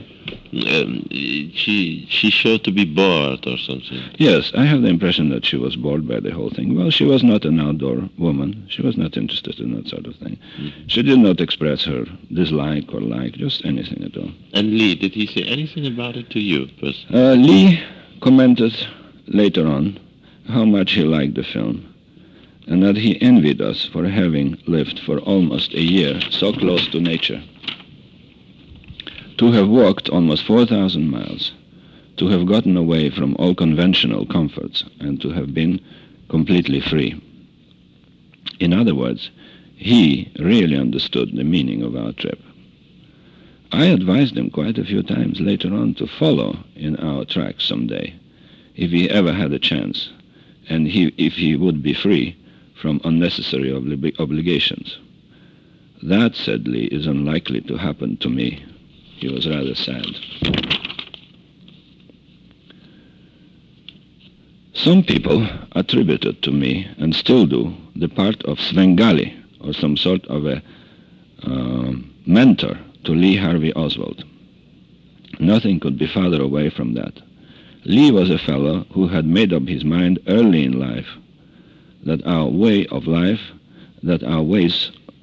in our country and our political system were wrong, and nothing to the contrary would persuade him. It so happened that our opinions in regard to Latin America coincided. Possibly I was even more critical of it than Lee. On the basis of your years? On the basis of our trip.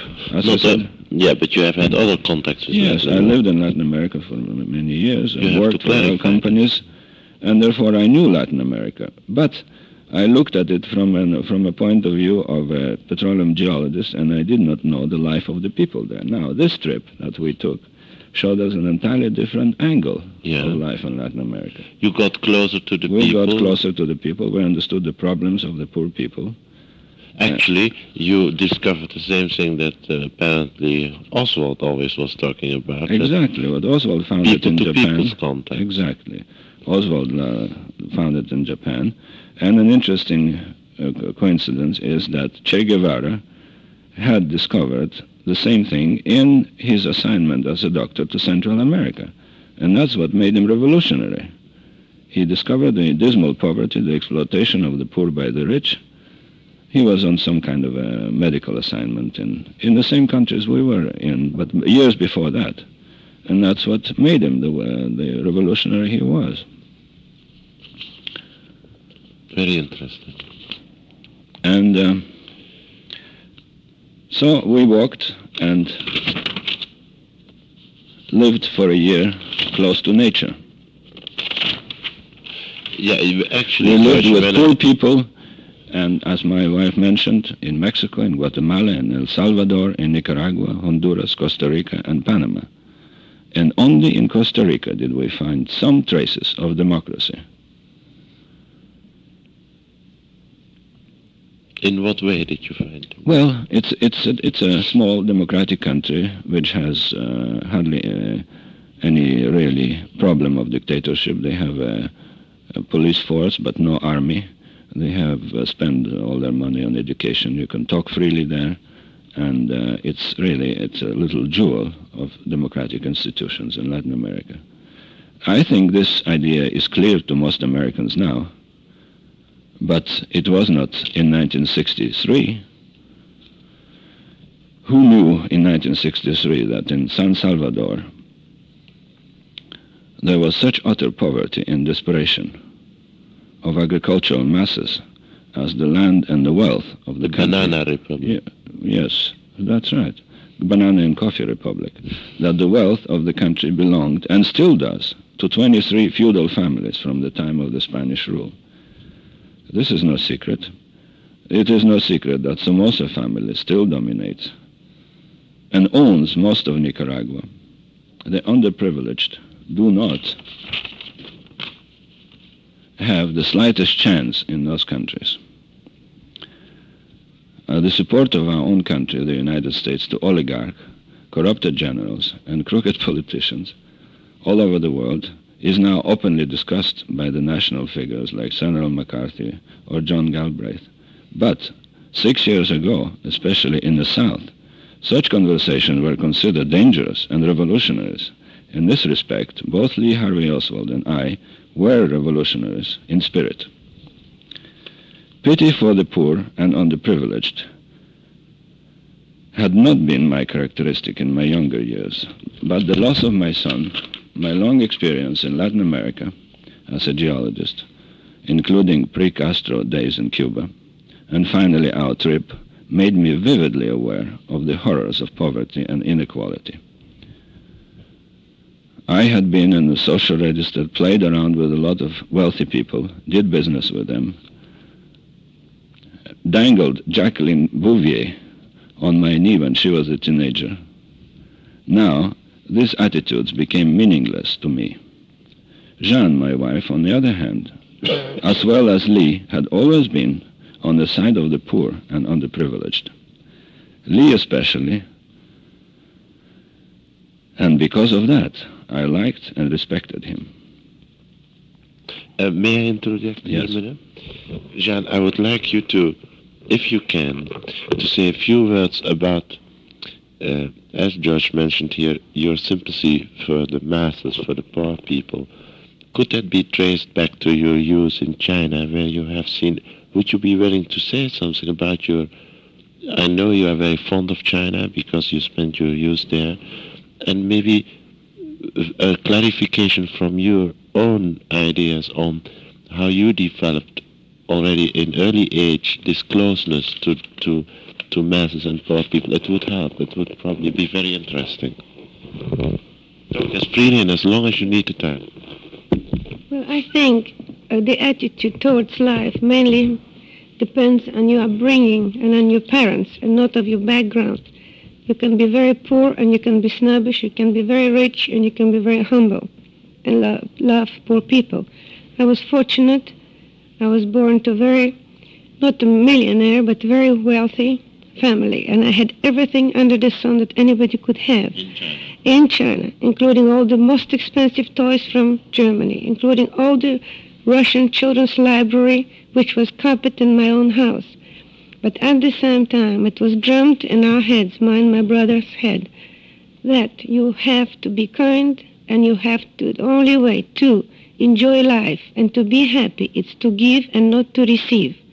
And the more you have and the more you give, then the only way you can balance what you have if you give.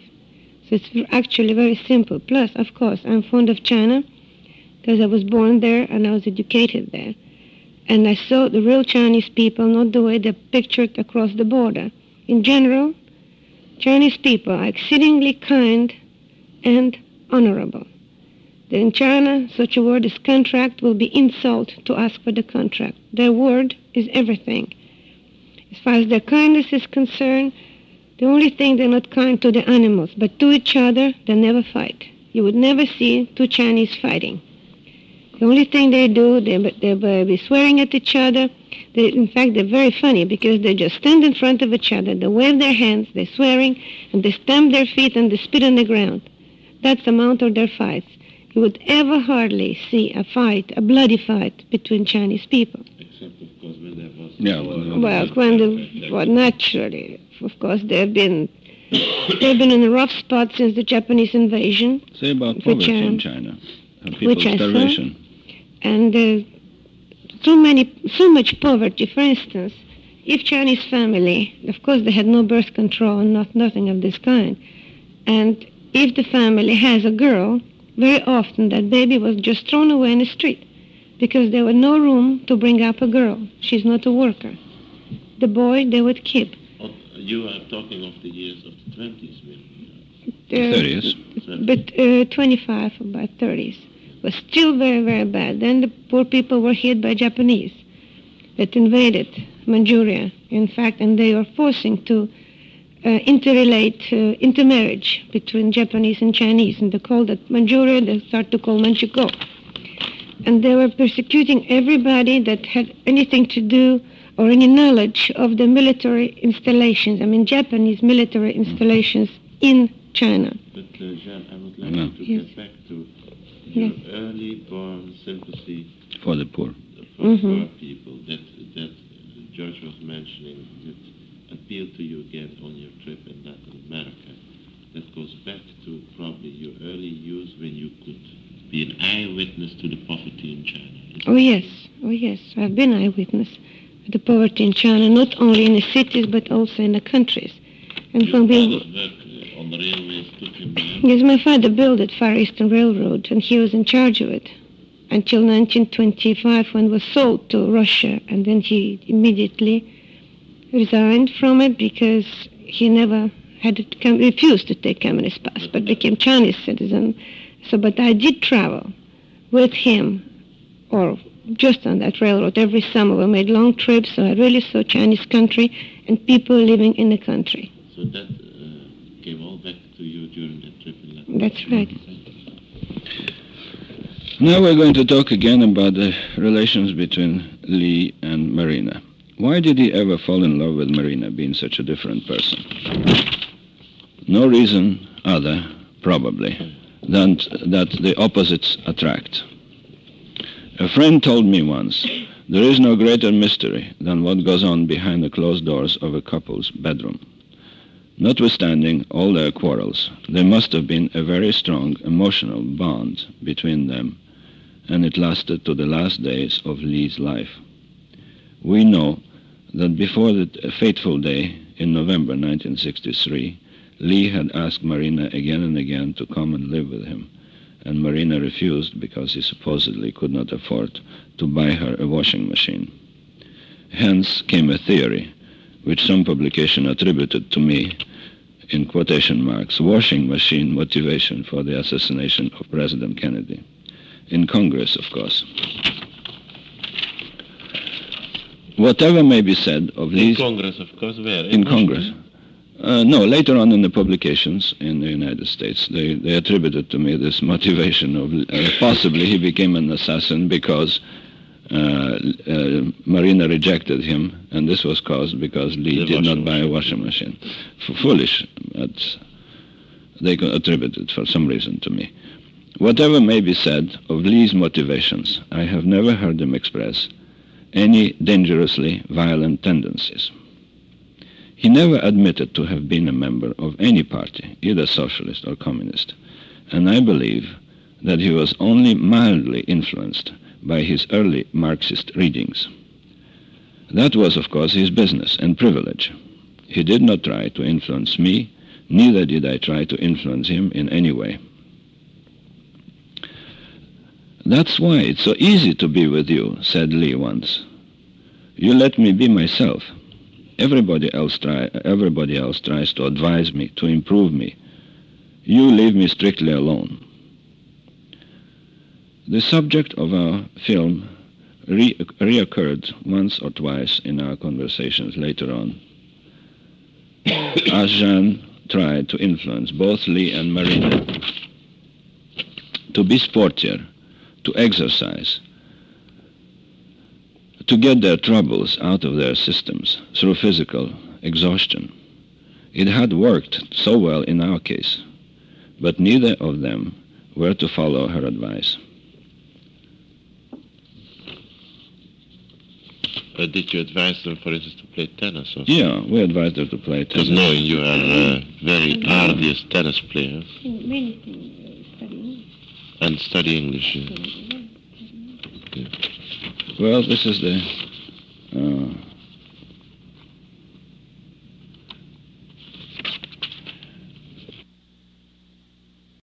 This is chapter I, which deals with rare meetings between us and Oswald in You continue chapter I. 1963. Chapter 9. So I went to Haiti in March of 1963 by myself and signed the contract. When I came back, we still had a few weeks left before our departure from the United States. May I interject here a question to Mrs. DeMohrenschildt? Jan, while George was in Haiti, did you have any contact with the Oswalds? None at all. None at all. Thank you. None at all. I was busy packing. Okay. Thank you. Yeah. And I remember this incident. It was a beautiful spring day, probably Saturday and Sunday, and Lee was not at work, and he brought Marina and the baby to our house early in the afternoon. It so happened that a dear friend of ours, a retired admiral, Admiral Bruton, B-R-U-T-O-N, a great hero of the submarine war in the Pacific, who had 5 Navy crosses, and his charming wife had invited us for a swim in their house in North Dallas. Jean called and asked if we could bring along a young couple with us. Excuse me. Yeah. Jan called the Admiral's wife. The Admiral wife and asked if we could bring along a couple Oswald, yeah. with a baby. And she mentioned that he was a Marine. Of course, was the answer. So we sat by the swimming pool, Marina holding the baby. She either did not swim or did not like herself in a bathing suit. And Lee was sitting quietly, immersed in some of his thoughts. Admiral's wife, a cheerful and friendly lady who had spent a lot of time in China, discussed something about the Orient with Jean, and I swam back and forth. No alcohol was served, to Marina's disgust. By the way, this lack of interest in any physical exercise was extremely distasteful to us in both Oswalds. But at least Lee had an excuse to have worked hard all week, and Marina had no such excuse. Jean plunged in the pool, came out in a splendid physical condition, and muttered to me, "Look at this lazy female. She won't move off her thin behind." Even Mr. Wallace thinks this is amusing. Then the Admiral came in. We called him Henri, and he loved to speak French, play the organ, drink moderately, and speak disgustedly of his new job as a vice president of some defense plant. A wonderful, humble person he was, although a heroic soldier and the most educated man in the U.S. Navy. He was a lawyer also and an electronic engineer. We greeted him with warmth, but Lee hardly moved. Here I noticed for the first time... Well, Lee never saw the man in his life. He was your friend. That's right. Of course, we told him he was an admiral. Yeah. Oh, yeah. Here I noticed for the first time his deep and genuine dislike for the brass, military brass. I presented him to the Admiral and mentioned that he had been a Marine. "The most miserable time of my life, that damn Marine Corps," muttered Lee bitterly. In front of the Admiral? Yeah. Oh, that is good. I seldom saw Admiral Bruton mad, but he hardly restrained himself from ordering Lee to stand at attention first and then to get out of his house. Lee practically ignored him and behaved like a pouting child or a muffle. Marina was, on the other hand, a personification of a perfect lady and of a good mother, held the baby, smiled politely, and nodded whenever the Admiral spoke, although she did not understand a word of what he said. Nothing particularly drastic happened that evening, because the Admiral was a good... Oh, you stayed for dinner? No, we just spent the evening, had sandwiches, but no dinner. No, but you came in the afternoon. Yeah, Yeah. all afternoon. because the Admiral was a perfect host and restrained himself from being rude to Lee. Lee made a few more derogatory but rather funny remarks about the military authorities. Can you remember any of them? No, just said that he did not like the discipline, didn't like big shots, something like that, and we left quite early. 4 years later, we visited the Admiral in Washington, and he had forgotten the incident or did not connect the name of Oswald with the ex-Marine who came to his house. He was terribly excited when we told him that he had entertained amicably in his house the presumed assassin of the president. Being a good fellow with an adventurous, healthy streak in him, he was rather amused than appalled by the fact that he had known Oswald. So was his wife. He was never called to the Warren Commission? He was never called to the Warren Committee. Although you told Although I mentioned to the Warren Committee and gave his name, but obviously they decided that it was not worthwhile to call an admiral, and that was their attitude. We, being foreign-born, we were suspicious, but an American admiral was above suspicion. Yeah. It's understandable. Now we're coming to the next chapter, Easter of 1963, the chapter J. We were about to leave town for New York first and then for Haiti.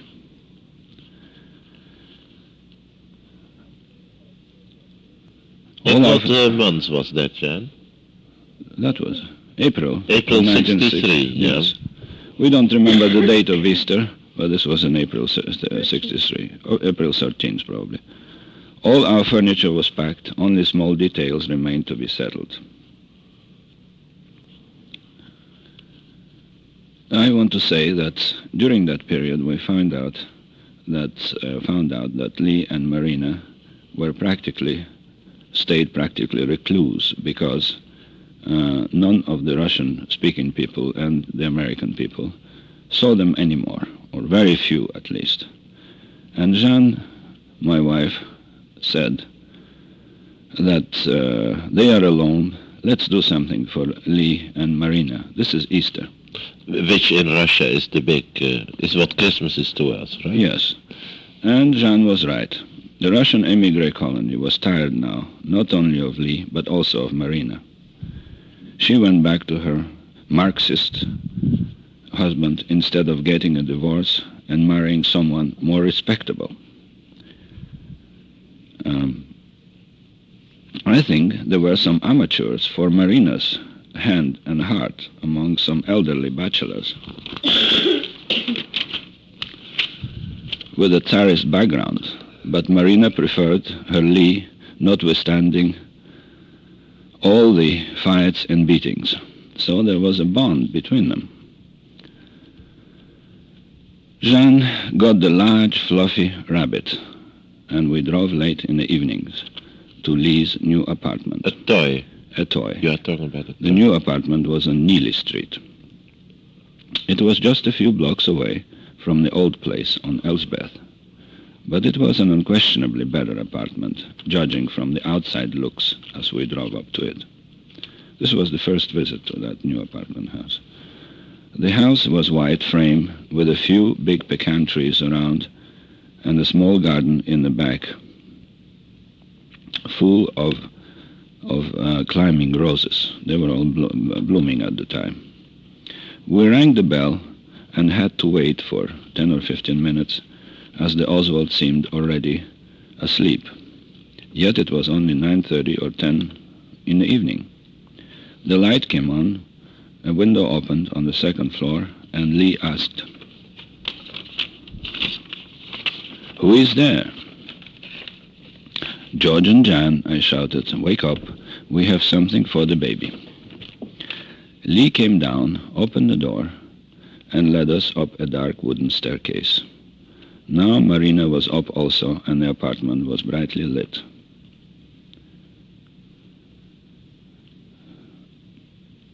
"Isn't this a nice place? So much better than the old dark hole in the wall," confided Marina in Russian. She was quite cheerful, and Lee also smiled, which hadn't happened too often before. The emigre protectors of Lee and Marina stopped seeing Marina, having lost hope, obviously, in changing her destiny and separating the couple permanently.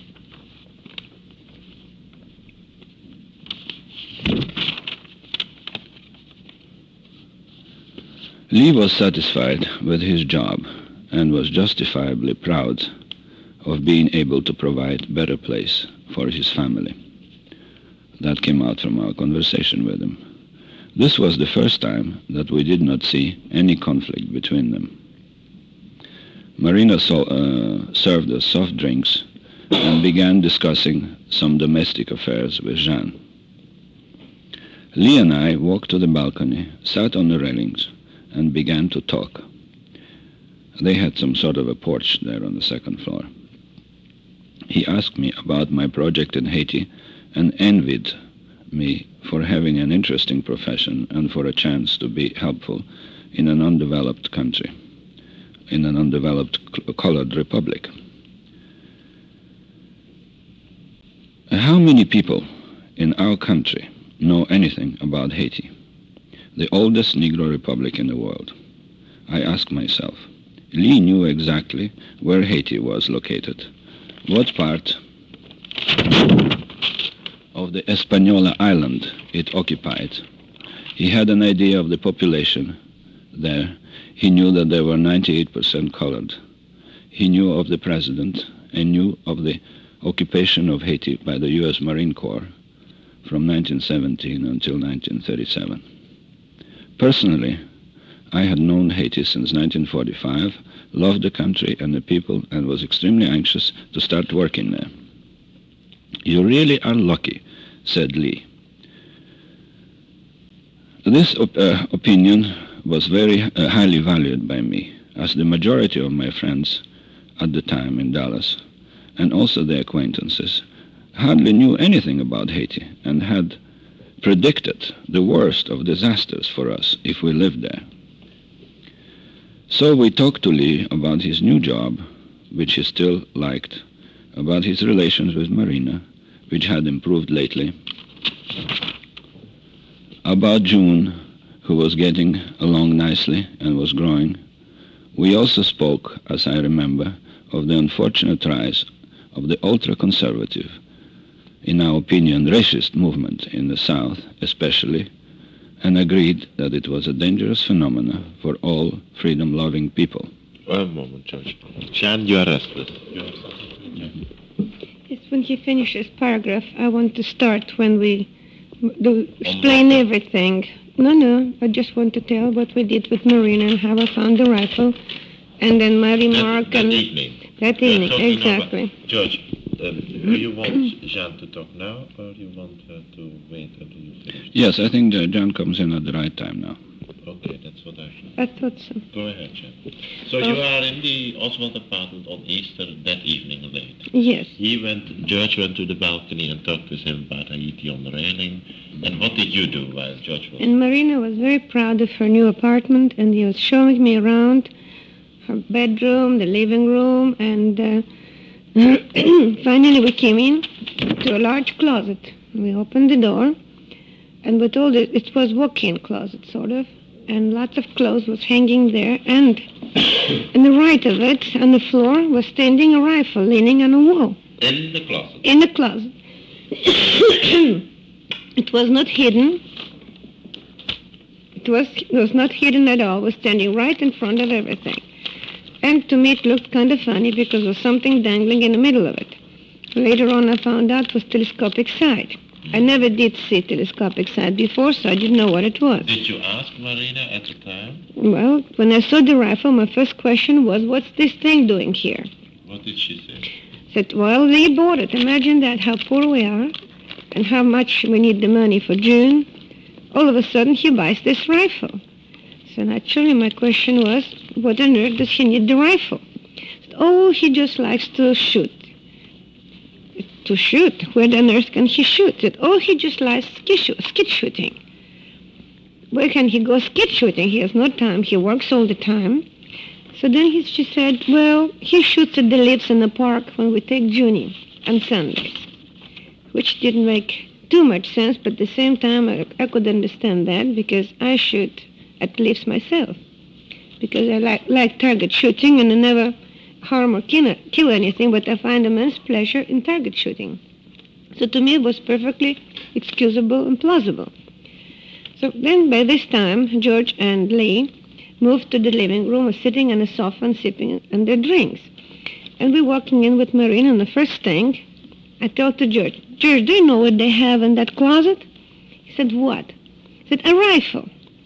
I said, "What, a rifle?" I said, "Yes, a rifle, imagine that." I said, "Did you take by any chance a pot shot at Walker?"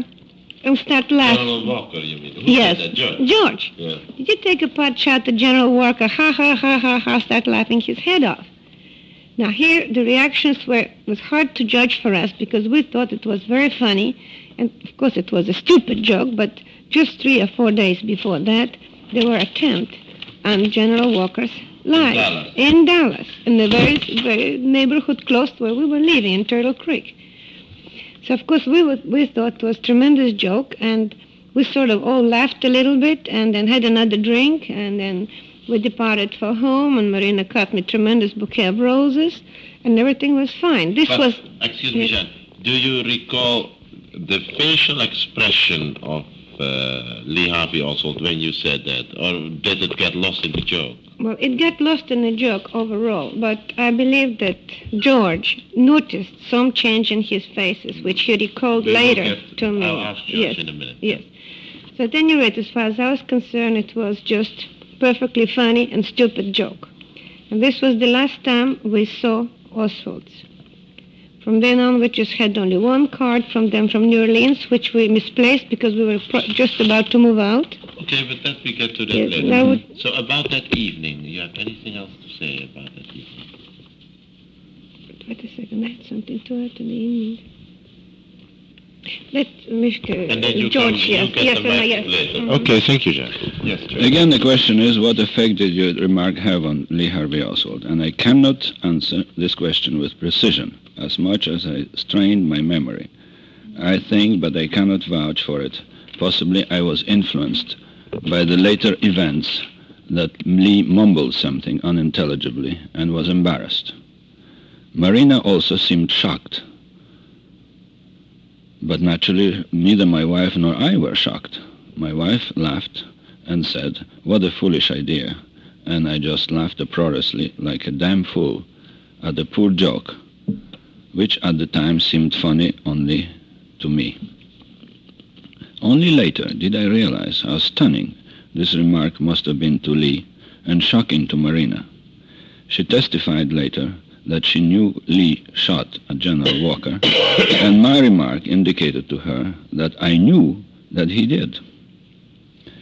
I do not blame General Walker, whom I had never met, for being suspicious of me later and calling me a dangerous leftist.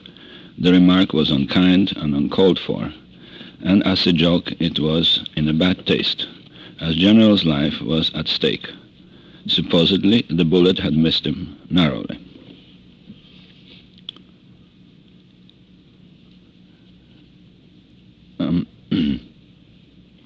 There are other things which indicated to me later that possibly Lee might have shot at General Walker, aside from Marina's opinion. A friend of mine who had known Nazi Germany had met Lee some months before, this Easter of 1963, had a talk with him and told him. You can identify the friend? No, I don't remember his name. The most dangerous man in the United States is General Walker. Lee may be, he may be the head of an American fascism someday. So that might have influenced Lee. Another indication is the inscription on Lee's picture, which we received posthumously, but I shall write about it later. What I have to say, that this remark of mine really influenced our lives to a tremendous extent, because later on we heard from Mr. Albert Jenner, counsel of the Warren Committee, that Marina's testimonies were so contradictory, and she had to be called back and repeat on the oath her deposition, dealing with these most important matters. She actually had said that as the door was opened to the apartment, before even seeing the rifle, she had said, "Lee, why did you miss him?" So naturally, that might have indicated to her that I knew and I was in some kind of a cahoots with Lee. Did you say that? No, of course I didn't say that. So why does... She must have been, when he made the deposition, under enormous pressure, frightened for herself and her children, bewildered and flabbergasted. What caused her to contradict herself, we do not know, but only guess at. Whatever it was, it created a sinister aura around me. One moment, George. From what we understand later, that Marina actually did believe that we knew somehow about this incident, and she actually lived in fear for days and days, just waiting that we're going to betray them and tell police about it. That maybe was the reason. So when we came to the house was dark. And before the door was open, Lee asked who it was. Maybe that was the explanation of their early retirement to bed and shutting the lights in the house. You think they were afraid that he had been discovered as having shot at General Walker? Yes, she actually did believe that we somehow knew it. And she was afraid that we'd go to police and tell them. And later on... We found out about that 5 years later, when we read it in report, her deposition. In the Warren report? In Warren report. We had no idea about that.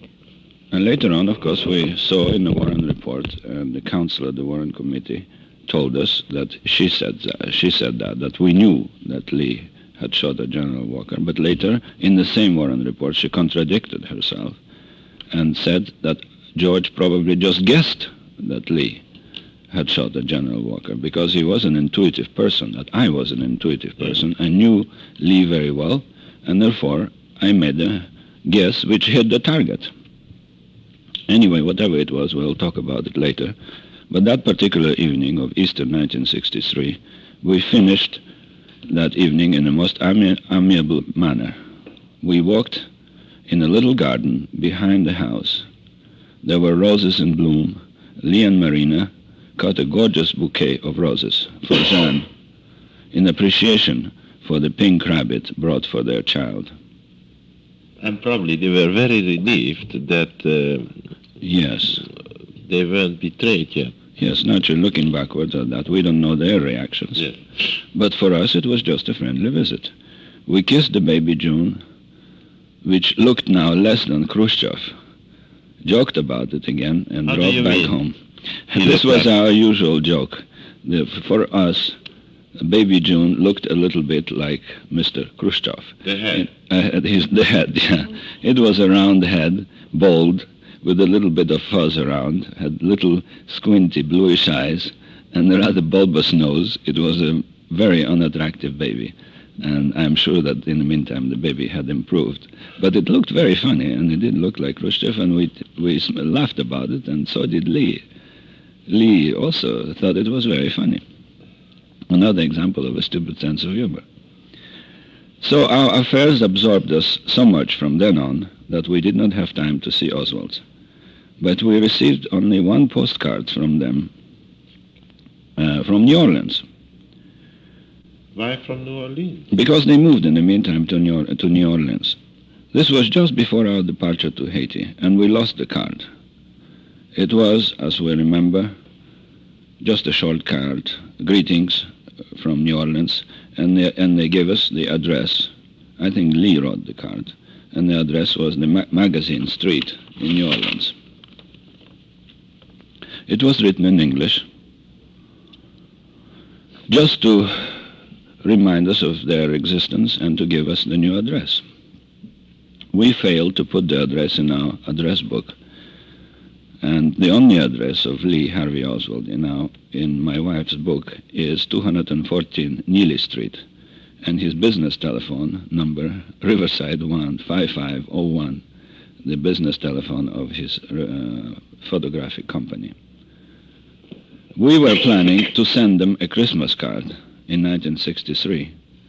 The tragic events prevented us from doing it, but the address is still in Jean's book, and whenever she looks through it, she says, "This poor Lee, how we wish him to be alive and tell the truth. He had enough integrity to tell the truth, even if he had done something wrong." Maybe what we say here will indeed help to show what a person Lee Harvey Oswald was.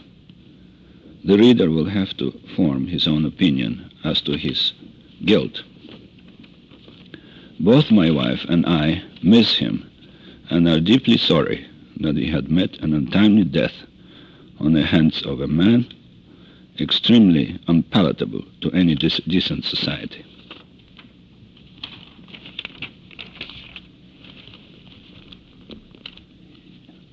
Now we're going to the next chapter, dealing with the Warren Committee, chapter K.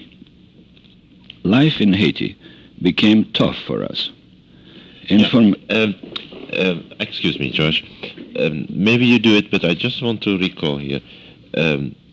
Going back to the scene where you signed the register in the American Embassy in Haiti and went to your friend's house there, Black.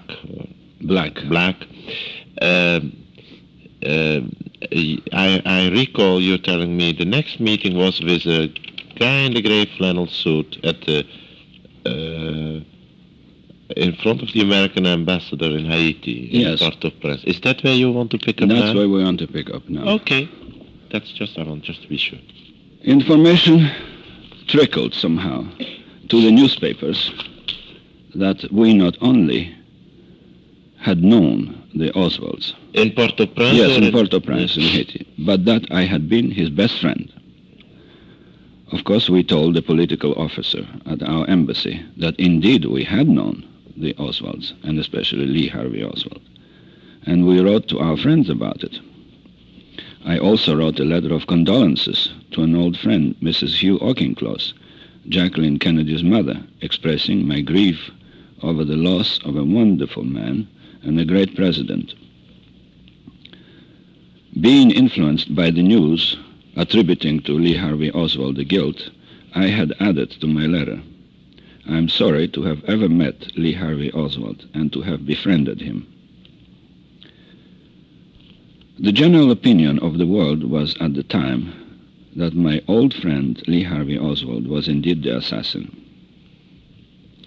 The gray flannel suit boys, the FBI agent, Mr. W. James Wood, arrived in Haiti, trying to make me deny the statement I had supposedly made to my friends that I had contacted government men in Dallas and asked him about Lee, and that the answer was he is a harmless lunatic. In other words, George, to recapitulate, when you got to know Oswald in the very beginning, in 1962, yes, you have inquired with the local FBI who Oswald was? And not FBI, some government agent, I don't know whether FBI or CIA.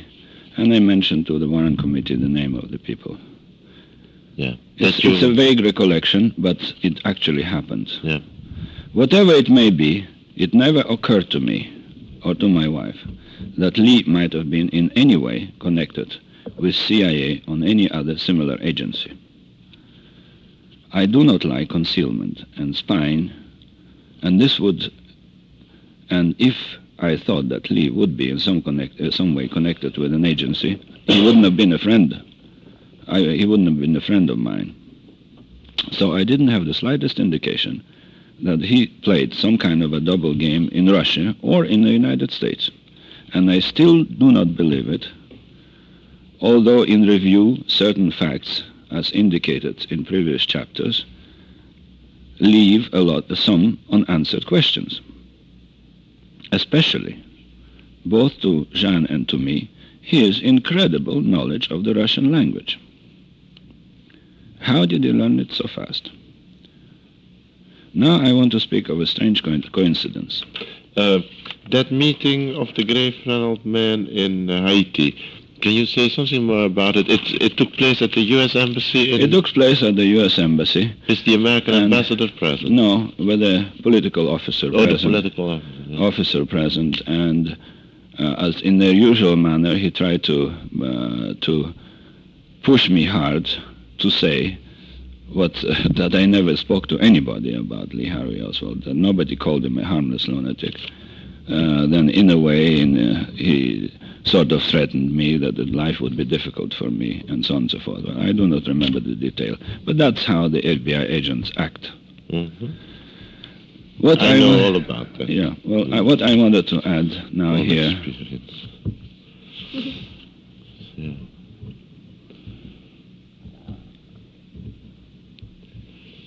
So you are still in Haiti, Port-au-Prince, and it dribbled out that you were his friend, and the FBI came to talk to you in Haiti, and what else happened there? Here is what I have some better memories about this Mr. Wood's visit.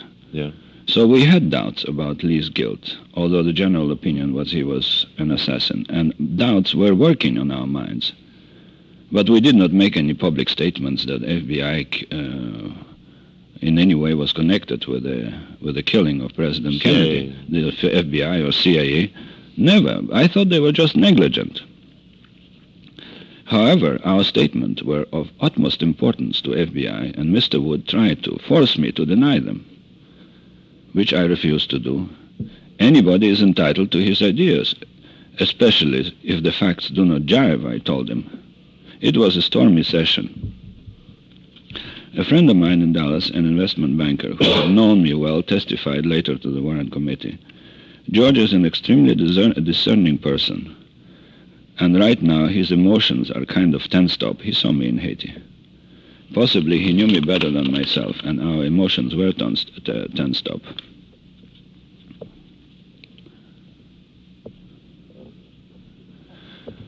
As I said before, at the beginning of my acquaintanceship with Lee, I became somewhat alarmed by his extremist views and by the fact of his having denounced his citizenship. And that's why, at the time, I asked a fellow connected either with FBI or CIA, I do not remember with which organization for sure, what did he think of Harvey Lee Oswald, that I had recently met? A harmless lunatic, he said. Therefore, Lee appeared to us all right. And after the assassination, he appeared to us as a patsy, because he was a harmless lunatic. So this statement we possibly have made to our close friends and relatives and caused a lot of our future troubles. Maybe we were emotionally upset and tense. Another reason that's an unanswered question that remained in my mind regarding Lee. How did he ever get to Russia? It's expensive to get there. Finally, how did he get the permit to return so easily? And how did he get the money from the U.S. Embassy supplied to him? These are the questions which were in our minds and still remained unanswered. In a way that you might think, was Lee working for any government agency when he was in the Soviet Union? Do you ever? No, I didn't think so. He wouldn't have been a friend of mine if I had thought so. Yeah. Now I want to speak about an interesting coincidence in our lives, that I did indeed know Jacqueline Bouvier in 1939 when she was a teenager. I knew her mother, then Mrs. Jack Bouvier, her father, in quotation marks, the Black Jack, a handsome, dashing man, and a whole charming and warm swarm of Bouvier family. Where was that? I spent the summer in Long Island, near them, and although my later life kept me away from them, I will always have a very warm feeling for them. But Jacqueline's mother, who became later Mrs. Hugh Auchincloss, I visited occasionally in Washington as late as in 1961. Newspapers made insidious remarks about me being the only man who knew Lee Harvey Oswald and Jacqueline Kennedy. But this was just a coincidence, and my life is full of strange coincidences.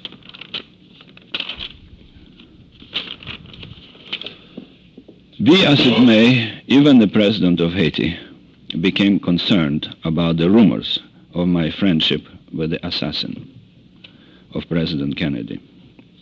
Naturally, the visit from FBI man was quite well known to everybody, because everybody knows what goes on at the American embassy. The Haitians knew more what goes on at the American embassy than the Americans.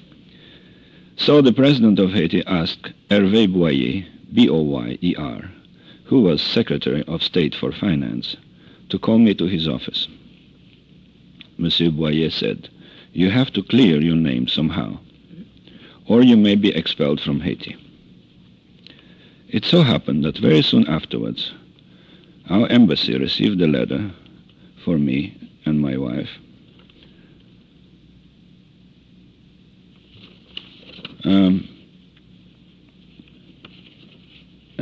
from Mr. J. Lee Rankin, counsel of the Warren Committee. The letter asked us to come to Washington if we wished. And we were naturally anxious to help and solve this horrible crime. Also, the committee would pay all our expenses, including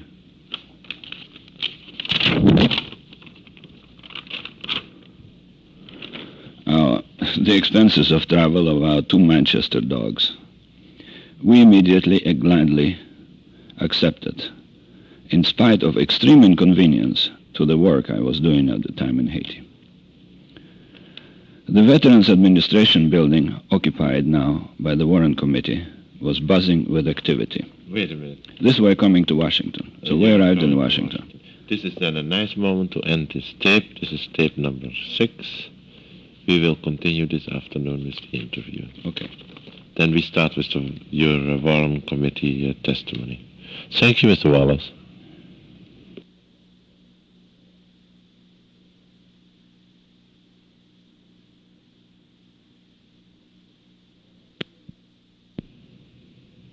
Go ahead, George. So we are activity. busy with activity. The Veterans Administration building.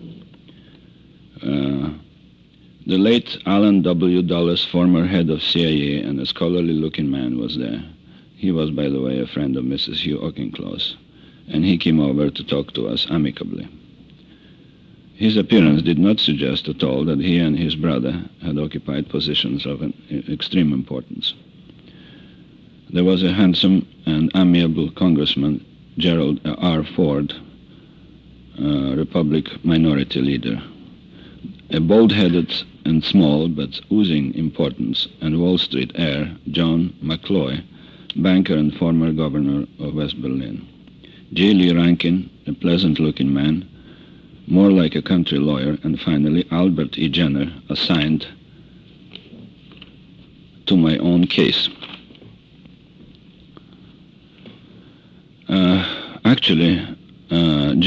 Mr. Albert Jenner was assigned to the investigation of the personality of Harvey Lee Oswald and of personality of people involved around Harvey Lee Oswald.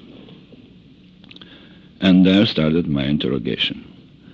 It lasted for 2.5 days. And I was interrogated by Mr. Jenner, a successful lawyer from Chicago, who said at the very beginning of the interrogation, in an important voice, "We know, Mr. DeMohrenschildt, more about you than yourself." Frankly, I do not know why they had to dig out all the incidents of my life, and also of my parents' and my relatives' life. But the government of the United States must have spent an awful lot of money, as I had studied and lived in several countries before coming to the United States. And later, my geological work took me and my wife all over the world. This must have seemed suspicious to the committee and to Mr. Jenner, who was very cold to me at the beginning. But gradually he became more friendly, as I had explained to him the reason for my various travels. What amazed me in looking backward at my testimony was that whatever good I said about Lee Harvey Oswald, seemed to be taken with a grain of salt, as if the decision regarding his guilt had already been formed. I cannot go into all the details of my testimony. They cover some over 200 pages and are the largest testimony before even Marina Oswald. You have more pages than Marina. Much more pages than Marina.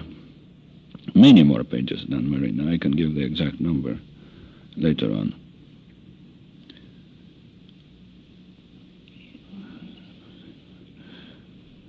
At least half of my testimony had nothing to do with Oswald and pertained purely to my personal life, was irrelevant to the case, and therefore should not have been made public.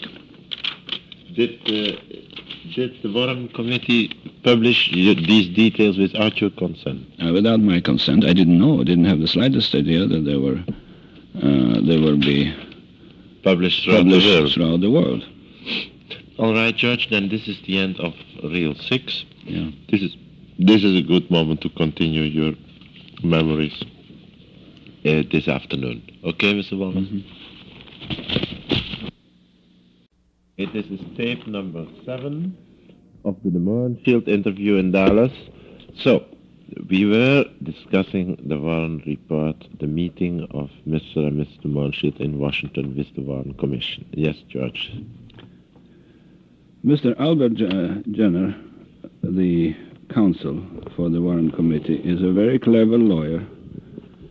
He's a trial lawyer in Chicago, and I have to admit that either he was much more intelligent than I was, or I was just impressed too much by the attitude of the whole situation and the people at the Warren Committee.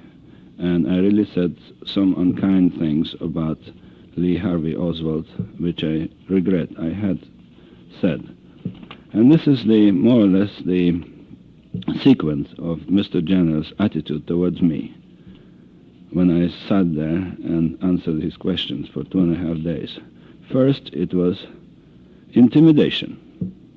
He said to me, "I know more about you than you do yourself, so you answer the questions and don't say a single lie." He was very, very cool to me at first, and I answered the questions.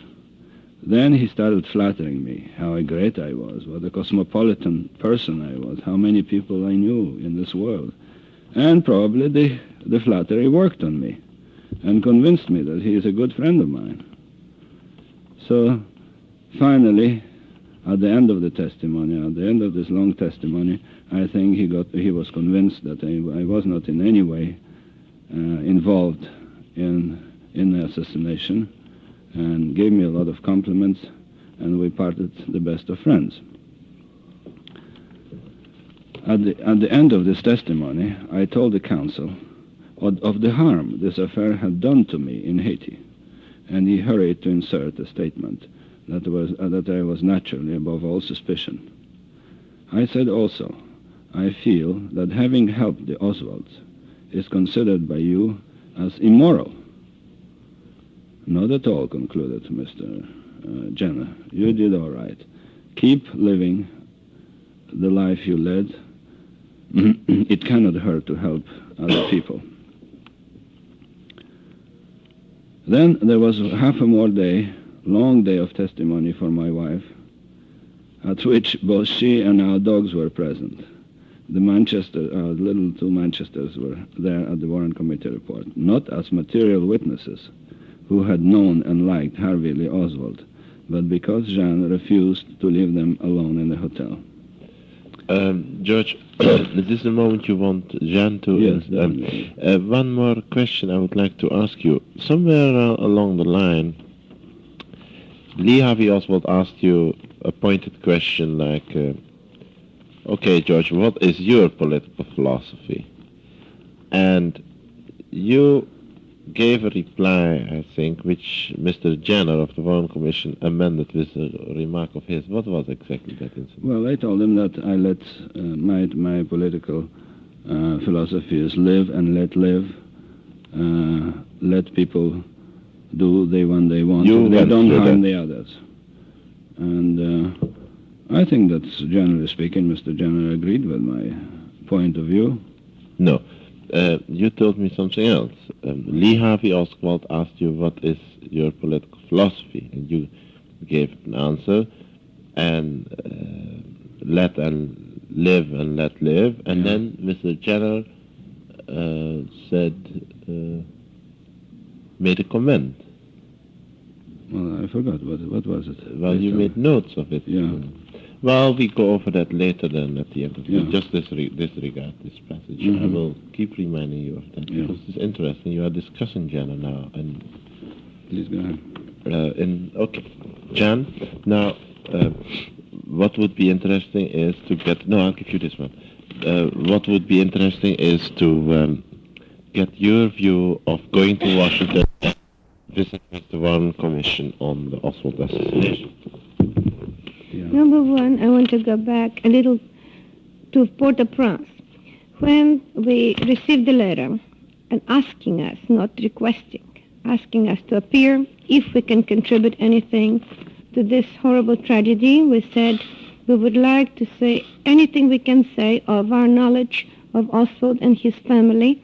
Unfortunately, we didn't see or didn't have any communications with them for 8 straight months prior to assassination, and we actually would be very poor help in solving that tragedy. We had no idea whether he became sane and a wonderful man, or whether he became bad and became a criminal. The only way that we could contribute anything is to our communications with him prior of all of these things going back practically a year and a half. So when the news got around, which we never concealed, that we had a request to go and testify, and we did agree, all American colony was in uproar in Port-au-Prince. Whenever we went to tennis, and after tennis we sat down, had the drinks, they always said, "How horrible, aren't you afraid?" I said, "Afraid? Afraid of what?" I said, "Aren't you afraid to go and testify? He is supposed to be an assassin." I said, "So what? What do we have to do, that he assassin or not? We just happen to know a man for the time quite far away back from what happened, and the only thing we can contribute is some to his personality and describe his character."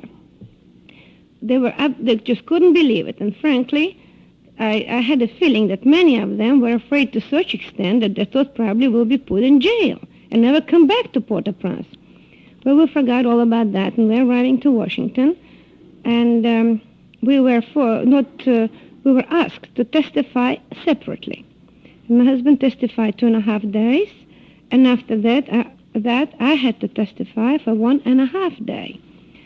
And my reaction was a little bit different than his, because when I came, I didn't consider it interrogation or anything.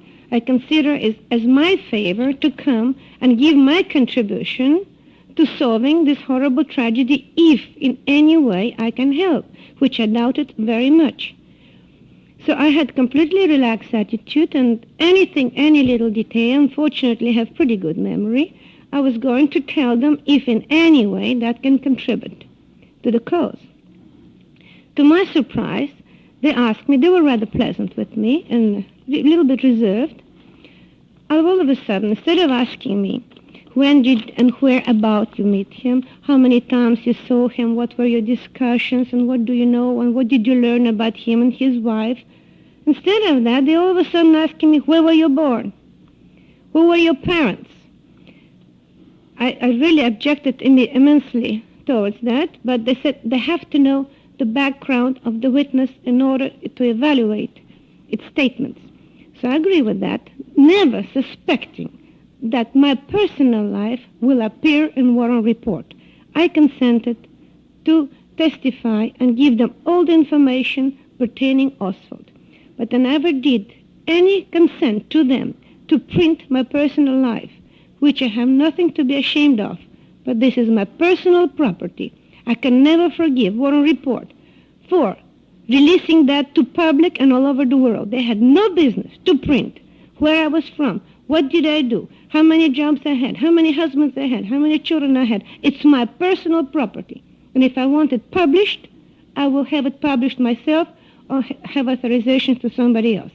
All my impression was that I have to say, and which I should, all of my communications or any of my knowledge of his actions, of his personality, only Oswald, Lee Oswald, and nothing else. So I'm still carrying a very big grudge, and believe me, whenever I have a chance, I'm going to have them pay for what they've done, because to me it's tremendous insult to a personal freedom which we're supposed to have in this country. That's why we are here and not in Soviet Union. And I respect personal freedom and personal property not to be touched by anyone unless consent of a person is given. Now, Going back to the one report. yes, so we start talking, and I tell them, of course, I have nothing to be ashamed of.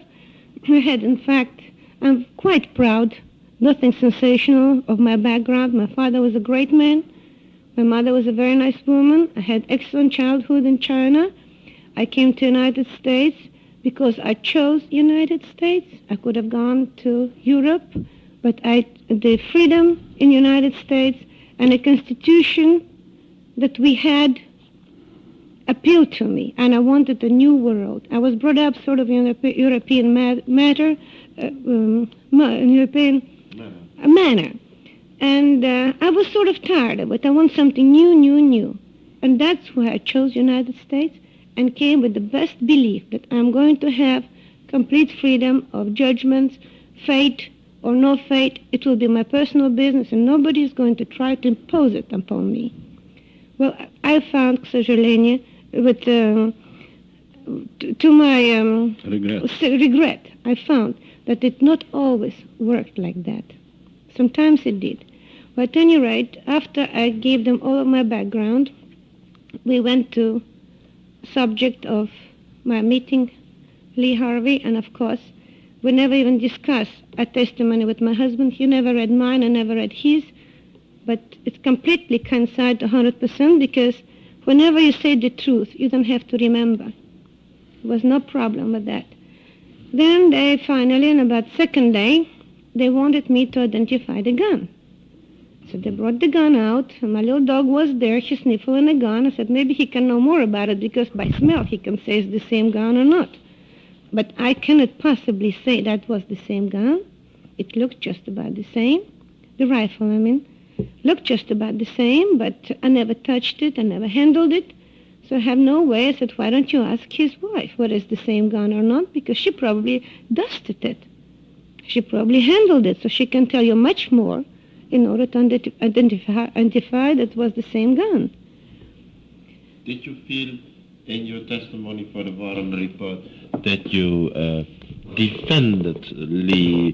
Did you also have the feeling, like George had, that when they questioned you about Oswald, they did so as if they had already made up their minds that he was guilty? Did you feel you had to, were you free to express your opinions as far as to bring also sympathetic angles of his character out, or knowing him?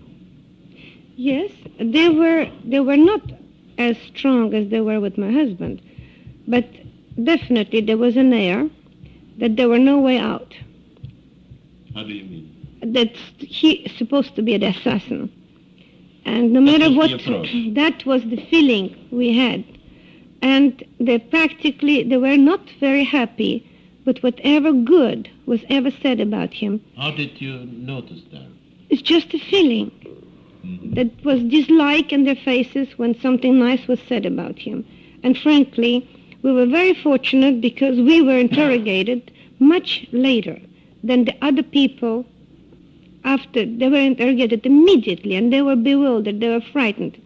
When we faced Warren Committee, we were completely cool, and we were not excited, because in excitement people did say, and we know lots of our good friends said things that they didn't mean because they were too frightened, they were too excited or something. We spoke completely indifferent, just trying to bring facts of whatever we could recall of our relationship to Oswald. But definitely I had a feeling that whenever anything current was said about Oswald, they were sort of displeased. It was not completely said in so many words, but the feeling were not, how to say it, They sort of didn't agree, but they didn't say so. Because all they wanted to know and to hear what we have to say about the subject. Frankly, the whole thing, calling us to what a report, spending all the money, and bringing us in, and taking us back, and dragging our little doggies there. And I'm sure they did quite a lot of research, FBI, CIA, and whatever else they have. All of that money were completely wasted. I told them so. Why don't they go to New Orleans? Why didn't they find out who were his acquaintances and what was he up to in the last few months prior to this tragedy? Instead of covering all it up and spending all the money of digging in the backgrounds, for instance, like ours, or the backgrounds of anybody that came in contact with him in Dallas. This is so far removed, was complete waste of time. I had sort of a feeling that they just wanted to fill in the pages with some kind of nonsense, instead of actually digging in and find out. We even had a fight. I had a personal fight with Jacqueline's mother in her house. I'll tell you about it later.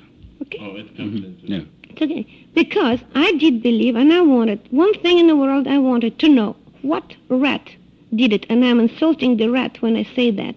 Who could possibly commit such crime? This was the president for the first time in a long time. Was a young president, completely not interested in any material possessions because he had them all, with the bright, brilliant ideas, and going forward. He was the hope, not only our country, but the hope of the world. Jean, may I interject here a minute? I think we have covered a great deal of your impressions of the Warren Report. May I add now? It's a good moment to let George get back to his script. Now I remember a few details about the interrogation, and of course it covers so many pages that it's so hard to remember what it actually said. But it's there for anybody to see. For instance, Consul Jenner asked me why Lee liked you so much, and he liked only you. Why didn't he like the other people? Well, I said I didn't have the slightest idea. So Jenner suggested that maybe because I was a strong person. That was very hard for me to say whether I was a strong person or not.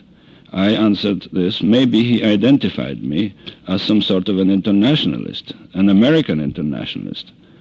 And Jenner said, maybe you are. You and your wife, said Jenner, were the only ones who remained Lee and Marina's friends. Well, I said, we are not defending ourselves for having seen and helped them. To us, Lee was always hospitable, and he was very responsive to our kindness. Then, at the end of the testimony, Mr. Jenner brought out the letter which I wrote to Mrs. Hugh Auchincloss, the mother of Jacqueline Kennedy. And I quote what I wrote to her. Since we lived in Dallas permanently, last year and before, we had the misfortune to have met Oswald, and especially his wife Marina. And I continued, the possible reason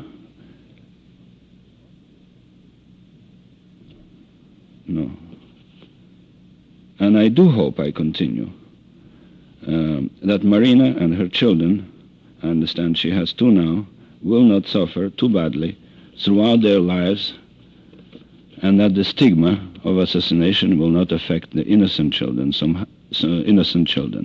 Yes, but George, you did write, let's face it, you did write the possible reason he killed Kennedy was insanely. Why don't you read that? Yeah, well, because it's different. What is different? Okay, I'll answer it. Because this way... The innocent children, that will not affect the innocent children somehow. Just, I'm sorry to have to come to business here. Yeah. Why don't you do it chronologically? You made the notes of what you said. Why don't you come up with it? Why do you skip it now? All right. Well, it's boring you. It's boring, and it's very long, and this is the pages. So what? The pages are long. This is an example of a thing that I really dislike about my testimony. So that's why I want to come to it. All right. Well, and I think that I was really bamboozled into saying it because of the general atmosphere. And I did say that the possible reason Lee killed Kennedy, that he was insanely jealous of an extraordinarily successful man who was young, attractive, had a beautiful wife, had all the money in the world, and he was a world figure. And poor Lee Oswald was just the opposite. This appeared in the Warren Committee report. What? This was appeared in the quoted. report. Yeah. He had nothing. He had a bitchy wife. He had no money. Was a failure in everything he did. And you look upon this now as a little unfair, maybe. I said I look at it now as an unfair statement. Towards Lee Harvey Towards Oswald. Lee Harvey Oswald. And I continued my testimony, it's in the report. It made him a hero in his own mind, possibly.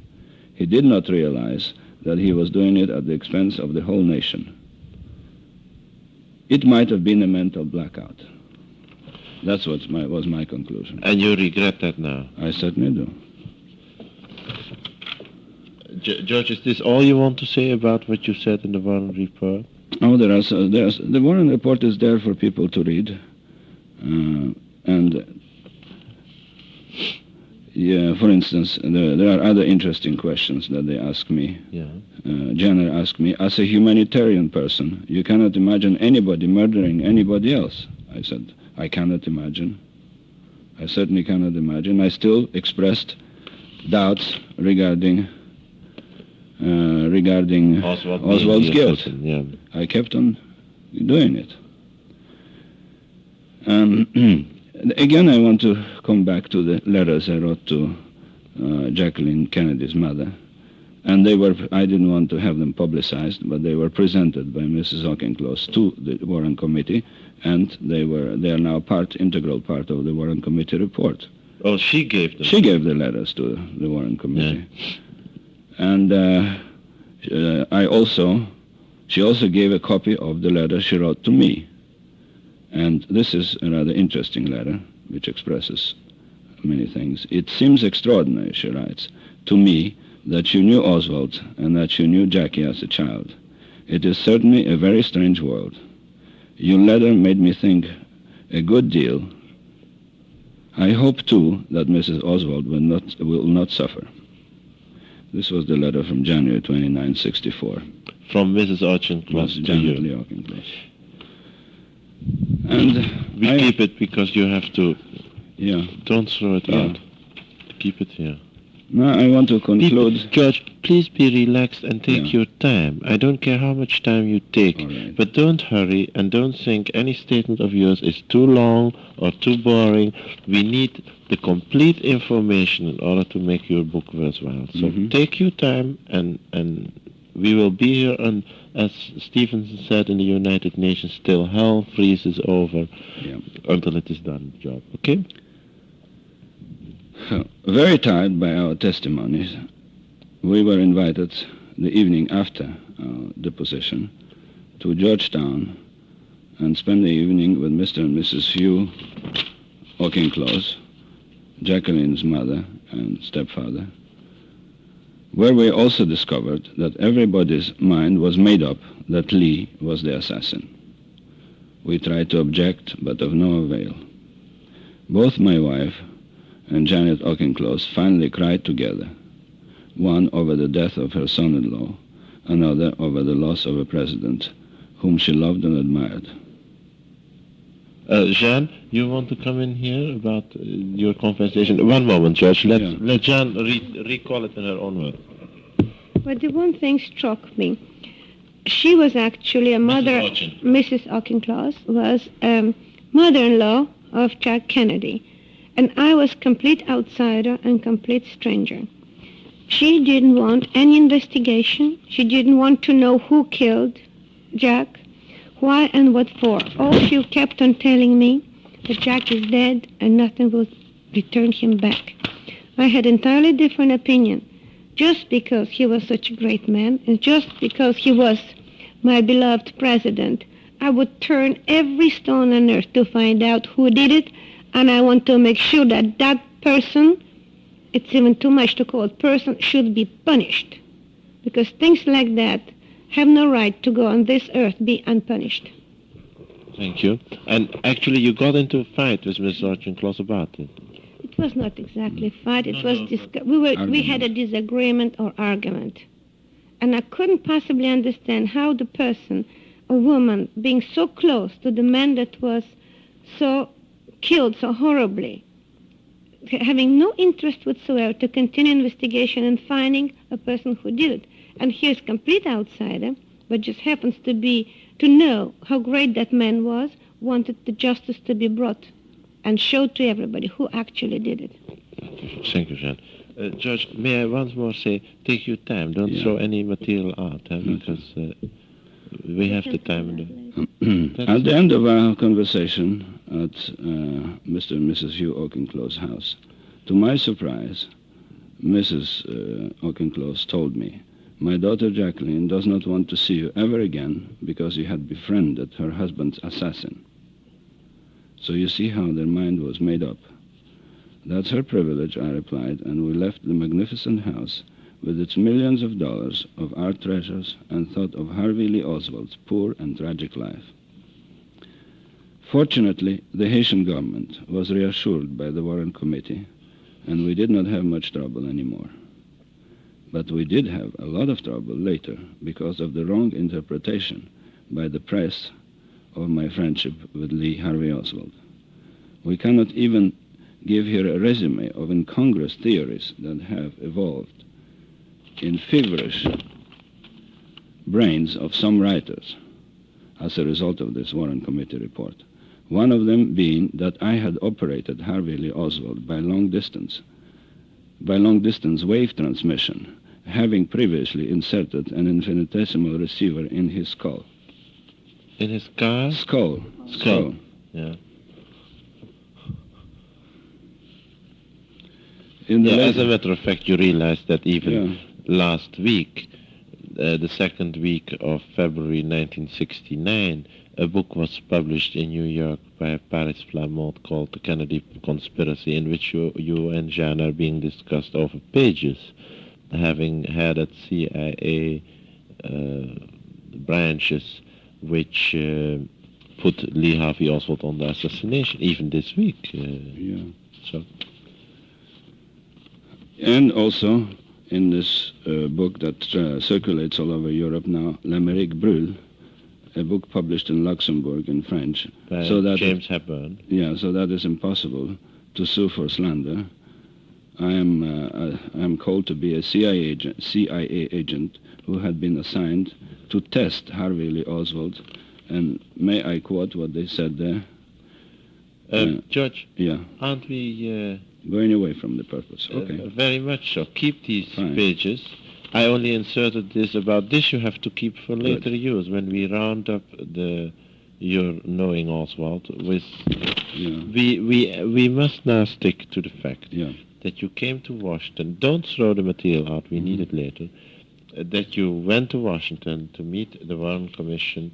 You testified, and we have now both yours and Jean's impressions, including the next day meeting the Auchincloss family. Now, what is your next chapter about? The material on this No, we there will is a keep. little bit more about the Warren Committee. Yes.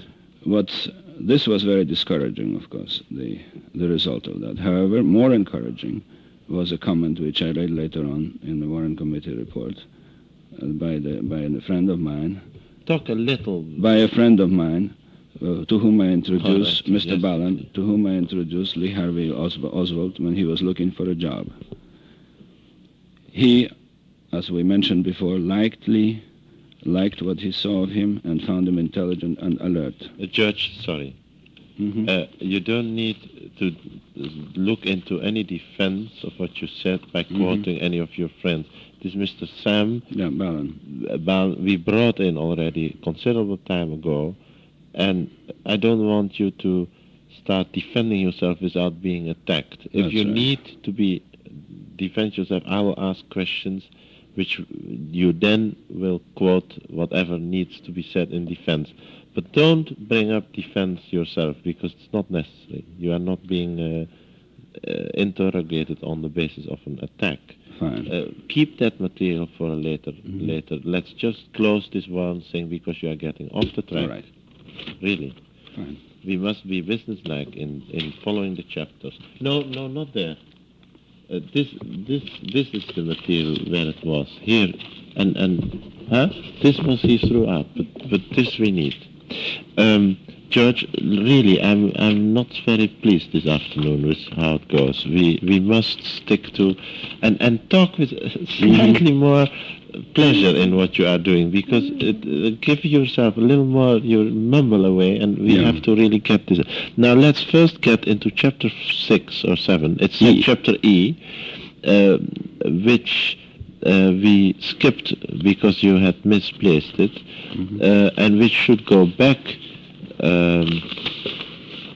It's if it is E Between D and F. then it is chapter 5. Yeah. And chapter 5 comes after which chapter, George? After chapter D, Which is called the Further Meetings. further meetings with Lee Harvey Oswald. That will be roughly on tape number 3. And now, And before chapter F, which is increasing animosity between the Oswald. yes, between those two chapters, we are now handling this coming chapter called, what is the title? E. Contrasts between the Oswalds. Exactly. One evening, Lee brought me the typescript of his experiences in Russia. He asked me to read it and to comment frankly. He was interested in publishing his memoirs in some magazine, possibly develop them into a book. I read the poorly typed pages very carefully. They related his experiences, and nothing much was added, as far as I can remember, to what he had told me already. Lee sat on our sofa and looked hopefully at me. "Tell me frankly, what do you think of this typescript?" he asked. "I'll tell you the truth," I said, "but remember, I'm not a writer. However, I had a lot of technical articles published," I said. "Your story is simple and honest, but it is poorly written, deprived of any sensationalism, and it really has no point. Personally, I like it for its honesty, and because I remember Minsk. But how many people had similar experiences? How many people would know where Minsk is? Tell me," I asked Lee. "Not many," he agreed. Frankly, I did not want to tell Lee that his grammar and syntax were rather poor, his sentences were awkward, he used pompous, difficult words, frequently without knowing their meaning. This was the result of his scant formal education. The only thing in his favor was his obvious goodwill. If you add some sensational detective story, angles, beautiful female spies, sex, and would depict Russians as depraved monsters, even your typescript will be published, and you will maybe able to make a lot of money," I suggested. "No thanks," said Lee emphatically. "I want to have it appear in the American press as it is. Even though it might be poorly written, but I want the public to know the truth. It should improve Russian-American relations. People here should know how decent in general Russian people are, how they treated me well, a simple American ex-Marine. They treated me with kindness. There is nothing really monstrous in Soviet Russia," he said. "I agree," I said, "but you talk in this typescript all the time about some individuals you met in Minsk. It's factual, but who is interested in comrade this and comrade that?" And handed Lee back his pages. As I mentioned before, marital relations between Marina and Lee were not good, and they progressively worsened. George, excuse me 1 minute. You apparently end here the section on the manuscript. Yeah. What did he try to point out in this manuscript on Russia? What would you say was the general tendency? Just factual experiences of his life as a plain radio worker in Soviet Russia. Nothing sensational. True, correct, relatively kind towards Soviet Russia, but it was not exciting. Not would he interesting. talk, for instance, did he have any personal friends? He talked about a lot of personal friends, whom naturally we did not know. And later on, this typescript was shown to me at the Warren Committee, and it was about the same as I had seen it. Has it been published in the Warren Report? Yeah, it is published. It was published. In The Warren text Report. of what he Yes, wrote? certainly. Yeah. Now we're talking again about the marital relation between Lee and Marina. Lee was now working as a photo technician in a firm of Taggart in Dallas, mostly catering to publicity. He worked long hours developing and enlarging photographs, and he seemed to enjoy his work. Sometimes he worked overtime, stayed in the shop till 10 or 11 p.m. Marina complained. He comes home tired, hardly ever talks to me, only to the baby, and begins to read, as always, Russian classics, instead of being tender to me, paying attention to me. Did you never see Lee read an American book? Never did. Or a French or a German? No, he did not know French or No, German. but any of the French classics in English or Latin or No. American. No Steinbeck, no nothing. Maybe he did, but I never saw him read anything except Russian books. Maybe he wanted to keep in practice. Yes, I see. He read them in the original language. Yes, Excuse me, I'm what did you coming say, to it. Jan? Oh, you come to it? Yeah, I'm coming to that. Okay. It puzzled us how it was possible that Lee not only spoke fluent Russian, but he also read difficult Russian books. His favorite writers were, of course, Pushkin, Gogol, Turgenev, Dostoevsky, Tolstoy. It is a very difficult language. Lee was bright, but not a genius, and he stayed in Russia only 2 years. Has he had any previous training in Russian language? He must have had, was our conclusion. Being now in a close intimacy with the couple, we became aware of the tragic development in their relationship. Lee seemed to be fond of Marina, but he really cherished mostly the baby. Maybe he did not show Marina his affection sufficiently. To me, he never spoke against her, nor did he criticize her, but he did not either express any deep feeling for her. Even in his memoirs, he spoke very little of his wife. Marina, on the other hand, criticized and annoyed Lee openly. He is so puny, he would say. He is so small. He does not drink. He only works. His only interest is in a baby, were her words. And he said that behind his back. Never did we hear from her that she really loved Lee. But there was, however, an element of deep attachment which we did not see at the time. Lee was all wrapped up in his work, his books, his dreams, his ideas of justice and equality for all, and especially in his ideas of equality for colored people, and also in baby June, whom he had loved tenderly. Marina, on the other hand, spoke freely to my wife and to myself about her extramarital experiences, of her admiration for big, strong men, for gay, amusing men. The Cubans in Russia, for instance, were so gay and attractive, she recalled. Many of them lived in Minsk. I think they were mostly students. They had their guitars, played their Caribbean tunes, danced well, laughed all the time. They were such fun. It was an indirect criticism of Lee, who did not play any musical instrument, who did not dance, who was not particularly gay, especially with her. Here again I want to dispel the impression I may have given that Lee did not have a sense of humor. To me he did, and to a great extent. A Russian satirical publication, somewhat similar to New Yorker or British Punch. Crocodile is spelled K-R-O-K-O-D-I-L. In it, Published in Berlin. published in Moscow, in Soviet Moscow, Russia. yeah. In it, the animals frequently, it means crocodile. In it, the animals frequently represented people, especially politicians and bureaucrats, and put in relief the foibles and inconsistencies of life in Soviet Union. Also, this magazine took swipes at the bourgeois world, sometimes quite cleverly. Lee read Russian classics and understood them. He discussed them for hours with me. The old pre-revolutionary life of Russia, which I did not remember, but knew only from my parents, also interested Lee.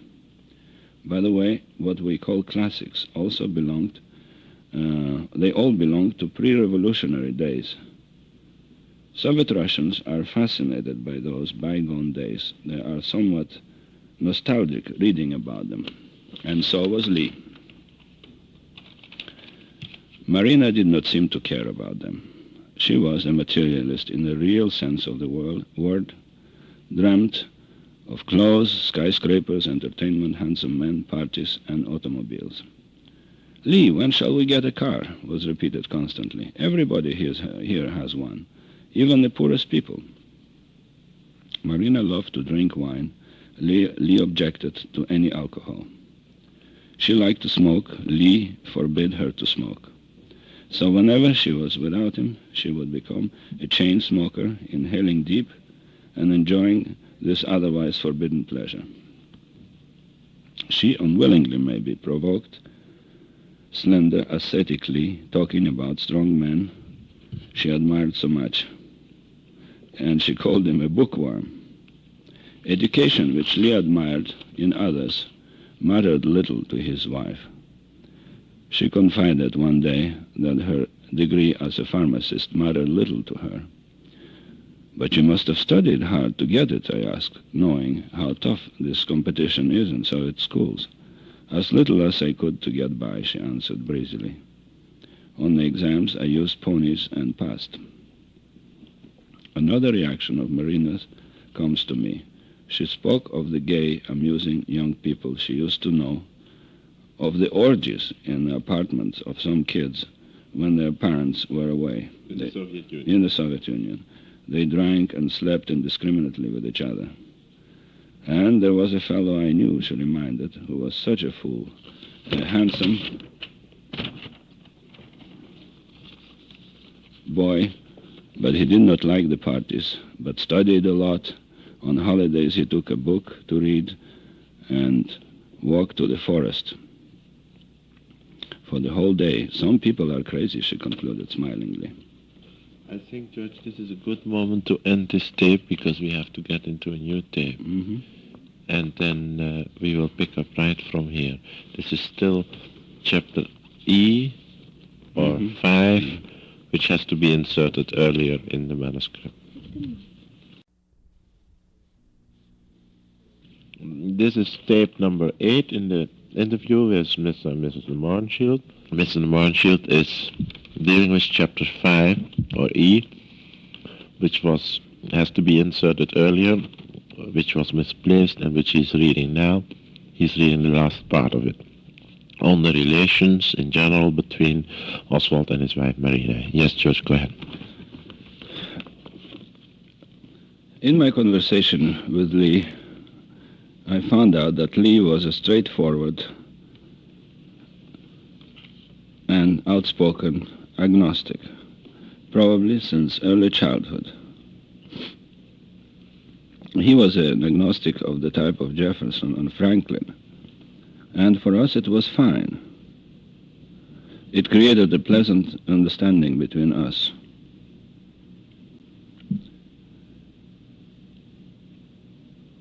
Didn't you call him at one point, with me he was humble? Yeah. He blossomed when interest was shown in him? Oh, definitely. This was the point about him, that whenever, for instance, discussing of organized religion, and we agreed on that point, and it was created a pleasant relationship, understanding between us. Marina, on the other hand, was brought up in Soviet Russia. Wait a minute, Judge. Jan would like to say something about Oswald. All right. want to mention about Lee that the reason that he probably liked George was because George was the only one, and I, of course, with him, didn't scorn him and accepted him as a human being on an equal basis. In spite that so many people that did help them, actually, they were not doing it for him, they were doing it for his wife and the child, and they sort of left him out of the whole thing. That was his resentment towards other people. And sometimes he was actually rude with them, because finally when they realized that they cannot have only Marina and a baby, and they actually have to invite him also for dinner or for something, he was straightforward and just refused to accept the invitations. And that infuriated Marina, of course, because it looked those people so nice. They gave us so many things, and that idiot not even polite to them and refused the invitation and don't want to be courteous with them. Jean, do you feel those people were unkind to him because they knew he had deserted the United States as they saw it and go to the Soviet Union, then come back as sort of a traitor? Absolutely. They just couldn't possibly understand that there's a young man, and usually most of the young people, and it's admirable if they search for something, and he was searching for something. Whatever we had, he thought maybe there's something else that's still better. That was his reason, as he explained to us once, why he went there. And when we asked him, and I'm repeating it again, why on earth did he come back? He said, I didn't find the ideal I was looking for. Maybe that doesn't exist. But unfortunately, the narrow-minded people couldn't possibly understand any of his philosophy or any of his thinking. That's why they condemn him without even giving him a chance to express himself and trying to understand what actually he felt, what was his motives to go there, and what were his motives to come back. We were the only people that took trouble to ask and find out what were his reasons and what was his reason to return. And his reasons were perfectly satisfactory to us or any other person that think. You agree with that, George? Yeah. Now I continue. You really do? Huh? In regard, yes, absolutely. And now I would like to continue regarding his agnosticism, and which led to a conflict with Marina. As I said before, Marina was also an agnostic. Naturally, she was brought up in Soviet Union. She didn't have any religious affiliation, any religious feeling. But she probably thought that being religious in the United States might help her. Hence, she had her child June christened later in a Greek Orthodox church in Dallas, while Lee was away from somewhere. And that also contributed to a conflict between them. True face... Oh, did you notice that Oswald was in disagreement? Oh, definitely. That how contributed did he show to that? a conflict between them. Well, he objected to that, and he said he should have asked me to do so. I don't know if it led to any violent fights, but it was a subject of disagreements. I thought that true faith is good and cannot be discussed or criticized, but hypocrisy is different. And again, I want to underline that main motivation of Harvey Lee Oswald during our conversations with him was that he was an advocate of integration of colored people in the United States. He said to me that it was hurting him that the colored people did not have the same rights as the white ones. And that happened to be my opinion also. I am violent on the subject also because it hurts me that I live in Texas and do not have colored friends. Now I do have, by the way, but before I didn't have. I could not afford to have colored friends in Texas.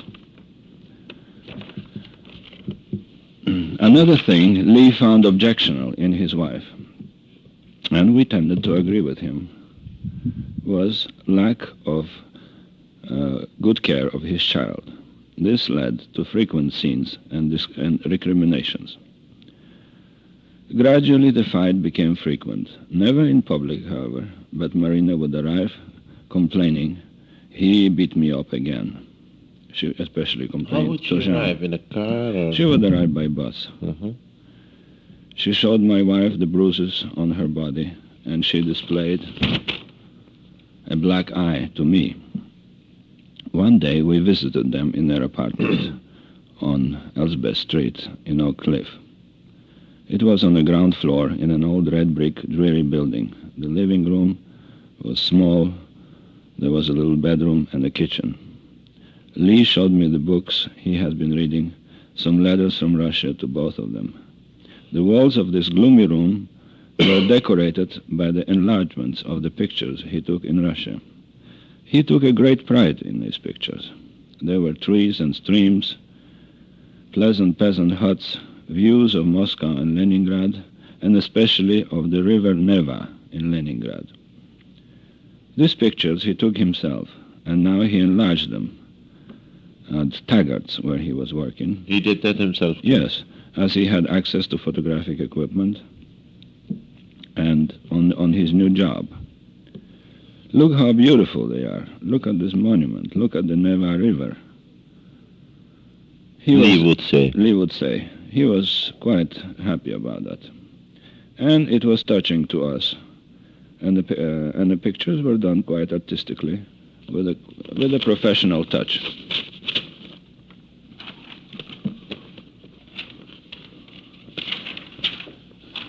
While we were chatting with Lee, sitting on the moth-eaten sofa of his living room, Jean went to the kitchen to talk to Marina. There Marina cried and showed her a burn on her shoulder. Lee caught me smoking and put out the cigarette on my bare flesh, he cried out. She cried out. She cried out.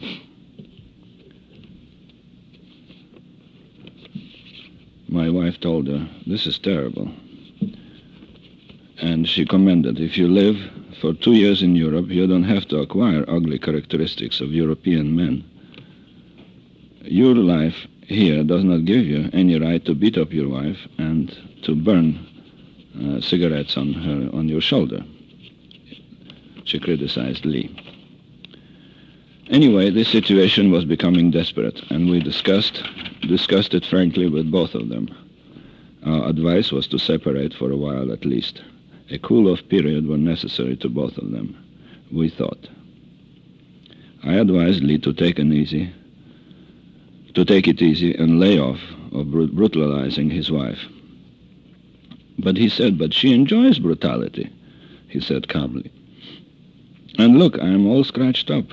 His face did bear long red marks. "Marina provoked me," he said. "Doesn't matter who is responsible," I countered. "Your temperaments obviously clash, so why don't you separate before you really hurt each other? You are stronger after all, Lee." "She is a pretty good fighter, too," he countered.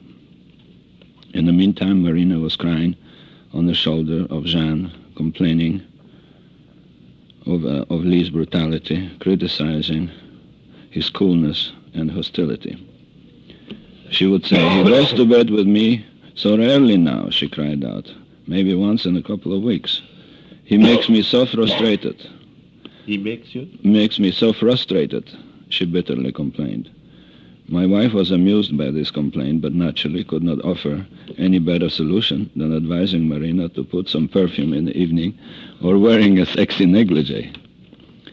During these discussions, the baby June was laying there in a crib, rather fat and not able to say a word. I looked at June carefully one evening and noticed that she reminded me of someone.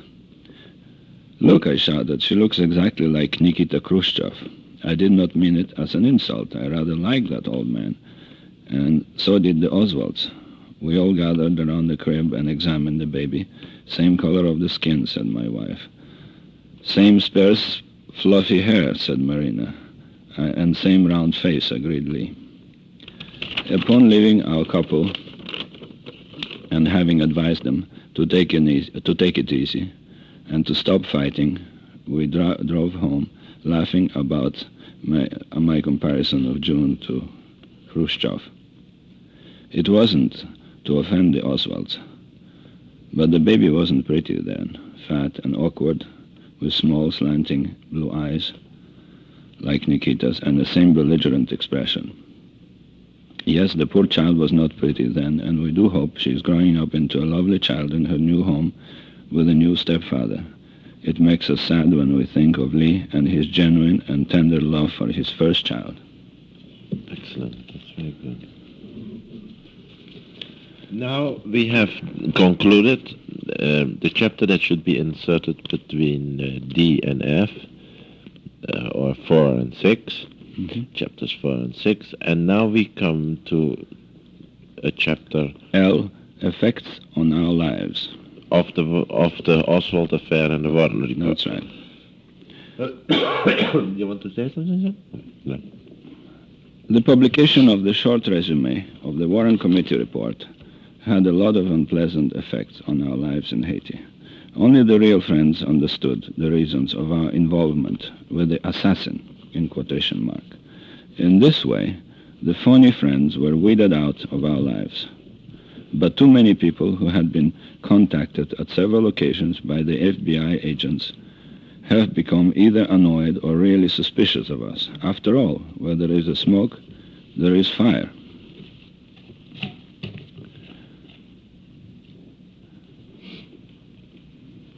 Idiotic and insulting article appeared in the newspapers all over the world about my wife and I, about the mysterious friends of Lee Harvey Oswald. I probably should have sued them, but I did not bother. Our private, intimate lives have been thoroughly invaded and therefore polluted. Money was offered us for interviews, which we refused. Telephone service, especially overseas in Haiti, was inadequate. I was one of the few, by the way, with a telephone in my office, but not at home. This telephone was buzzing for weeks with calls for me. When did you meet Harvey Lee Oswald? Why did you like him so much? Do you think he killed President Kennedy? Why are you hiding in Haiti, etc.? And this was absolutely ridiculous because we have left for Haiti 9 months prior to assassination. So all those questions were very annoying. After those few questions, I usually would hang up.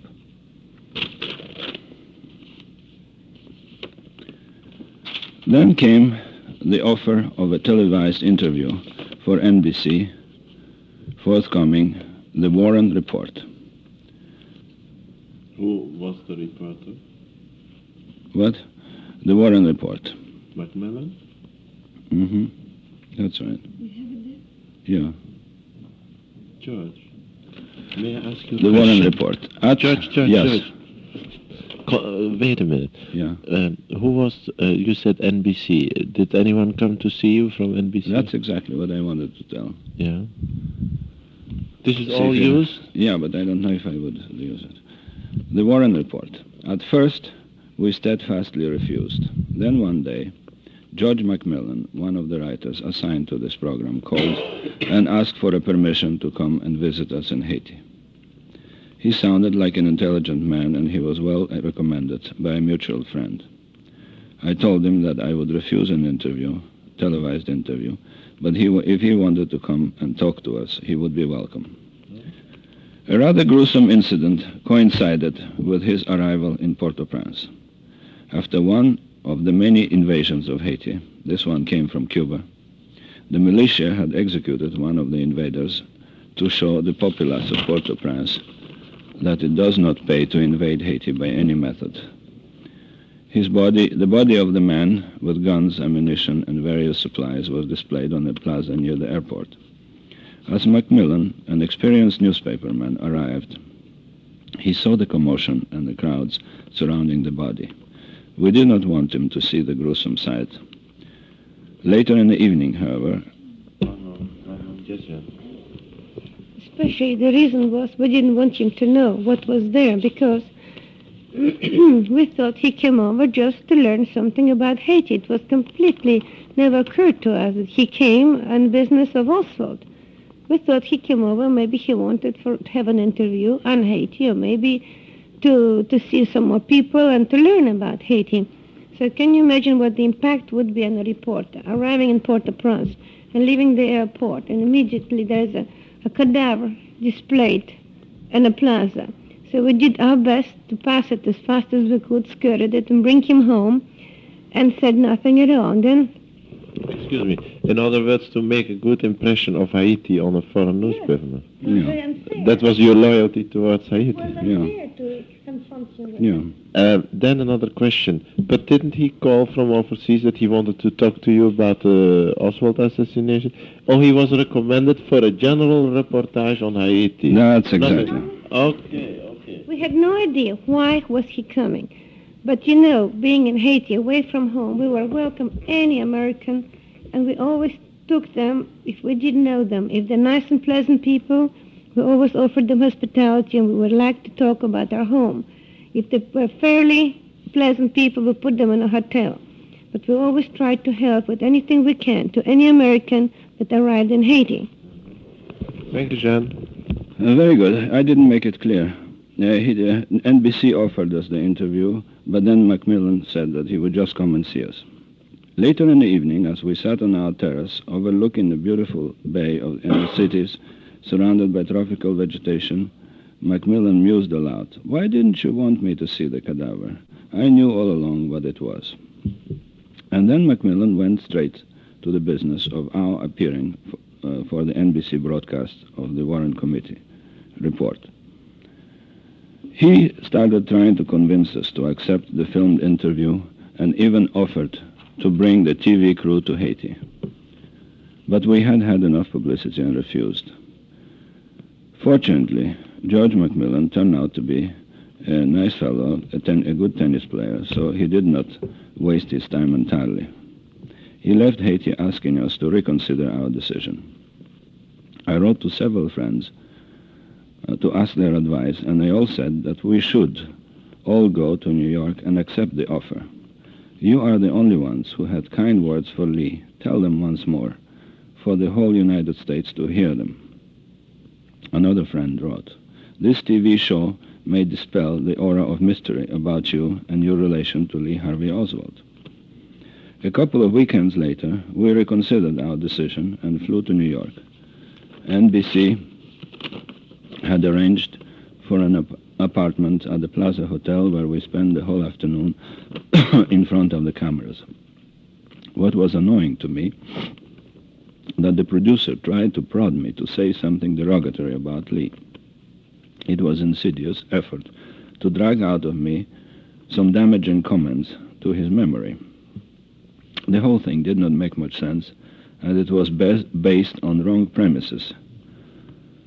That my wife and I might have some inside knowledge on Lee, something that would confirm the general opinion existing in the United States at the time that Lee was definitely the assassin. Since the Warren Committee could not find any reason for the assassination, nor any plot, therefore there must be a hidden reason somewhere. And I, as his admittedly best friend, should give an explanation of his insane action. This was the producer's reasoning. To Jean and I, although we did not have any more information on the events in Dallas the day of the tragedy, Lee remained a nice, interesting, good friend, and we never considered him an assassin. Of course, everything is possible if the man becomes insane, and we don't deny this slight possibility. But the previous chapters describing our acquaintanceship indicate that he did not act insane with us, nor was he ever to us, nor will he ever be, a born loser, an insanely envious person, a poor high school dropout, a dedicated, bloodthirsty revolutionary, etc. Later, we saw the completed 40 minutes film of ourselves at the NBC studio and realized how poorly we presented the side of Lee Harvey Oswald, whom we had liked so much. We wish we had done a better and more intelligent job. You move now into another chapter. Yes, the next chapter is M, Return to United States from Haiti. Yeah, that was about what time? That was in October of 1966. So you stayed after the assassination 3 more years in Haiti. Yeah. It was hard for us to leave Haiti, but my work was completed and some other business was in view. We came back by a small German steamer carrying our car and numerous numerous cases of instruments, maps, books, and various other possessions. From Miami we drove, having jammed a huge trailer full of our things. In Dallas, which we had left 3.5 years before, we hoped to find some good old friends. Instead, we met suspicion and outright hostility. Pretty soon we found out the reason, and the reason was the Warren Committee report. Frankly, after our testimony, which we signed without even bothering to read, truth is truth, so why bother reading again what we had said? We put the matter on inquiry of other of a matter of inquiry and our testimonies and interrogation out of our own minds. Yeah. I want to say some very good friends of ours, and I don't want to mention the name, it's not necessary at all. They asked us, did you read Warren report? I said, no. Aren't you going to read it? You have it? Mm-hmm. Okay. Thank you, sir. In other words, we were tired of the whole thing, of the report, of the testimonies, and of interrogation, and we wanted to put them out of our minds. The whole aura of suspicion, of insinuation, became odious to us, but the events forced us to pay attention to what we had said, and especially what had been said about us. Soon after our arrival, we sat with some friends in Fort Worth, good friends, who had visited us in the meantime in Haiti, and they insisted that we should get the 16 volumes of the report and find out what had been said about us. That, they said, will explain to you the attitude of some people you had known and whom you might consider your friends. And indeed, soon after reading several depositions, I realized that Albert Jenner, the counsel of the Warren Committee, was so right when he had said, "You will be the only people in the world to know exactly what other people think about you because you will see it in print. And they will have said that under oath. Then you will know who are your friends and who are your enemies."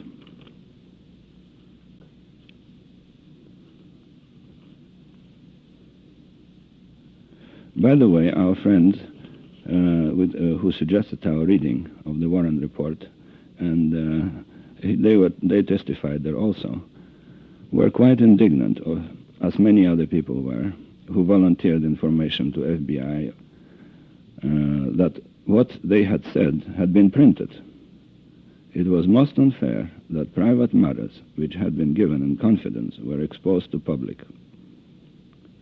These friends of ours swore they would never trust these FBIs again and would never put themselves in the position of informers. It was sad to read an opinion of an old business associate that I had never been truthful to him. From the testimony of my secretary, I read, he made mysterious trips to Houston. About my wife, from an old Russian immigrant woman whom we had always considered inoffensive, if not bright. She said that this Chinese woman did not even believe in God. A testimony from an old man in West Texas, whom I knew just very slightly. He had always wanted to be the commissar of Texas. From the testimony of my own ex-son-in-law, if anyone had finagled the assassination or influenced Lee Harvey Oswald, that person was George DeMohrenschildt. Of course, in the meantime, he had divorced my wife. My daughter, Alex.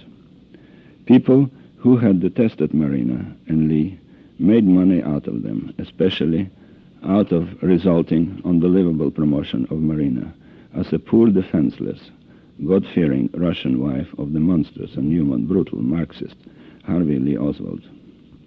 Marina finally made it in the United States, just as her friend in Russia had said in her letter in 1962.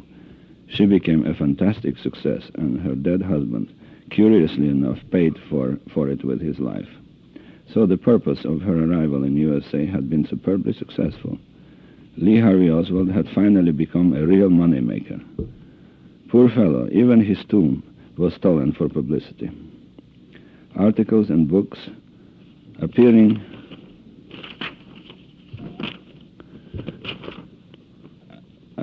all over the United States added to general insanity of profiteering on a man's death.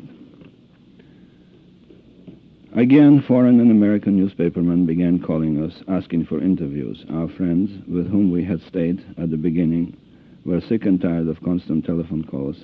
They suggested some kind of police protection for us. Of course, we did not want it. As some of you remember, especially those who were really concerned with the assassination and were anxious to know the truth, the great majority of articles and books at first accepted the Warren Committee thesis that Oswald was the lone assassin.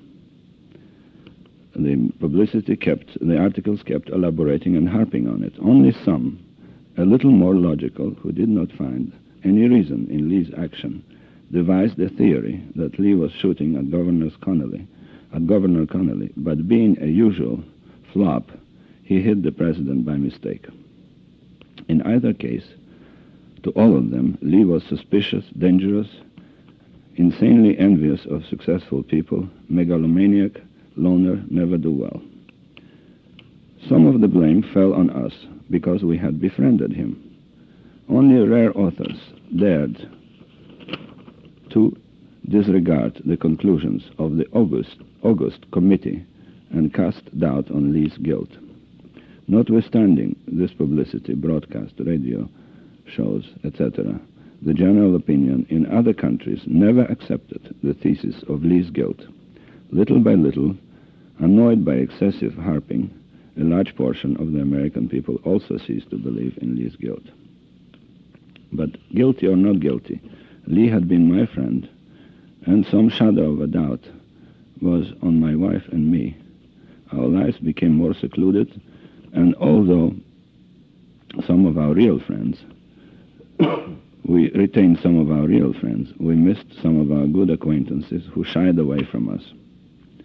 We gave one interview to a dear friend, a staff writer of Dallas Times-Herald, where I pointed out how harmful for the United States was the Warren Committee thesis that a lone lunatic kills the president and is killed by another lunatic.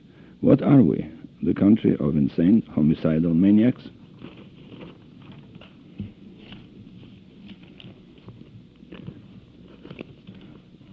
We are coming to chapter N, which is called Message from Lee. In February of 1967, we finally found a suitable place to settle. Before that, we stayed with friends and visited our children and traveled across the United States on business. It was a duplex in a Turtle Creek area of Dallas, and it belonged to an eccentric lady who had lived in Haiti also and loved the country. This we had in common with her. All our belongings had been stored so far in the Southwest warehouse in Dallas. The day of moving, we went out to the warehouse with a friend, and before our furniture was loaded, we looked through the accumulation of our possessions with an idea to keep some unnecessary things in the warehouse, discard useless object, and take with us only what was really needed. I was talking to my driver while my wife, Jeanne, was finishing the selection. I did not have the slightest idea of what was to happen. Suddenly, my wife rushed out of the warehouse, shooting excitedly. Look, look! Shouting excitedly. Look what I found. I ran back to the pile of spread-out belongings and saw a slightly familiar box. What is it? I asked my wife. Don't you remember? These are the records I gave to Marina Oswald in 1963. 4 years ago, she cried out. Yes, how come they're here, I asked. That were the records that Jeanne used herself 20 years before in learning English from Russian. That's right. Right? That's right. That she never touched, Marina. Yeah. Too lazy for that. Yeah. Okay, let's not jump to conclusion. You are not sure, Jean, that she did it? She made that. It Not in wasn't our too presence. obvious. Okay, let's be correct. yeah. I haven't the slightest idea. Probably Lee knew that some of our things were at our mutual friends before being stored in the warehouse. We guessed. In other words, we don't know how those records got to in our warehouse. Either Marina or Lee put them there. Or maybe Lee knew where we had stored most of our things. At this warehouse, I said. My wife began taking the records out, and suddenly, out of one envelope containing records, stared a picture of Lee Harvey Oswald.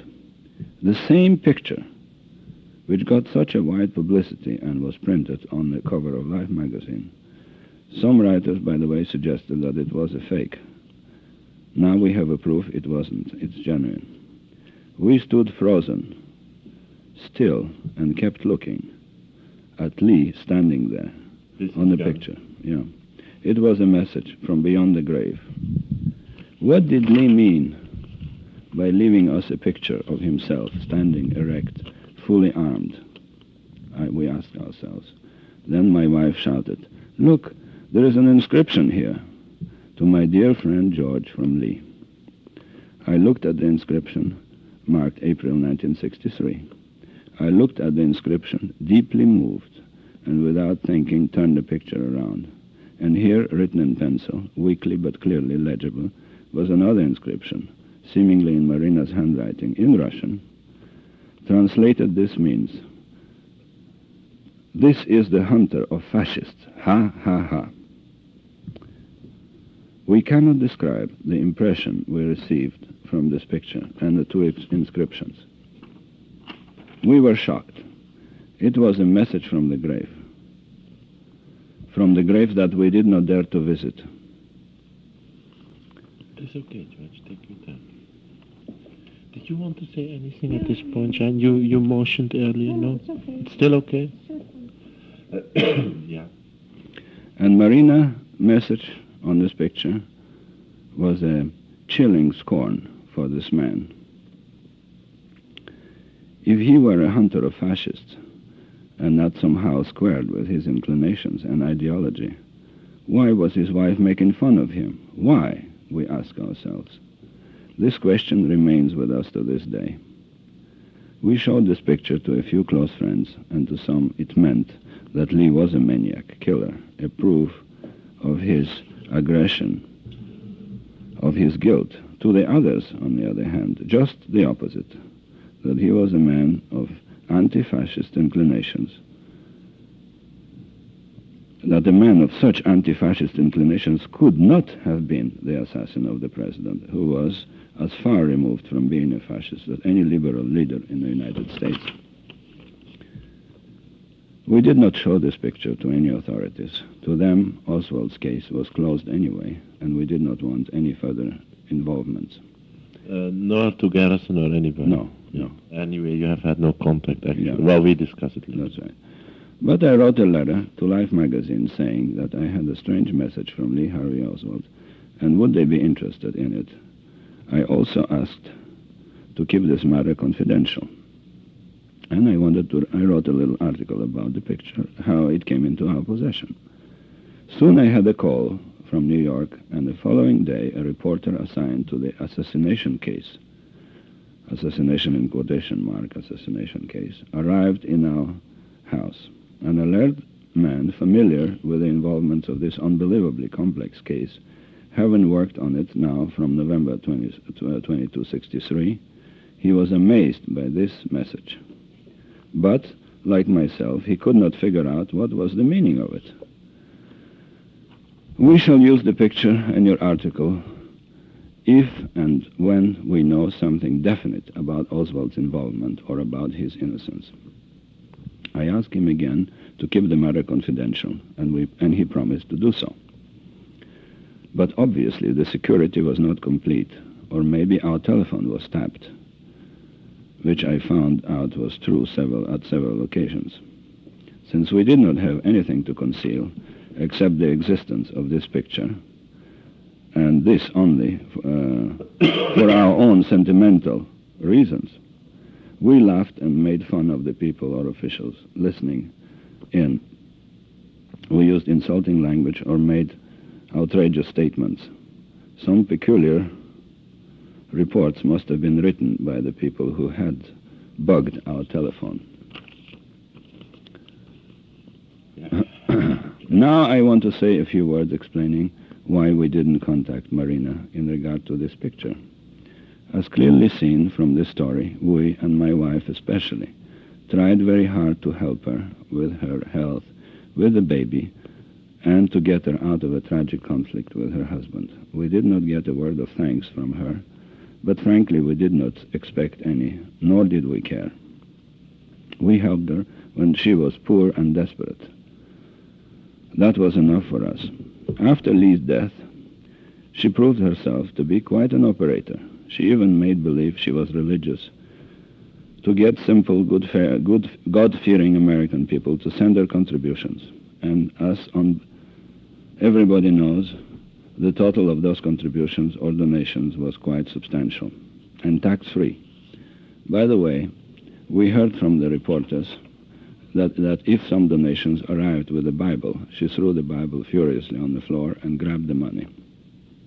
We certainly did not treat her too nicely in our testimonies, but we were utterly truthful, and she should have recognized it if she took the trouble of reading our depositions, but probably she felt offended at our truthful evaluation of herself. Anyway, she's settled now, had another baby by Lee and a new one by her present husband, and she does not need our help. Another reason why we did not contact Marina is the following. Her attitude towards Mrs. Ruth Paine is certainly indicative of the type of person she is. Ruth is a perfectly charming, charitable Quaker who, like ourselves, got involved in Oswald's affairs, actually much more than we did. Marina lived with her, took advantage of her innumerable charitable and friendly actions, hospitality, food, help to children and to herself, transportation to New Orleans and back, as well as many other good gestures. Yet Mrs. Paine had her own family and her husband to take care of, and her teaching profession. As the only reward Mrs. Paine probably received were conversations in Russian, and she did not ask for more. Lee, on the other hand, seldom accepted hospitality and certainly did not ask for anything.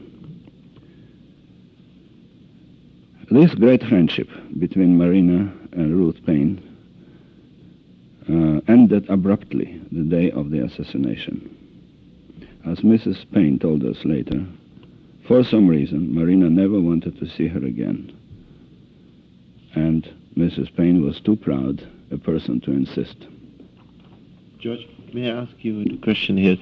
Could it be that since Marina was wished away by the FBI and CIA, or whoever it was after the assassination, that she was told by the authorities never to contact any of the former friends, that she has been under pressure not to see anyone? Very possible. Couldn't that be possible? Could be. But yet time will tell. And many years passed now, and still she does not see Mrs. Paine. All right. I just wanted to see. Yes.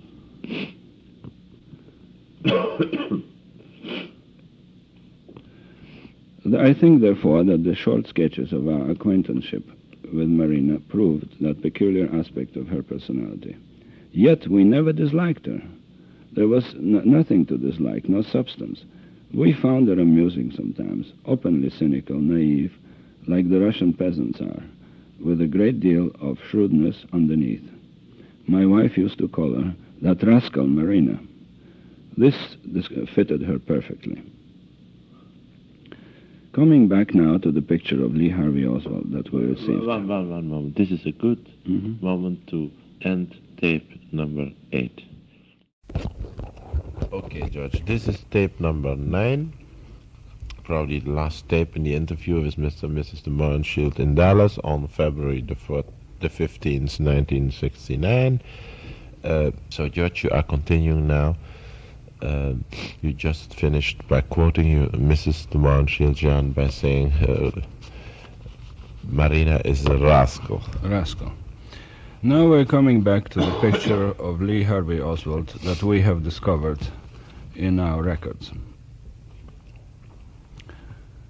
Of course, as you can see on this picture, he is fully armed, standing at attention, and sort of looking forward. Well, fully armed. All he has is a shirt and a pants. And No, he has a gun. revolver and a gun. A revolver on his That's side. right, on the side. Yeah, okay. No question that Okay. Lee liked guns. He liked to handle them, to keep them well-oiled and in a good workable condition. He was trained for that by the U.S. Marine Corps. But whatever later testimonies try to prove, he was not a good shot. He did not have... How do you know that, George? Well, let me explain. Yeah. I'm explaining. He did not have that cold stare in his eyes, those steady hands, and a stiff stance which indicate to anyone familiar with military matters a good marksman. He didn't, to us, he did not have the ugly expression of a killer either.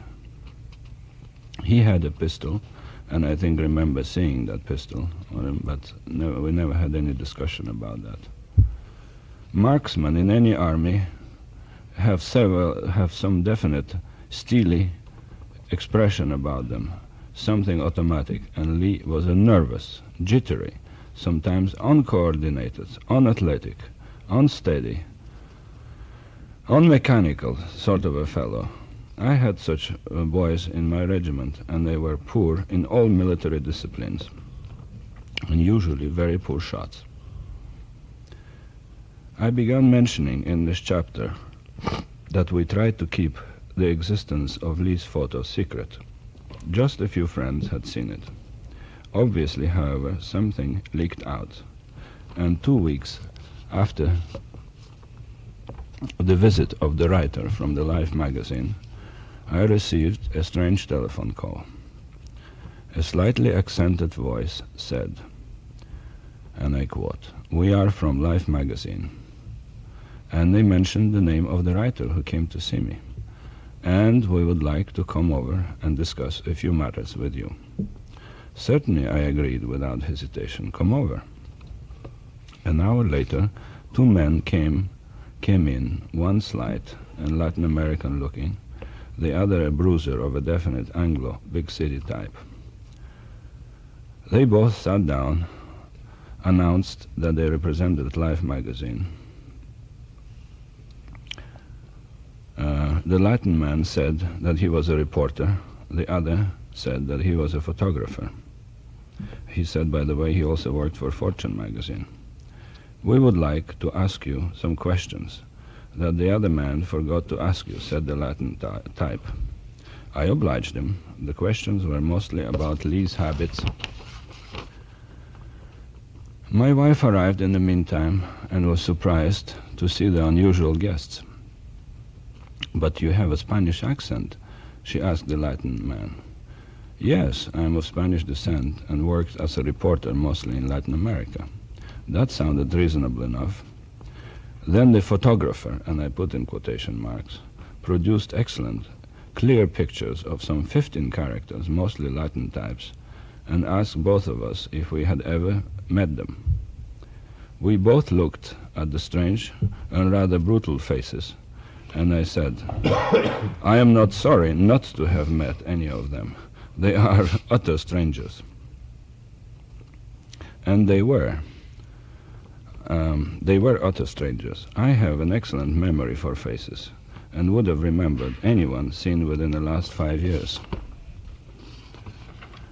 My wife, Jeanne, in a cheerful mood, pointed out the better-looking ones. "This one has a cute mustache. That one has an aquiline nose. This one is so handsome. I would love to meet these 3.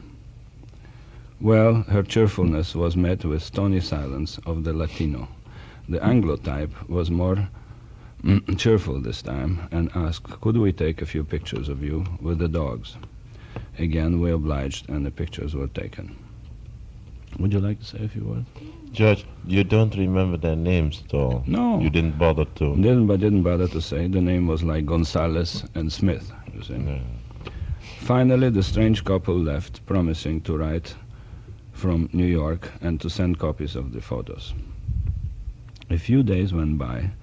We were very busy. One evening, I asked my wife, "What did you think of these two characters?" "Rather suspicious," she said.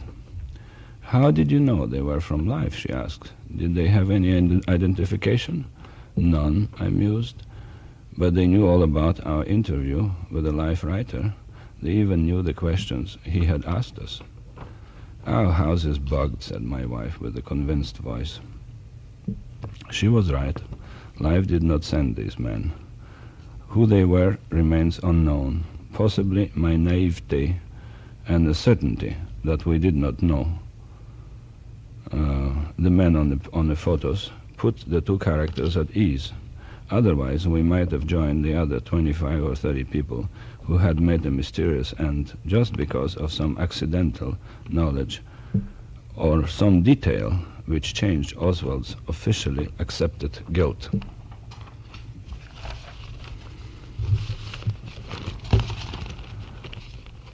Now we're coming to the last chapter, our obligation to speak about Lee Harvey Oswald. Over 5 years passed since the tragic events of November '63. Jack Kennedy's wife remarried, and his dearest brother was assassinated also. And my wife and I have lived agonizing years thinking of Lee Harvey Oswald and worrying that possibly we did not give him justice by our standoffish attitude and by our testimonies at the Warren Committee. At the time, the weight of evidence seemed to be against Lee, but now the situation changed. American people should know the presumed assassin, and again I put it in quotation mark, as he really was, not as people wanted him to be, as the authorities wanted him to be.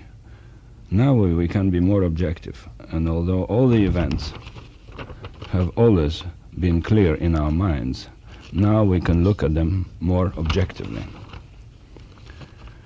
The clever leading on by the choice lawyers of the Warren Committee made us all, who had been Harvey Lee Oswald's friends, antagonistic to him at the time, and also the general opinion of the whole of the United States.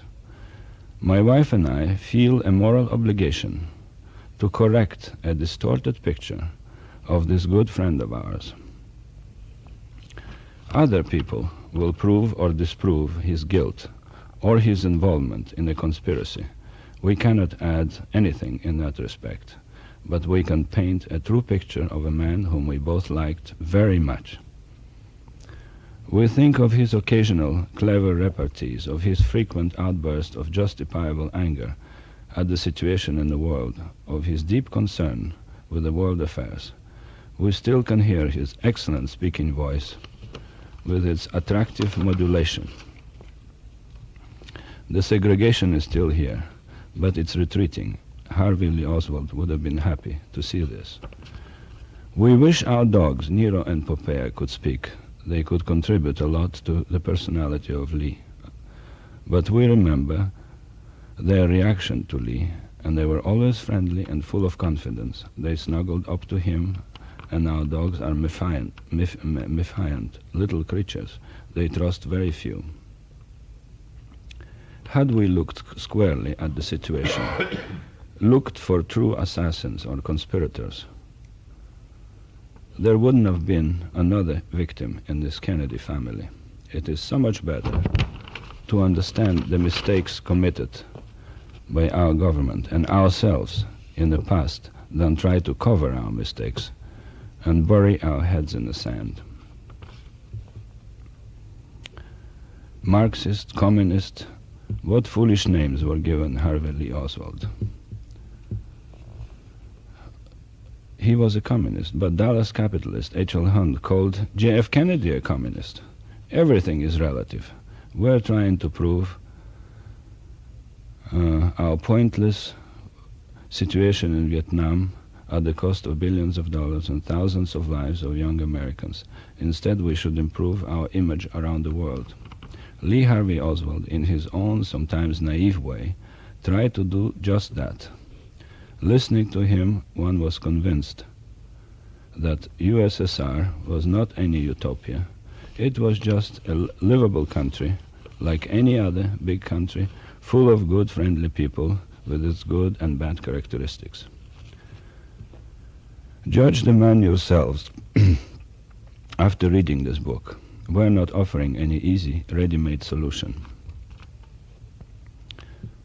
Why, with the time, we became more and more convinced that the whole story of Lee Harvey Oswald has not yet been told.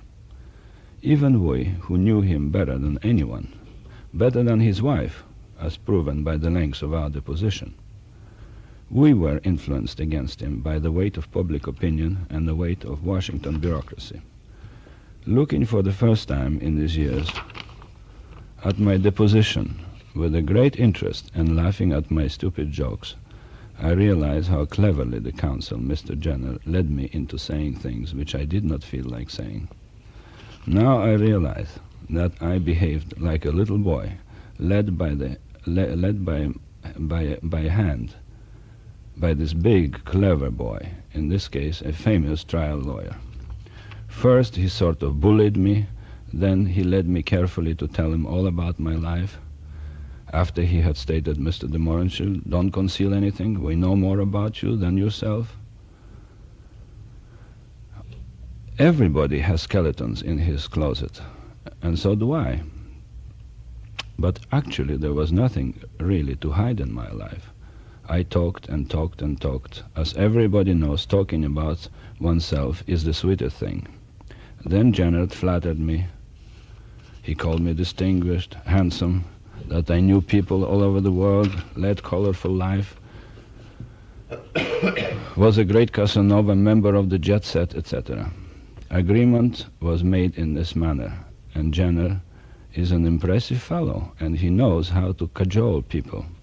And I fell for it, and was not fair to my old buddy.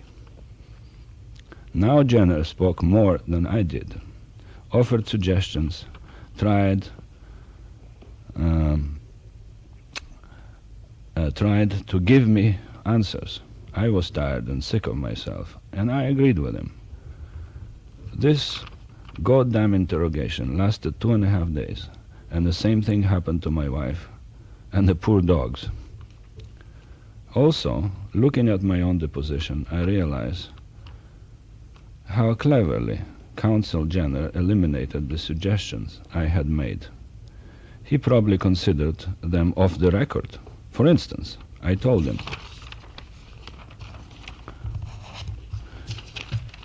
you cannot solve the crime of the century by taking depositions. Hire good detectives, not FBIs. They're always recognizable a mile away. Let them comb Dallas, Oak Cliff, Fort Worth, New Orleans, and Mexico.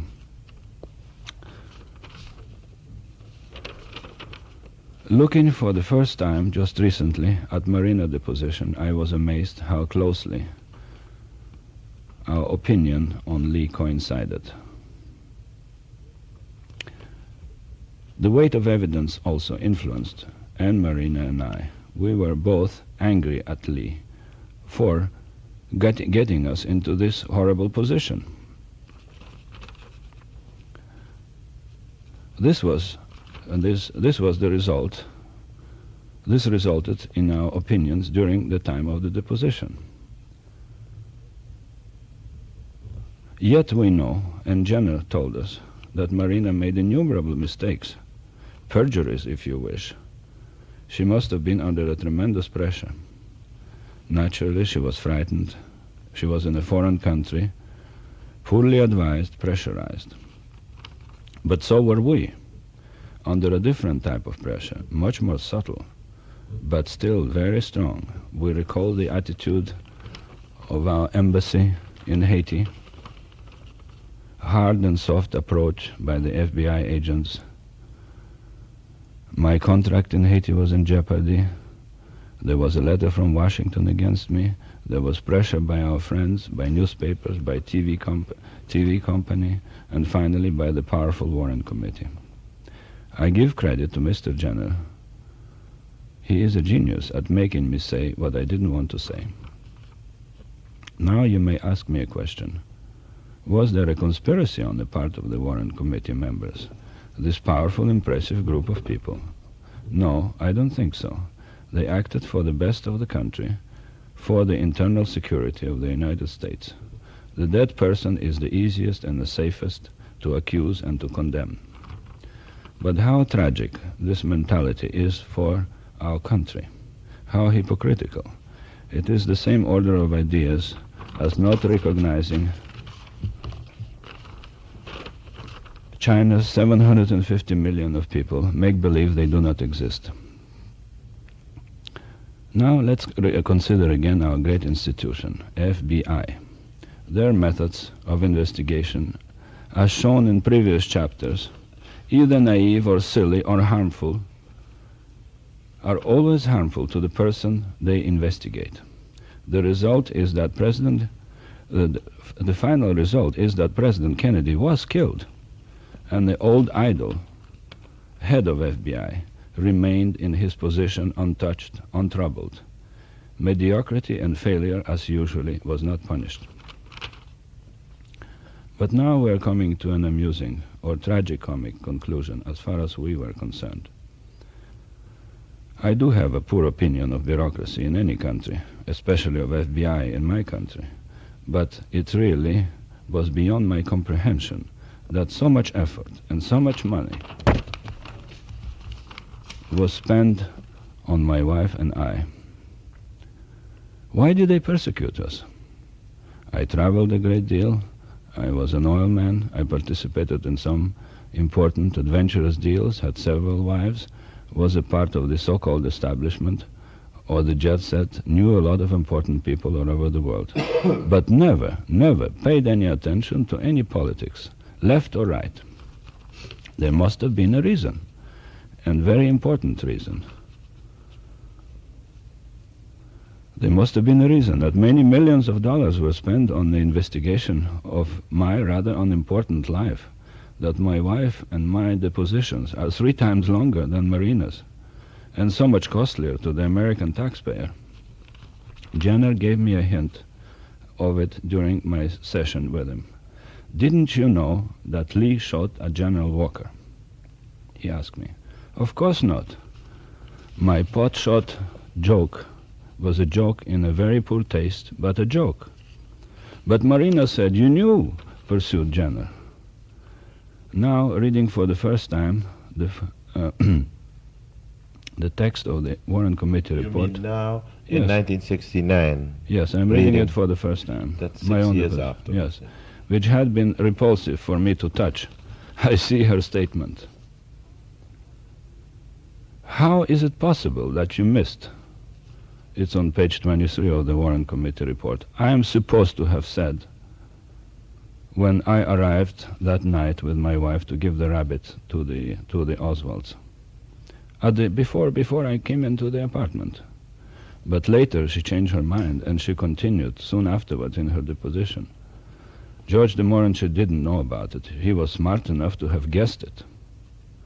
So there was some reason in his insanity of our investigation. If I had known Lee had shot at General Walker, then there was a powerful criminal bond between us. Nonsensical maybe, but powerful. But good enough for FBI and the lawyers and all the bureaucrats. Of course, Marina was confused as usual, or maybe someone told her to use this accusation. That we shall not know. Generally, she speaks well of me in her deposition, calls me a strong man, a liberal. We won't know the answer, but maybe, George, as you call bamboozled, maybe this Marina with her poor English, and in spite of Chief Justice Warren liking her so much, maybe they distorted some of her statements. Wouldn't you keep that for possible? Could be. Actually, I would like to quote what she said. DeMohrenschildt, that Marina said, it's in the Warren report, DeMohrenschildt did not know anything about it, about the shooting. Simply he thought that this was something that Lee was likely to do. He simply made a joke, and the joke happened to hit the target. And Mr. Rankin asked her, from your knowledge, were they close enough so that your husband would have made George DeMohrenschildt confident about anything like that? And Marina answered, no matter how close Lee might have been to anyone, he would not have confided such thing. That's an important thing. Yeah. Do you agree with her? Naturally, he wouldn't have confided in me. I don't think he would have if he had shot at anybody. If he had, I think we would have acted. We would have told. We would have acted. We would have told the FBI or the police that here is a man who had shot at General Walker. As much as we don't like General Walker as a leader, but we would have done it. But I know you would. As Yeah. a personality, we don't like him, but But do you he's still. think, George, in other words, you agree with Marina that he is the type of guy that if he would shoot or do a thing like that, he would say to no one? Probably he wouldn't. No, that's his character. That's right. Yeah. I still don't know whether he had shot or not. It's a pure, it's a mystery. Only Marina said that. Nobody else said. But we do know that Marina did not remember that we took her away from their apartment on Elsbeth Street. She did not. She did not remember that. In the Warren report. That's right. She said she left the apartment herself. She did Oh, not so- remember that Lee. We evicted her forcibly, practically fighting for her with Lee. This is an important incident in her life, and she did not remember it. Ah, I see. She remembered the second time when she went to the phone booth Yeah. before the tune in the red. The only thing is really fortunate for us, for myself and my wife, that our lives were really an open book. Again, regarding FBI, of course I have a poor opinion of those overpaid policemen and their big chief. Of course I prefer the clever, sophisticated methods of Scotland Yard to frankly childish methods of our dear FBI. I prefer the straightforward methods of Haitian militiamen, also called Tonton-Macoutes or boogeymen or TTMs, as they effectively protected President Duvalier's life, and FBI's did not protect President Kennedy. Still, even though I expressed my opinion, lots of people hold the same low evaluation of FBI. But I dare to say it in Haiti, and also that Lee Harvey Oswald was a patsy, that I had contacted government officials regarding Lee, and they called him a harmless lunatic. Wouldn't that lead you to believe in some hanky-panky? Naturally, as a result, they tried to crucify me and did indeed inflict damages to my business activity, to my contract in Haiti. Which they produced threats. They produced some phony story of my taking sketches in Corpus Christi during the war. And as a result, I lost a great deal of good friends and acquaintances because they pried too much into my life. But fortunately, I didn't lose my good real friends. But still, we do not complain. Life is still interesting for us.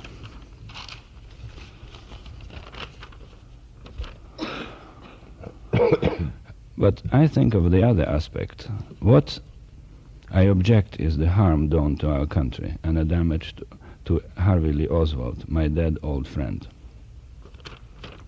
Jones, the editor of the Midlothian newspaper, an honest and sincere man, told me, I'll never forget Lee Harvey Oswald's face, beaten up, terrified, led by policemen after the assassination. Oswald shouted, I am a patsy, he kept on saying. And I knew, said Jones, he said the truth. We had... You you feel that's in Oswald's character? Yes, he would have said the truth. We had the same premonition in Haiti, 3,000 miles away. The incident described in Chapter N confirms our feelings, and we live up to the readers to judge the inscription on Lee's picture, which we received posthumously. Whether he is responsible or not, this book maybe will help you, Lee Harvey Oswald, to sleep in peace.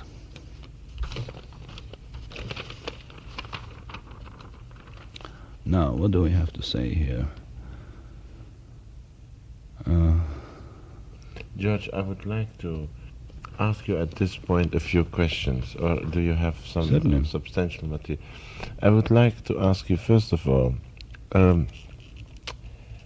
in your view of Oswald, knowing him, do you think if Oswald would have killed President Kennedy, he would have said so if he had been brought to trial?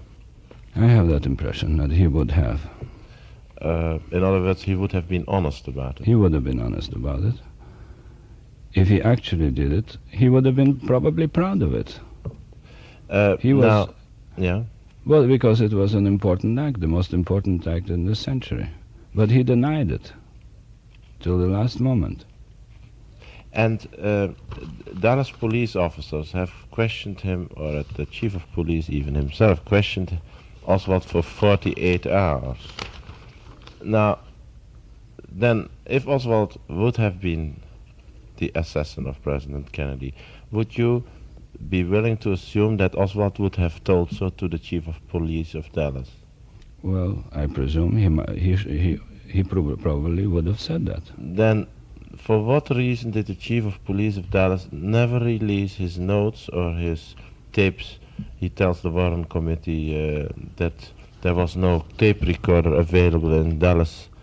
When Chief Justice Warren asks the chief of police of Dallas whether he taped the questioning of Oswald, the chief of police of Dallas says they didn't have a tape recorder, they always meant to buy one, but they never got around getting one. Mr. Warren does not ask the chief of police whether he didn't think the accused assassin of the President of the United States important enough to borrow a tape recorder to tape what Oswald had to say. But in your view, in those 48 hours, what would you say would Oswald have said if he had done it? I am the assassin of the President, or do you think he spent 48 hours denying it? Well, that will remain a mystery for the end of our days, and knowing Oswald, I assume that he would have told the truth. And the last words he did utter was, I'm a patsy. And the last words he uttered were, I'm a patsy. Also, I would like to add that the city of Dallas is certainly rich enough to have a tape recorder. Yeah, well. That I don't understand. But this is beyond our yeah, but still subject. No, this is quite... The only thing we can help is to explain his personality and what we think about him and what effect it had on our lives. Yeah.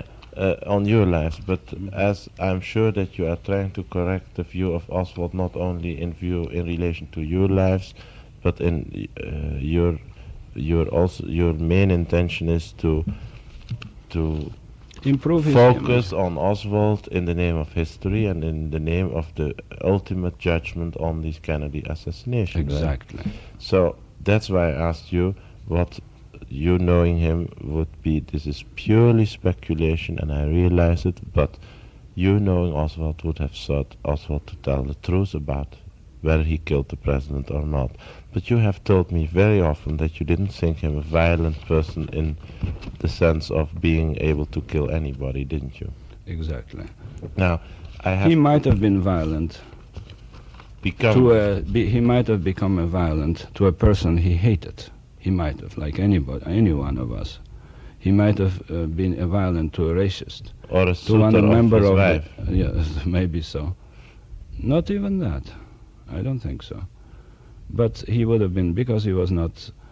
in love with Mary. He was not too much in love, I think, with her. But he was interested in politics. He cared for the freedom in our country.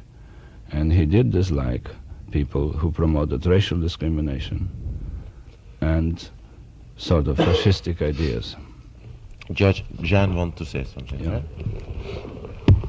Just wanted to add, it was completely unexplainable. How come, when Dallas police have been moving Lee from one prison to another prison, and that was number one, was announced, everybody knew exactly what time and when the event will take place.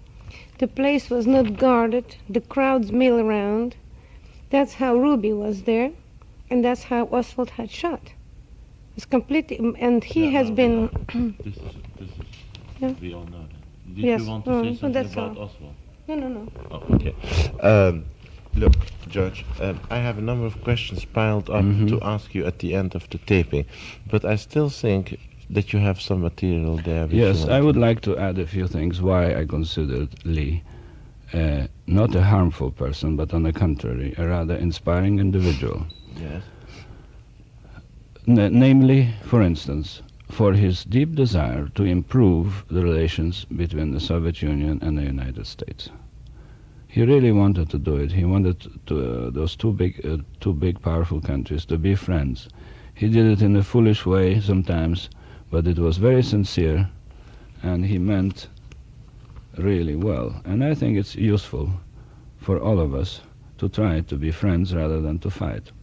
Only unbalanced people are talking about the hydrogen war, about forcing people to believe in that they are right.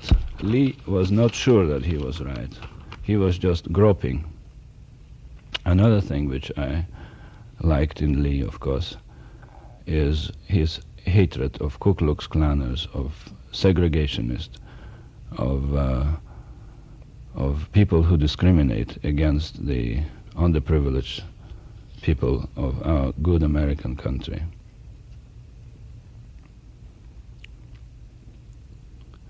I think that the subservience in any country to any regime or to any domination is wrong. People should have their own ideas. People should try to discover what is correct for them, what is good in the world. Otherwise, we would become the same as the Russians were during Stalin time, and who lived there during Stalin time. They were subservient to Stalin. They didn't try to find who was right, who was wrong.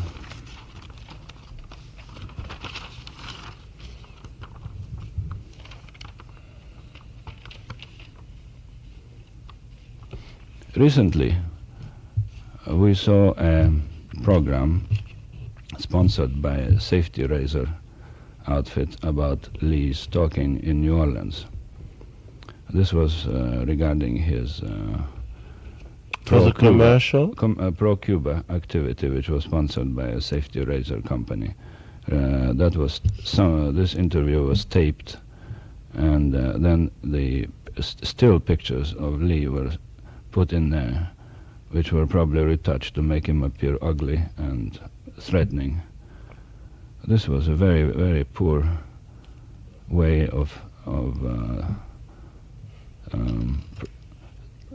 portraying a dead man, and we really were sorry to see it. Not only it was technically terrible, it didn't mean anything.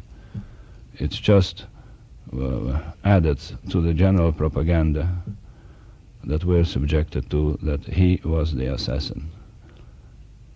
And I think we will never know until somebody accepts the blame for it. I also want to add that for us, it's quite our friendship with Lee Harvey Oswald, the Warren Committee, the investigation resulted that we're become a very controversial people, and up to these days we read the most peculiar things about ourselves. In the latest book published in France, L'Amérique brûle, it was published in Luxembourg, but in French. It is impossible to sue for slander. I am allegedly a CIA agent who had been assigned to test Harvey Lee Oswald, and I quote, "Oswald was put under supervision by CIA and even interrogated and tested. What do they mean by tested? By one of the specialists utilized at the same time by CIA in Washington and by Houston branch, an oilman whose nom de guerre was George DeMohrenschildt, in other words, not real name, but nom de guerre, and whose nickname was also the Chinaman. The Chinaman pretended to have been born in Ukraine and was an ex-officer in the Polish cavalry. He was recruited during the war by the OSS and was inscribed in 1944 at the University of Texas, where he obtained the degree of geologist-engineer, specializing in petroleum geology.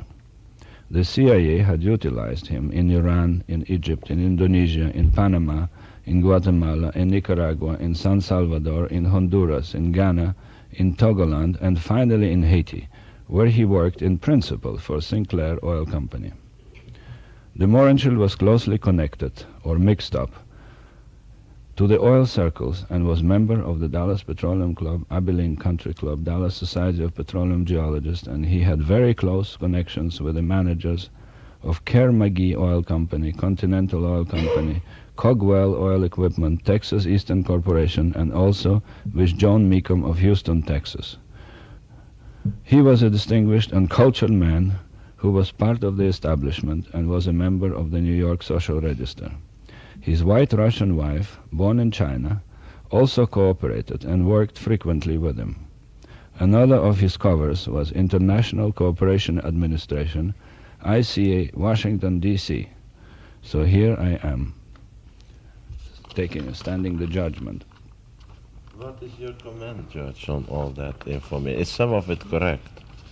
It's correct that I was in many of those countries, not all of them. For instance, I've never been in Indonesia. Ghana? In Ghana, yes. In Togoland, in Honduras, and most of them, yes. But I was working as a consultant for some oil company or for some independent oil interest or for myself. And naturally, I was never been a member of CIA yet. And my job for International Cooperation Administration is a simple and straightforward job as an expert for a division of the State Department in Washington, D.C. Mm-hmm. You were consulted by the State Department on that? Yes. But George, so what can you can't do anything about all these allegations then? All those allegations, you cannot say that you're not part of CIA. It's really, what can you say? Nobody knows who is part of CIA. But it is very unpleasant for me to think that I might have been a spy, especially in the countries where I did some work, and I do not want my friends there to think that I worked with them under false pretenses. Very good that you added it. Go ahead, what you have done. That's all. You have finished that page? Yeah. All right, then I have a few questions. First of all, did Oswald talk to you at all about his views on Fidel Castro and Cuba? Yes, that I should say, that he was rather an admirer of Fidel Castro and of Che Guevara. In his mind, Fidel Castro was a man who tried to do the best for his country, who tried to eradicate racial prejudice, and who tried to bring some kind of equality in his country. I don't think he knew too much about it, but I presume he just liked him as a representative of a small country, of an underdog, being next to a big country like the United States, and still remaining independent. At least he thought so. Well, naturally, Che Guevara appealed to him as a handsome, intelligent medical doctor who had traveled around Latin America and found injustices and tried to correct them. Now he's dead, so it's immaterial. George, did he speak about the invasion at all? Of Cuba? The Bay of Pigs? Well, he thought that it was a disaster. Did It he was blame Kennedy? Beg your pardon?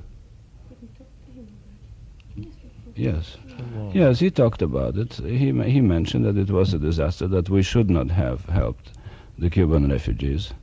That was his opinion, and I didn't discuss it with him. Personally, I'm completely indifferent to the matter. It's Cuban refugees. I was myself a refugee, but he was sympathetic to the Castro situation. And did he think Kennedy should not have allowed the invasion? Yes, I would say so, but he was not violent about it. Never expressed any particular hatred for Kennedy because of that. He said he was wrong, and he said that the Cuban refugees paid for it with their lives, and which they did. Yeah, but you could not visualize Oswald to be on the side of the Cuban refugees. No, I really don't. That's why it amazed me that I read reports that he joined one group, then another. I can visualize him joining the group of pro-Castro group, yes, but I cannot visualize him joining an anti-Castro group of Cuban refugees. Maybe he tried to infiltrate them, I don't know. Because we were all at that time in Haiti, and we just hear about it or read about it, and don't know anything definite. What, in your view, is the explanation for the Kennedy family to do nothing, apart of what you said of the Urchin clause, their reactions? Why, in your view, did the Kennedys do nothing, and how do you feel about this on finding the truth on the killing of Kennedy? Well, this is a hard question. It's in their minds. It's very hard to say what's in their minds. I think that it's possibly they don't have a revengeful spirit that my wife has and I have. If somebody would kill my son or my brother, I certainly would try to be definite about it, who did it. But possibly the Harvey Lee Oswald suited the political purposes. He was a lunatic Marxist. He killed. So what's the reason to look for any more responsibles? George, in the connection with the shooting at General Walker, did Oswald ever talk about our present President Nixon? I mean, somewhere along the line, apparently Marina said that to her knowledge, Oswald also wanted to shoot at Nixon. Can you remember anything on that? Yes, I just read about it in the Warren Committee report that Marina said that Lee also intended to shoot the Vice President Nixon before he became. I didn't even know at what time. Because probably he was a Republican, but he never mentioned it to me. Why he couldn't have mentioned it to me? Because I always voted Republican. Also, have you found any evidence of who took the picture that you have of Oswald? Is that taken by Marina herself? Yes, I read in the Warren Committee report that she took those pictures. She said so, that she had taken those pictures. In the months of January or beginning of February. George, then I think we have now concluded our interview.